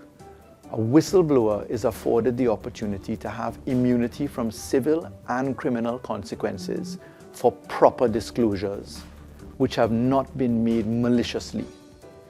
In that consideration, therefore, one is directing to the real important issue of having witnesses to improper activities. After all, detection and conviction rates in law inherently depend upon the availability of witnesses. Far too often in public, there is a cry that everybody knows who has supposedly committed a certain offense or who has acted improperly. But when one gets to the door of the court or to any administrative forum, you have to have evidence. Far too often the cry is, well, what will protect me from a disclosure? How do I protect myself and my family from adverse consequences? It is whistleblowing legislation that gives that immunity from civil and criminal prosecution so that people have a degree of comfort in stepping forward and providing information which can lead to the discovery of improper conduct. In this case, be it in the public sector or private sector.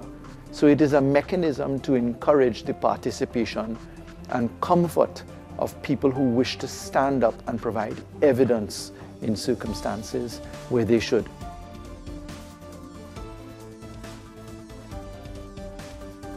The Parliamentary Committee and the Parliament as a whole will always consider the proportionality of legislation. That's where one has the test of constitutionality within the meaning of Section 13 of our Constitution. You have an obligation to make sure that the law not only has a legitimate aim, but that it doesn't go as far as intruding upon certain rights, that the legitimate aim doesn't intrude too far into rights which are either express rights in the Constitution or rights which you respect in terms of a democracy such as ours, which respects certain freedoms and principles and the rule of law. That proportionality, that balance between having witnesses step forward and having people who are not encouraged to be abusers of the system, malicious prosecution, that balance must be put into the mix. So the committee's work very much involves making sure we get a right balance on the law and that the law can withstand constitutional scrutiny if it is ever tested in a court of law. The mandate of the committee therefore extends naturally to receiving comments from persons in the public and stakeholders. We've actually written to upward of 50 entities as stakeholders. We've received written responses from over 30 entities and persons. And part of the mandate has also included the committee taking onto itself specialist advice by way of consultants who have had experience in other jurisdictions, so that we can have a reflection of where we stand as a nation in progressing law of this type, which is very groundbreaking and novel law, and which I dare say is very needed in contemporary society, so that we can attack the difficulties of having poor detection and conviction rates. After all, crime is really not only measured by what statistics look like in terms of how many crimes are committed. Really, the society and the enablers of the government, the executive, have to measure it from a detection and conviction point of view. That's when you know whether you're being efficient in the application of laws. A material cornerstone is therefore the provision of evidence which can lead to proper detection and more particularly to conviction, because the country is crying out, as any country does, that if you have laws, that it must be applied and you must be seen to be efficient in the application of your laws and therefore your conviction ratios.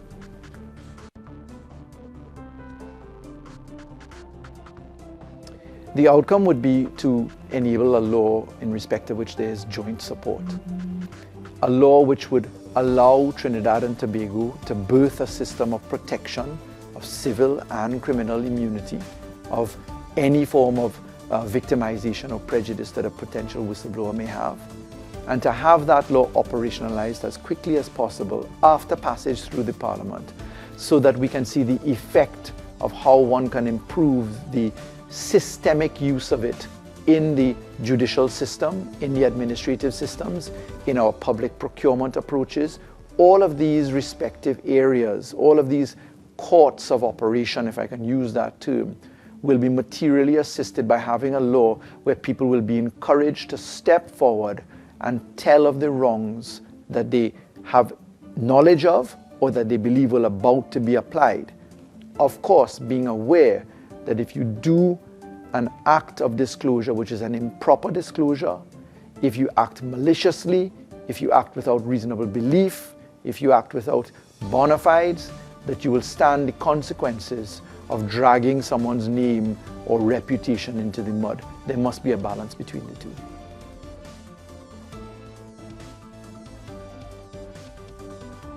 The foremost benefit is to be witnessed, is to be seen in the improvement of the detection and conviction rates, in the prosecution of claims as well, because it isn't only in the criminal domain that this resides, it's in the civil domain as well.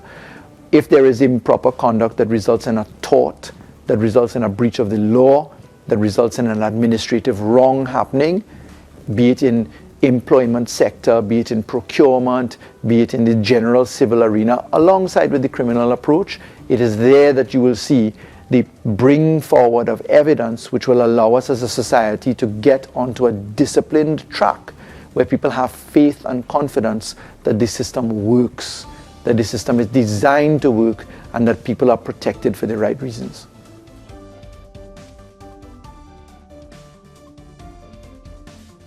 So certainly a pleasure to be a chairman of a committee such as this, to consider very novel and important legislation. I'm very pleased that the government's perspective is to promote this approach of a very important cornerstone of the criminal and civil justice systems, so that we can actually make a material improvement to the operationality of all our laws. All laws, all prescriptions require evidence, and evidence is therefore the key focus to drive the efficiency if you're looking to the measurability of your performance as a nation.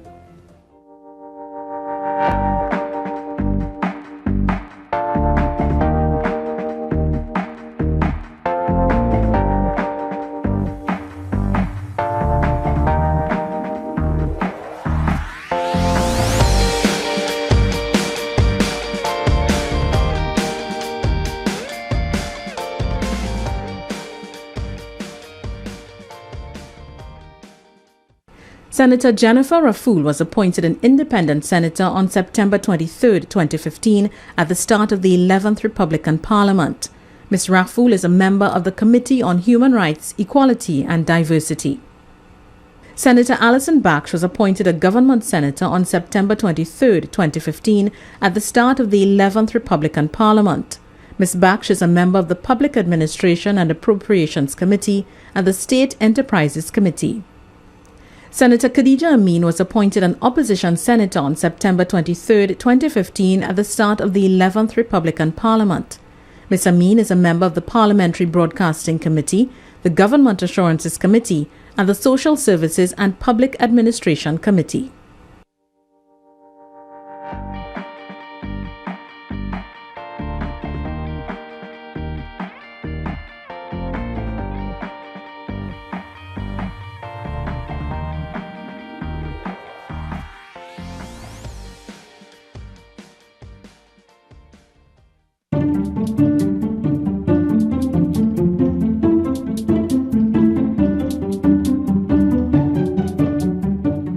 This committee is formed by virtue of the Standing Order 91, and the committee is made up of 8 members, and we are entitled to conduct inquiries into various departments and ministries. It's actually quite a large ambit of work, because we cover the Office of the Prime Minister, the Office of the Attorney General and Legal Affairs, Ministry of Finance, Ministry of Planning, Ministry of Trade, and so on. Essentially, what I do is I take guidance from the administrative staff, first of all. The staff is extremely professional and well prepared, and the staff advised me as a new senator about matters which had been of interest from previous committees, previous office holders. So there's a certain amount of continuity in the work. And then we meet as members of the standing committee. We meet once a month. We have an hour-long meeting where we discuss matters which we may want to inquire into. We talk about the strategy to be used if we are going public with the inquiry and so on. We consider correspondence which may have been sent out or correspondence which may have come into us. And then we enter into the public arena where we are filmed while we deal with those persons who've come to assist us. Much of the work is done outside of the meetings, not only by members of the committee, but also by members of the administrative staff. Because as an independent senator chairing this committee, I do not have a research assistant. So it means that if we are going to conduct an inquiry into food fraud, as we are now doing, I have to spend a great deal of time doing research on my own to see how best we may direct the inquiry, what would be pertinent questions to ask, which groups we may ask questions of, and that kind of thing. And I imagine every other member does that kind of background work.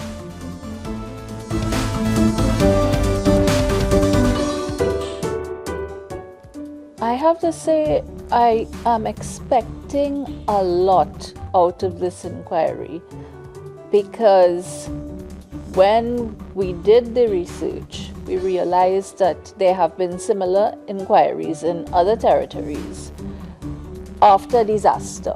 So there was the incident in China with the poisoned milk, and there was an inquiry into that.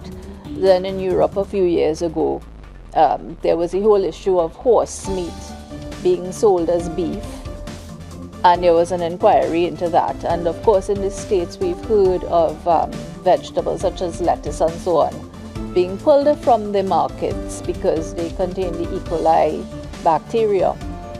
Now, to the best of my knowledge, we have not had such an incident here, nor do we have a regulatory process where we protect our food from essentially things like terrorist attacks, which is what they do in the US. So I'm trying to see if we can, assist in this inquiry by perhaps informing others to create a framework for a regulatory system in relation to food quality, and that would go right from the beginning of the process to the end of the process, which is on sale at the supermarket.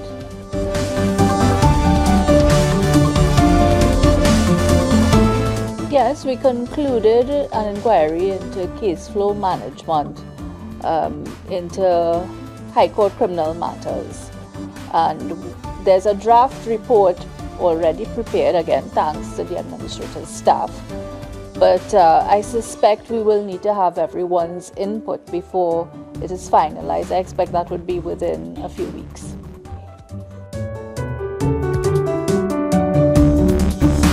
I have already seen the impact because I have been approached by members of the public who have said that they saw the session, and there was a session which involved input by the Director of Public Prosecutions, representatives of the Ministry of the Attorney General, and so on, which was extremely content-rich.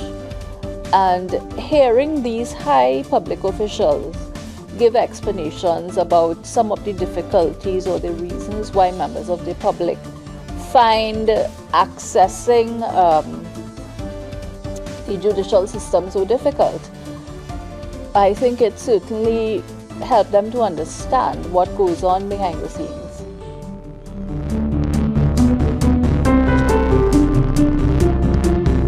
I think if any person goes up on the website for Parliament, there is a little blurb about what each committee is entitled to do.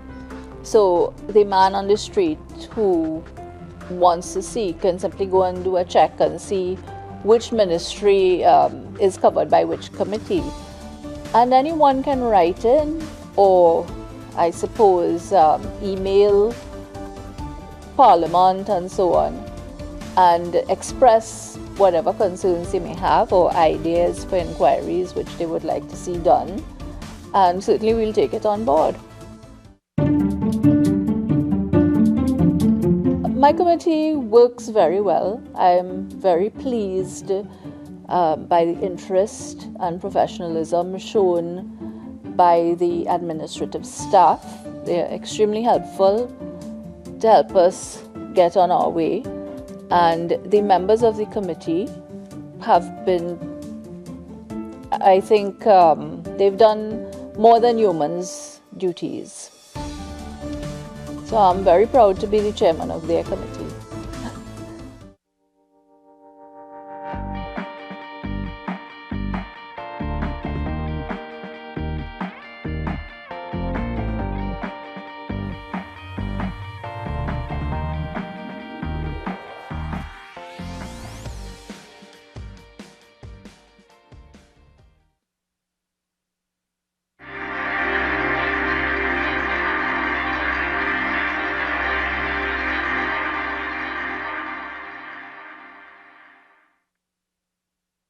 The Red House, situated in the heart of Port of Spain, has a legacy as the home of democracy in Trinidad and Tobago and contains within its walls a remarkable history.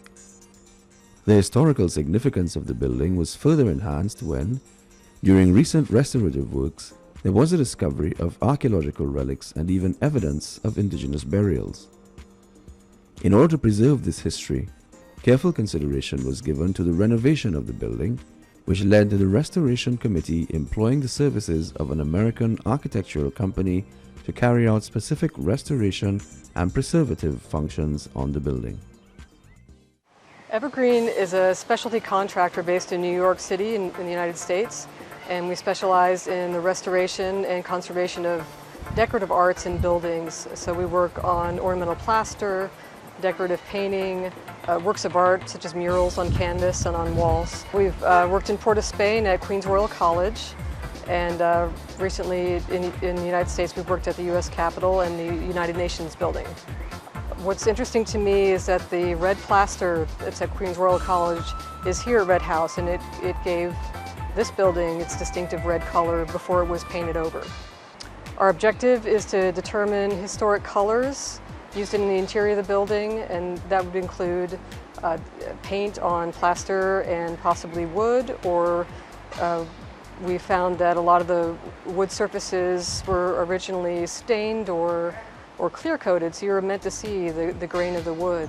And we're also tasked with understanding the exterior color scheme, basically anything having to do with the original color of the building as it was articulated after 1903. So for the finishes analysis and determining the historic colors, we use two main techniques. One is collecting paint samples from the walls and ceiling and other features, and we'll examine those to determine the different color schemes over time. And we also conduct what we call exposure windows in place. And an exposure window is when we remove layers of paint a bit at a time so we can see on the wall what different colors and finishes were placed. Another goal of this project is to preserve the plaster molds that were created previously by Evergreen. In the south chamber, the ceiling was dismantled And the ornamental plaster pieces were cast, meaning we made replica molds, I should say, for those pieces so that in the future we can cast replicas of pieces that have been damaged and then place them back in the South Chamber exactly as they were originally. I think the most interesting thing about the Red House to me is the exterior red plaster. The red color you see today is achieved through multiple layers of paint, which has a tendency to fade over time as any paint will. But the red color that this building has was originally imparted by a very deep red plaster. It's very beautiful material. The next step for me is I examine the paint samples under the microscope and I cut them in cross-section, and that way I can see the paint layers one over the other, so I can determine what colors were used over time in the Red House.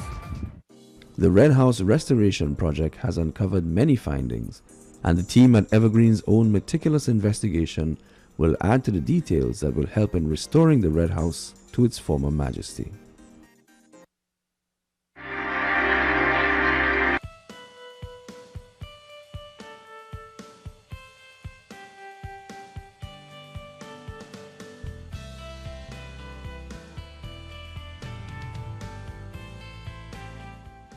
This is the Parliament Channel and Parliament Radio 105.5 FM.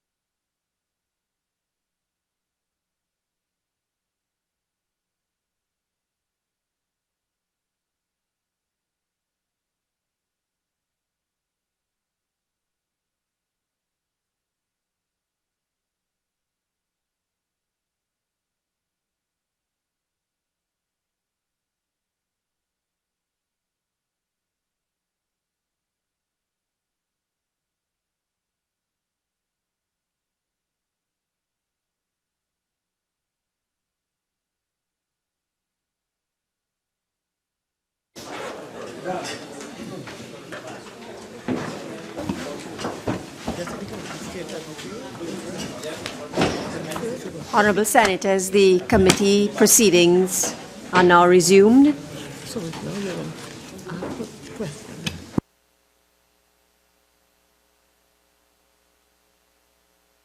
Is that clause 63 stand part of the bill? Madam Chair, I understand that the question needs to be put, but so that all senators are on the same page, if I could just put a small explanation in the break, and I wish to thank honourable senators and you, Madam Chair, for facilitating the fulminations by the technical team. We have managed to grip the two issues put by my learned colleagues en bloc.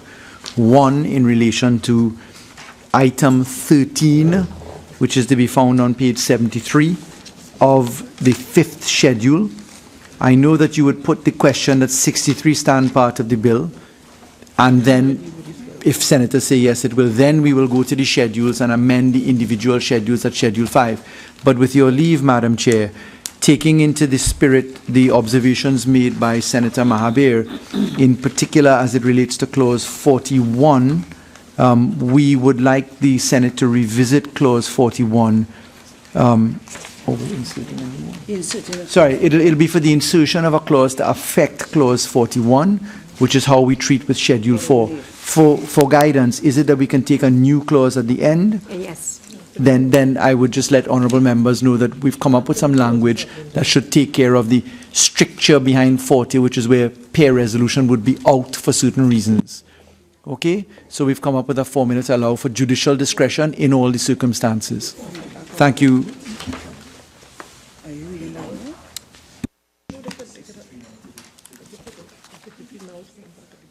So the question is that clause 63 now stand part of the bill. Those in favor say aye. Those against say no. Question, you'll have to put, I put the question. you have to put the question? I did put the question. Yeah, but what I'm saying, when is the AG putting, When we go through the schedule. or we going through each other? Okay. All right, okay. Then, Those in favor say aye. Those against say no. I think the ayes have it. Clause 63 now stands part of the bill. Schedule 1. The question is that Schedule 1.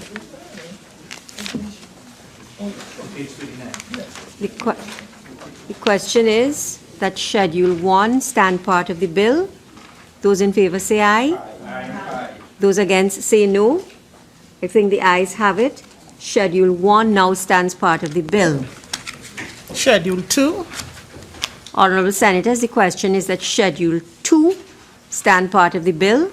Those in favor say aye. Those against say no. I think the ayes have it. Schedule 2 now stands part of the bill. Schedule 3. Honorable Senators, the question is that Schedule 3 stand part of the bill. Those in favor say aye. Those against say no. I think the ayes have it. Schedule 3 now stands part of the bill. Schedule 4. Honorable Senators, the question is that Schedule 4 stand part of the bill. Those in favor say aye. Those against say no. I think the ayes have it. Schedule 4 now stands part of the bill. Schedule 5. Honorable Senators, the question is that Schedule 5 stand part of the bill. Madam Chair, if I could refer members to page 73 on Schedule 5 and propose the following amendments there. Currently, members will see 18A. The Minister may by order amend the schedule, and there is a marginal note that goes with that, Minister to amend schedule. I'm proposing that that be deleted, and instead the following be substituted as a new 18A. It will be, delete the schedule. We would, in 18A, propose by way of substitution the following words. The Minister may, comma, by order, the Minister may, comma, by order, comma, for the purposes of DNA analysis, comma, designate a laboratory that is accredited by an international accrediting body.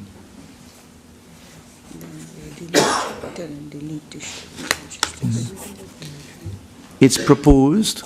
Just 1 second. If I read again, Madam That Chair. is accredited by an international Body, full stop. Accrediting body.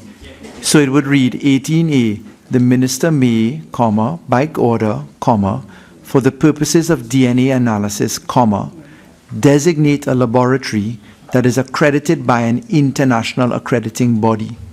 If I could explain to honorable members, DNA analysis is actually a defined term in the bill, which puts it squarely to civil testing, etc., exactly within the realm. So I've used a defined term. We're proposing international accrediting body would allow the judiciary the opportunity to have the inspection and be certified in the usual way in which experts are done. We would therefore not need to have a schedule, and we would therefore propose that the schedule be deleted, which again appears on page 73, at the bottom of page 73. There's one minor further inclusion, and that is to amend the marginal note so that the marginal note would be changed. We would delete Minister to amend schedule, and the marginal note would now read, Minister may designate a laboratory. Then yes, delete that. Because you don't refer to it anymore. I said it already. Delete that. Senator Reddy. Attorney General? Yes, sir. May I seek clarification from you? How would we know that this laboratory is located in Trinidad and Tobago and is accredited as such? Or because how this is stated, this laboratory could be in the United States? It can be, and currently there is a system of mailboxing, as people put it. So the current entity, I'm told, actually is not designated, is not accredited, but the courts allow, as all over the world, for the mailboxing of DNA samples and certifications. So he's deleted, and this is it. Sorry, Senator.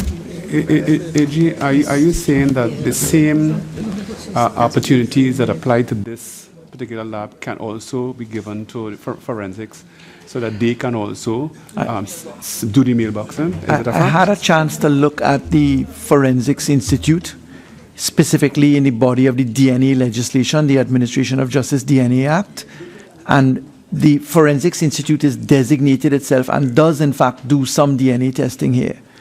But it is specifically included in the data bank matrix that they have for that criminal database of DNA legislation. To answer your question now, I understand that yes, they can do certain mailboxing, but in this instance here, we're proposing to rely upon the judiciary's power to have entities which meet criterion from time to time and which are then recommended for designation.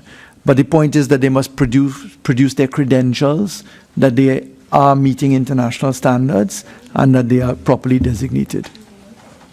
Madam President, if I may, I just wish to place this on the record because I think it is salutary for us to note for future reference. I had a company search done on the company which had been listed in the schedule, and there are two directors of that company. One is an accountant and one is an electrician. There is one shareholder, and there is no indication that this company operates any sort of medical or testing or scientific business, or that it is accredited. I wish to place that on the record because it seemed at one point as though I had incurred the Honorable Attorney General's wrath by trying to suggest that we should not have a private entity named. And I think the discovery of the search is something that should be placed on the record of this Honorable Chamber. Madam Chair, I thank Honorable Senator Chote for finding the reference that she has. I certainly would never expose Senator Chote to any wrath. I'm very grateful for her diligence in pointing out the issue. What I'm told, and I must put this on the record as well, is that in the period 2005 to date, there were two entities that actually did DNA testing of this type. One has since gone out of business, and the only one that has survived and is still utilized by the judiciary and the family court in particular is this entity. I have proposed the amendments as we do because I take on board Senator's good recommendation, all Senators' recommendation, that we should set a standard as we're doing this for the first time. I don't think it unusual to have a private entity provided it meets designations, and of course I thank Senator Chote for her observations and her diligence. Hold on. Before I put the question, I just want to sort out with the Attorney General the proposed amendment. I know that other members want to speak.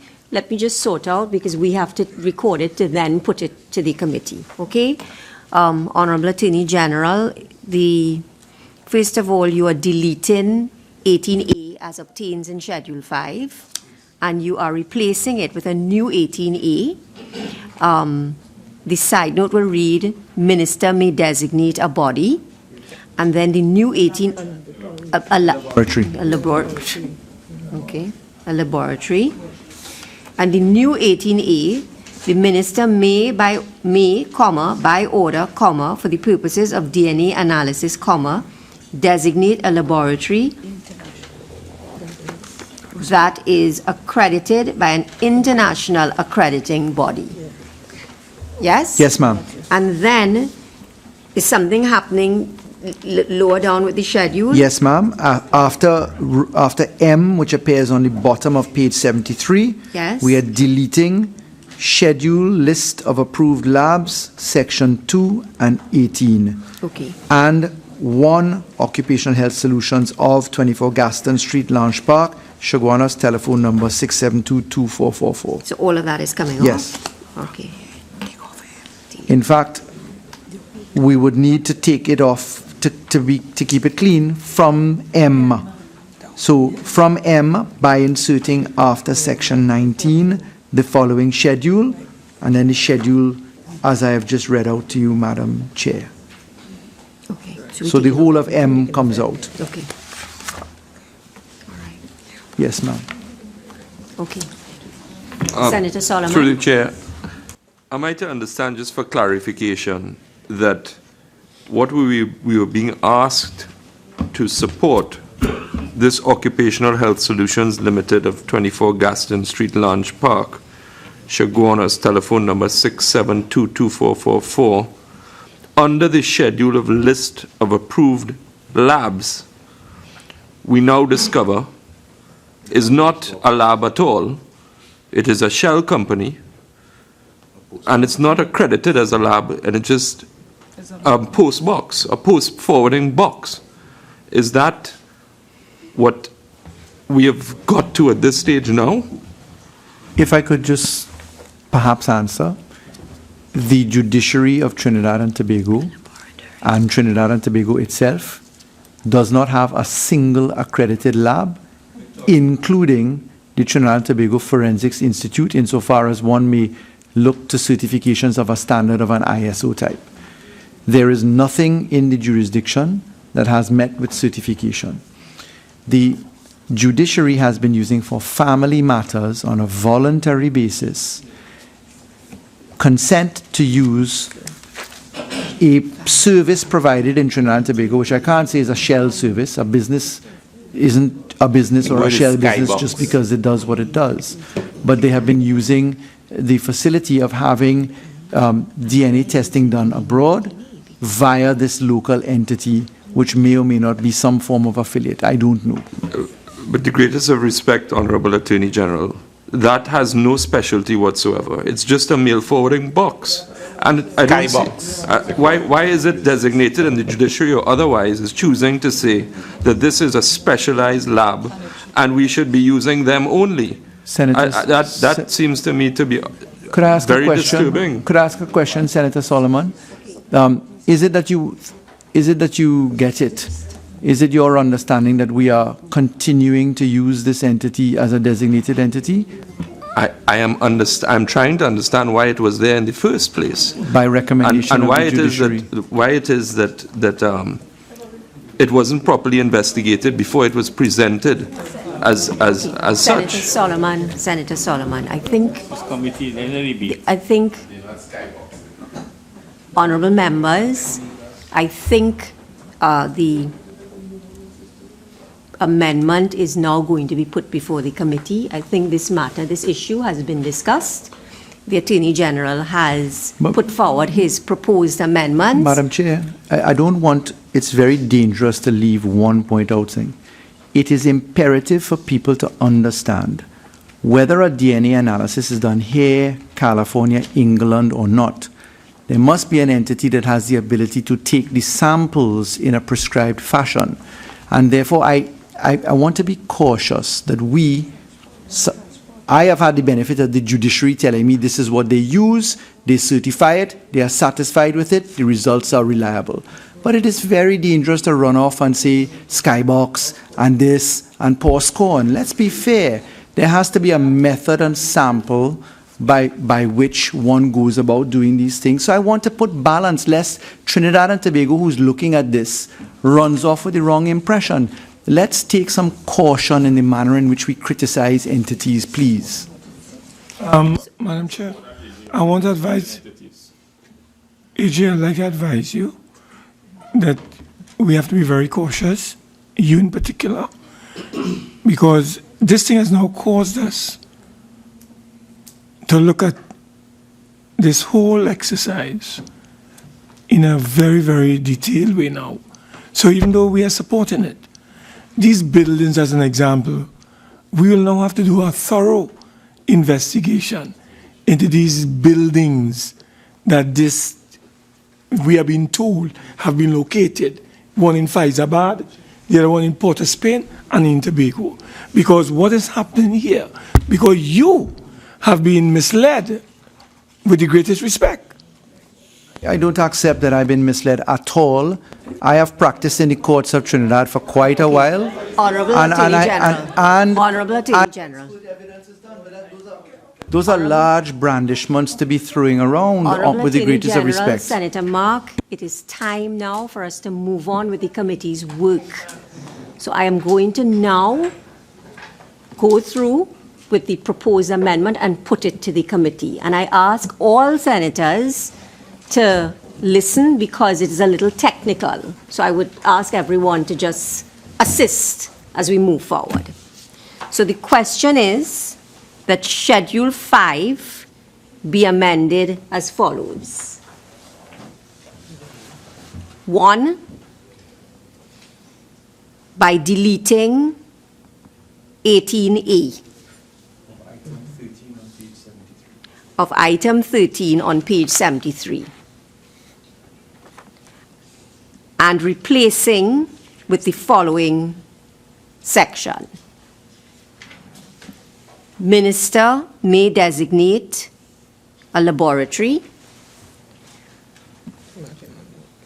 as a marginal note, and then the new 18A. The minister may, comma, by order, comma, for the purposes of DNA analysis, comma, designate a laboratory that is accredited by an international accrediting body. And 2, by deleting M, appearing on page 73. Those in favor say aye. Aye. Those against say no. I think the ayes have it. Schedule 5. Honorable Senators, the question is that Schedule 5, as amended, now stand part of the bill. Those in favor say aye. Aye. Those against say no. I think the ayes have it. Schedule 5, as amended, now stands part of the bill.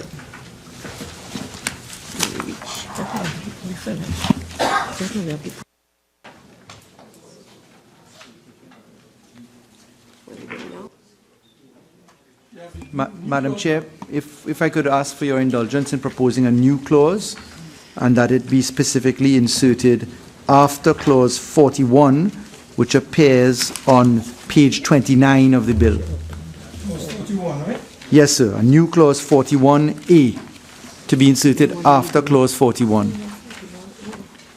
If members, through you, Madam Chair, would permit me to read it in flow, and then I'll come back slowly so we can catch the words correctly.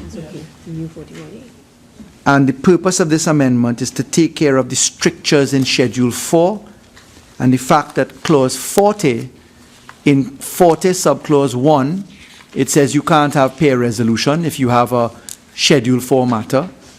In 40 subclause 2, it says even if it's not a Schedule 4 matter, but it meets with certain heinous characteristics as described in subclause 2, that you're out. What we have proposed for members' consideration is a new subclause 41A, which would follow directly after 41. 41 allows the court to go ahead and offer peer resolution even where a parent says that it is not appropriate. And therefore, in architectural sense, we propose a new 41A, which would read as follows. Notwithstanding section 40, and I'll read it again slowly just now, the court may refer the child to peer resolution where it considers it to be in the best interest of the child. And if I read it slowly now, new 41, capital A, notwithstanding Section 40, comma, the court may refer the child to pair resolution, capital P, capital R, where it considers it to be in the best interest of the child. That will be accompanied by the insertion of a marginal note, which would read as follows: Court may refer child to pair resolution in best interest of child. Capital P, capital R.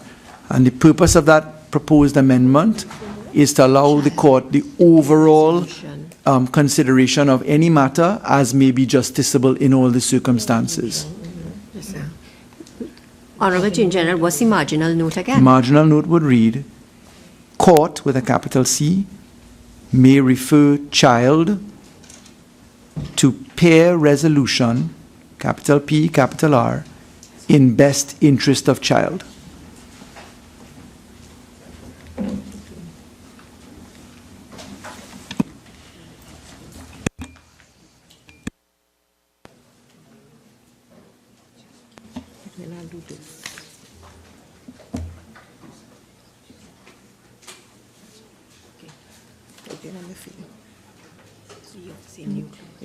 New clause 41A.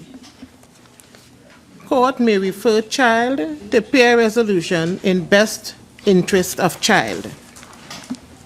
May I just make a small tweak? Instead of the child, it should be a child. Apologies. The first time around. Notwithstanding Section 40, the court may refer a child. No, I thought you were reading the marginal. No, I'm reading the marginal. Madam President. Were you referring to the marginal note or to the substantive? To the substantive as read by the clerk. Okay.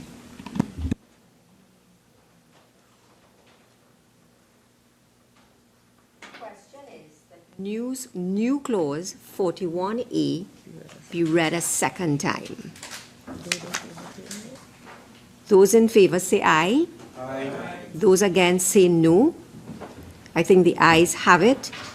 New clause 41A will now be read a second time. Court may refer child to pair resolution in best interest of child. That's the marginal note. That's what I'm reading. Yes.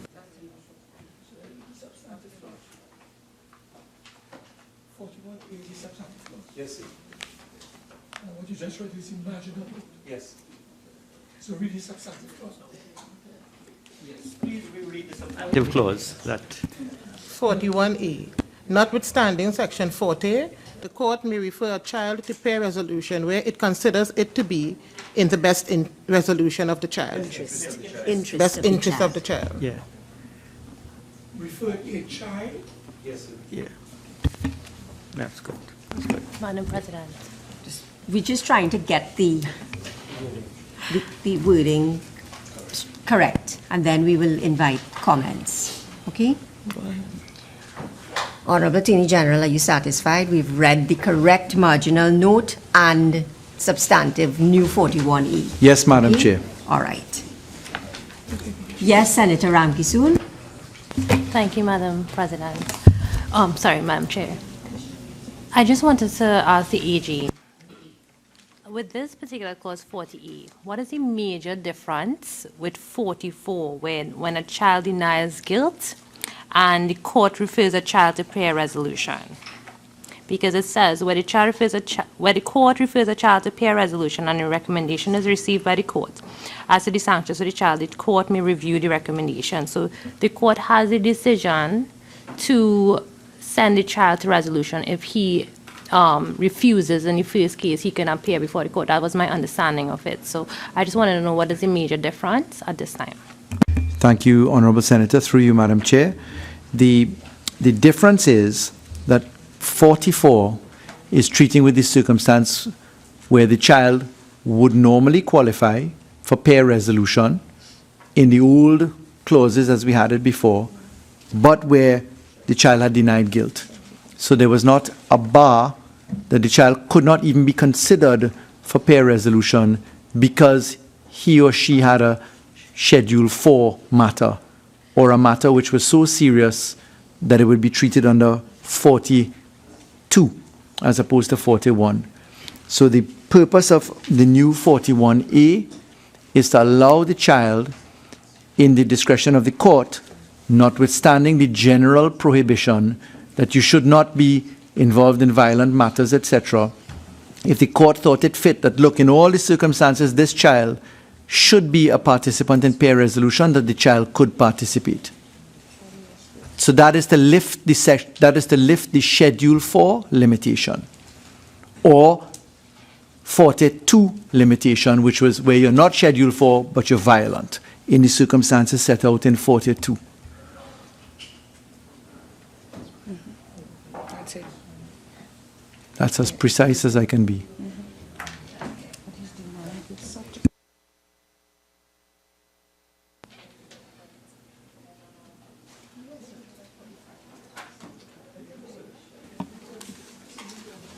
So, Honourable Senators, the question is that new clause 41A, as amended, be added to the bill.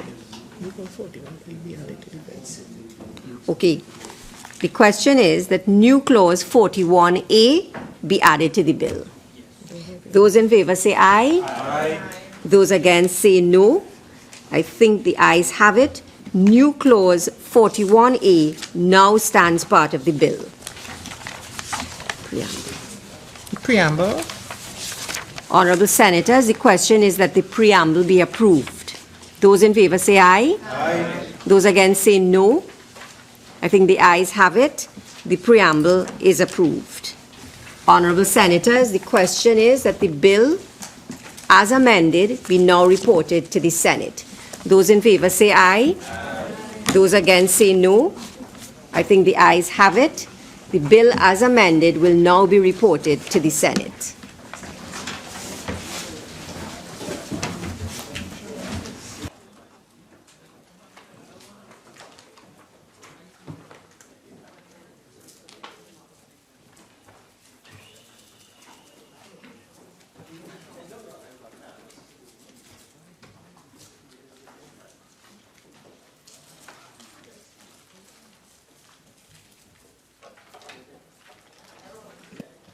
Attorney General.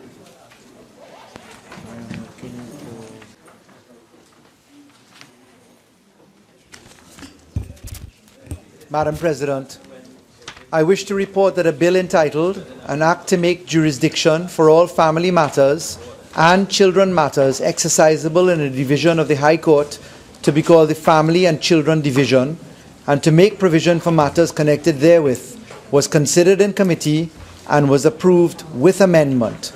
I now beg to move that the Senate agree with the committee's report pursuant to Standing Order 69-1. Honourable Senators, the question is that this Senate agree with the committee's report on a bill entitled An Act to Make Jurisdiction for All Family Matters and Children Matters Exercisable in a Division of the High Court to be called the Family and Children Division and to make provision for matters connected therewith. Those in favor say aye. Aye. Those against say no. I think the ayes have it. Honourable Attorney General.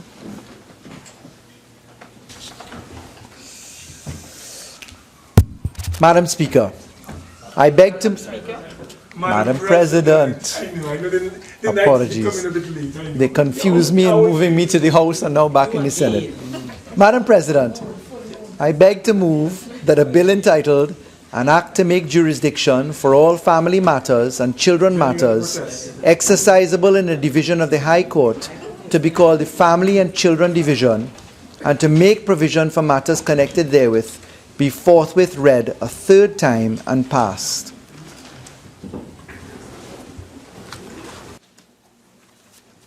Honourable Senators, The question is that a bill entitled An Act to Make Jurisdiction for All Family Matters and Children Matters Exercisable in a Division of the High Court, to be called the Family and Children Division, and to make provision for matters connected therewith, be now read a third time and passed.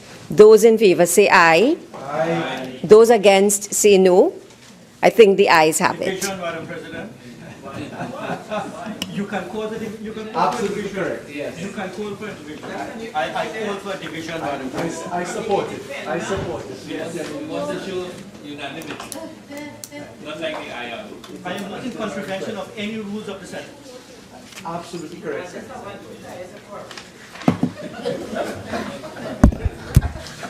Mr. Khan? Yes. Mrs. Gopi Schoon? Yes. Mrs. Baptiste Primus? Certainly. Mr. Rambarat? Yes.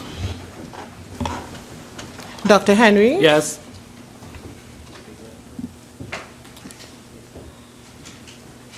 Mr. Moses? Yes. Mr. Singh? Yes. Ms. Boodoo? Yes. Mr. Cupping? Yes. Mr. Cummings? Yes. Ms. Baksh? Yes. Mr. De Freitas? Yes. Mr. Duki? Yes. Ms. Stewart? Yes. Mr. Sinanan? Yes. Mr. Mark? Yes. Mr. Hadid? Yes. Mr. Solomon? Yes. Ms. Amin? Yes. Mr. Sturge? Yes. Mr. Samuel? Yes. Dr. Mahabir? Yes. Mr. Roach? Yes. Mr. Small? Affirmative. Mr. Shriki Yes. Ms. Ramkisoon? Yes. Ms. Chote? SC? Yes. Mr. Kreese? Yes. Ms. Raffoul? Yes. Mr. Richards? Emphatically yes.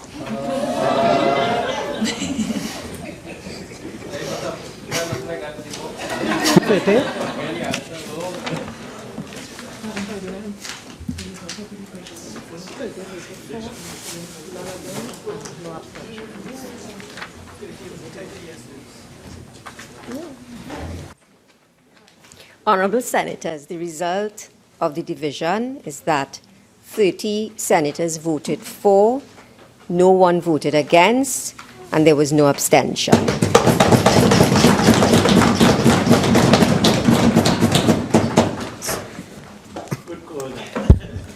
A bill entitled An Act to Make Jurisdiction for All Family Matters and Children Matters Exercisable in a Division of the High Court, to be called the Family and Children Division, and to make provision for the matters connected therewith. Leader of Government Business. Madam President, I beg to move that the Senate do now adjourn to Tuesday, the 28th of June, 2016 at 1:30 p.m. That will be Private Members' Day. Honorable Senators, the question is that this Senate do now adjourn to Tuesday, the 28th of June, 2016 at 1:30 p.m. Those in favor say aye. Aye. Those against say no. I think the ayes have it. This Senate now stands adjourned to Tuesday, the 28th of June, 2016 at 1:30 p.m.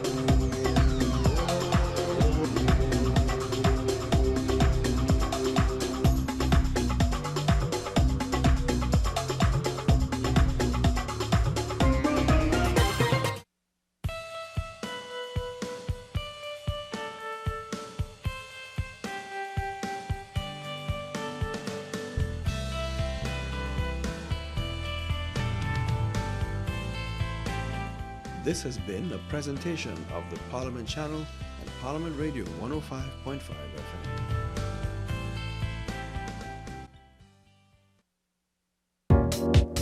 Follow the Parliament of Trinidad and Tobago on Twitter. Our call sign is @TTParliament.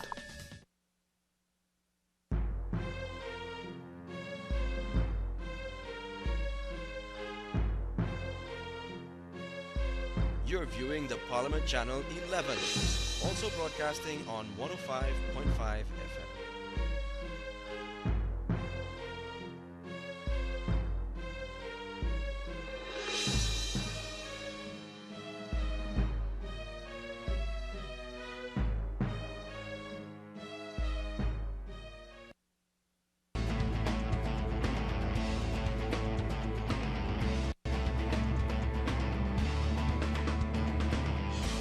Parliament Outreach. One thing I remembered was the way in which Parliament takes an issue and deals with the issue. You know, sometimes from an area our community fights about, we have so much resources, and why does an issue take so long to be dealt with, and how the President of the Senate handle the issues and the procedures in which they take an issue and deal with it. That was my most memorable. From this lecture today, I learned about the different parts and the arms of government and how they react to different circumstances and the decision making and who takes up the decision making to Parliament.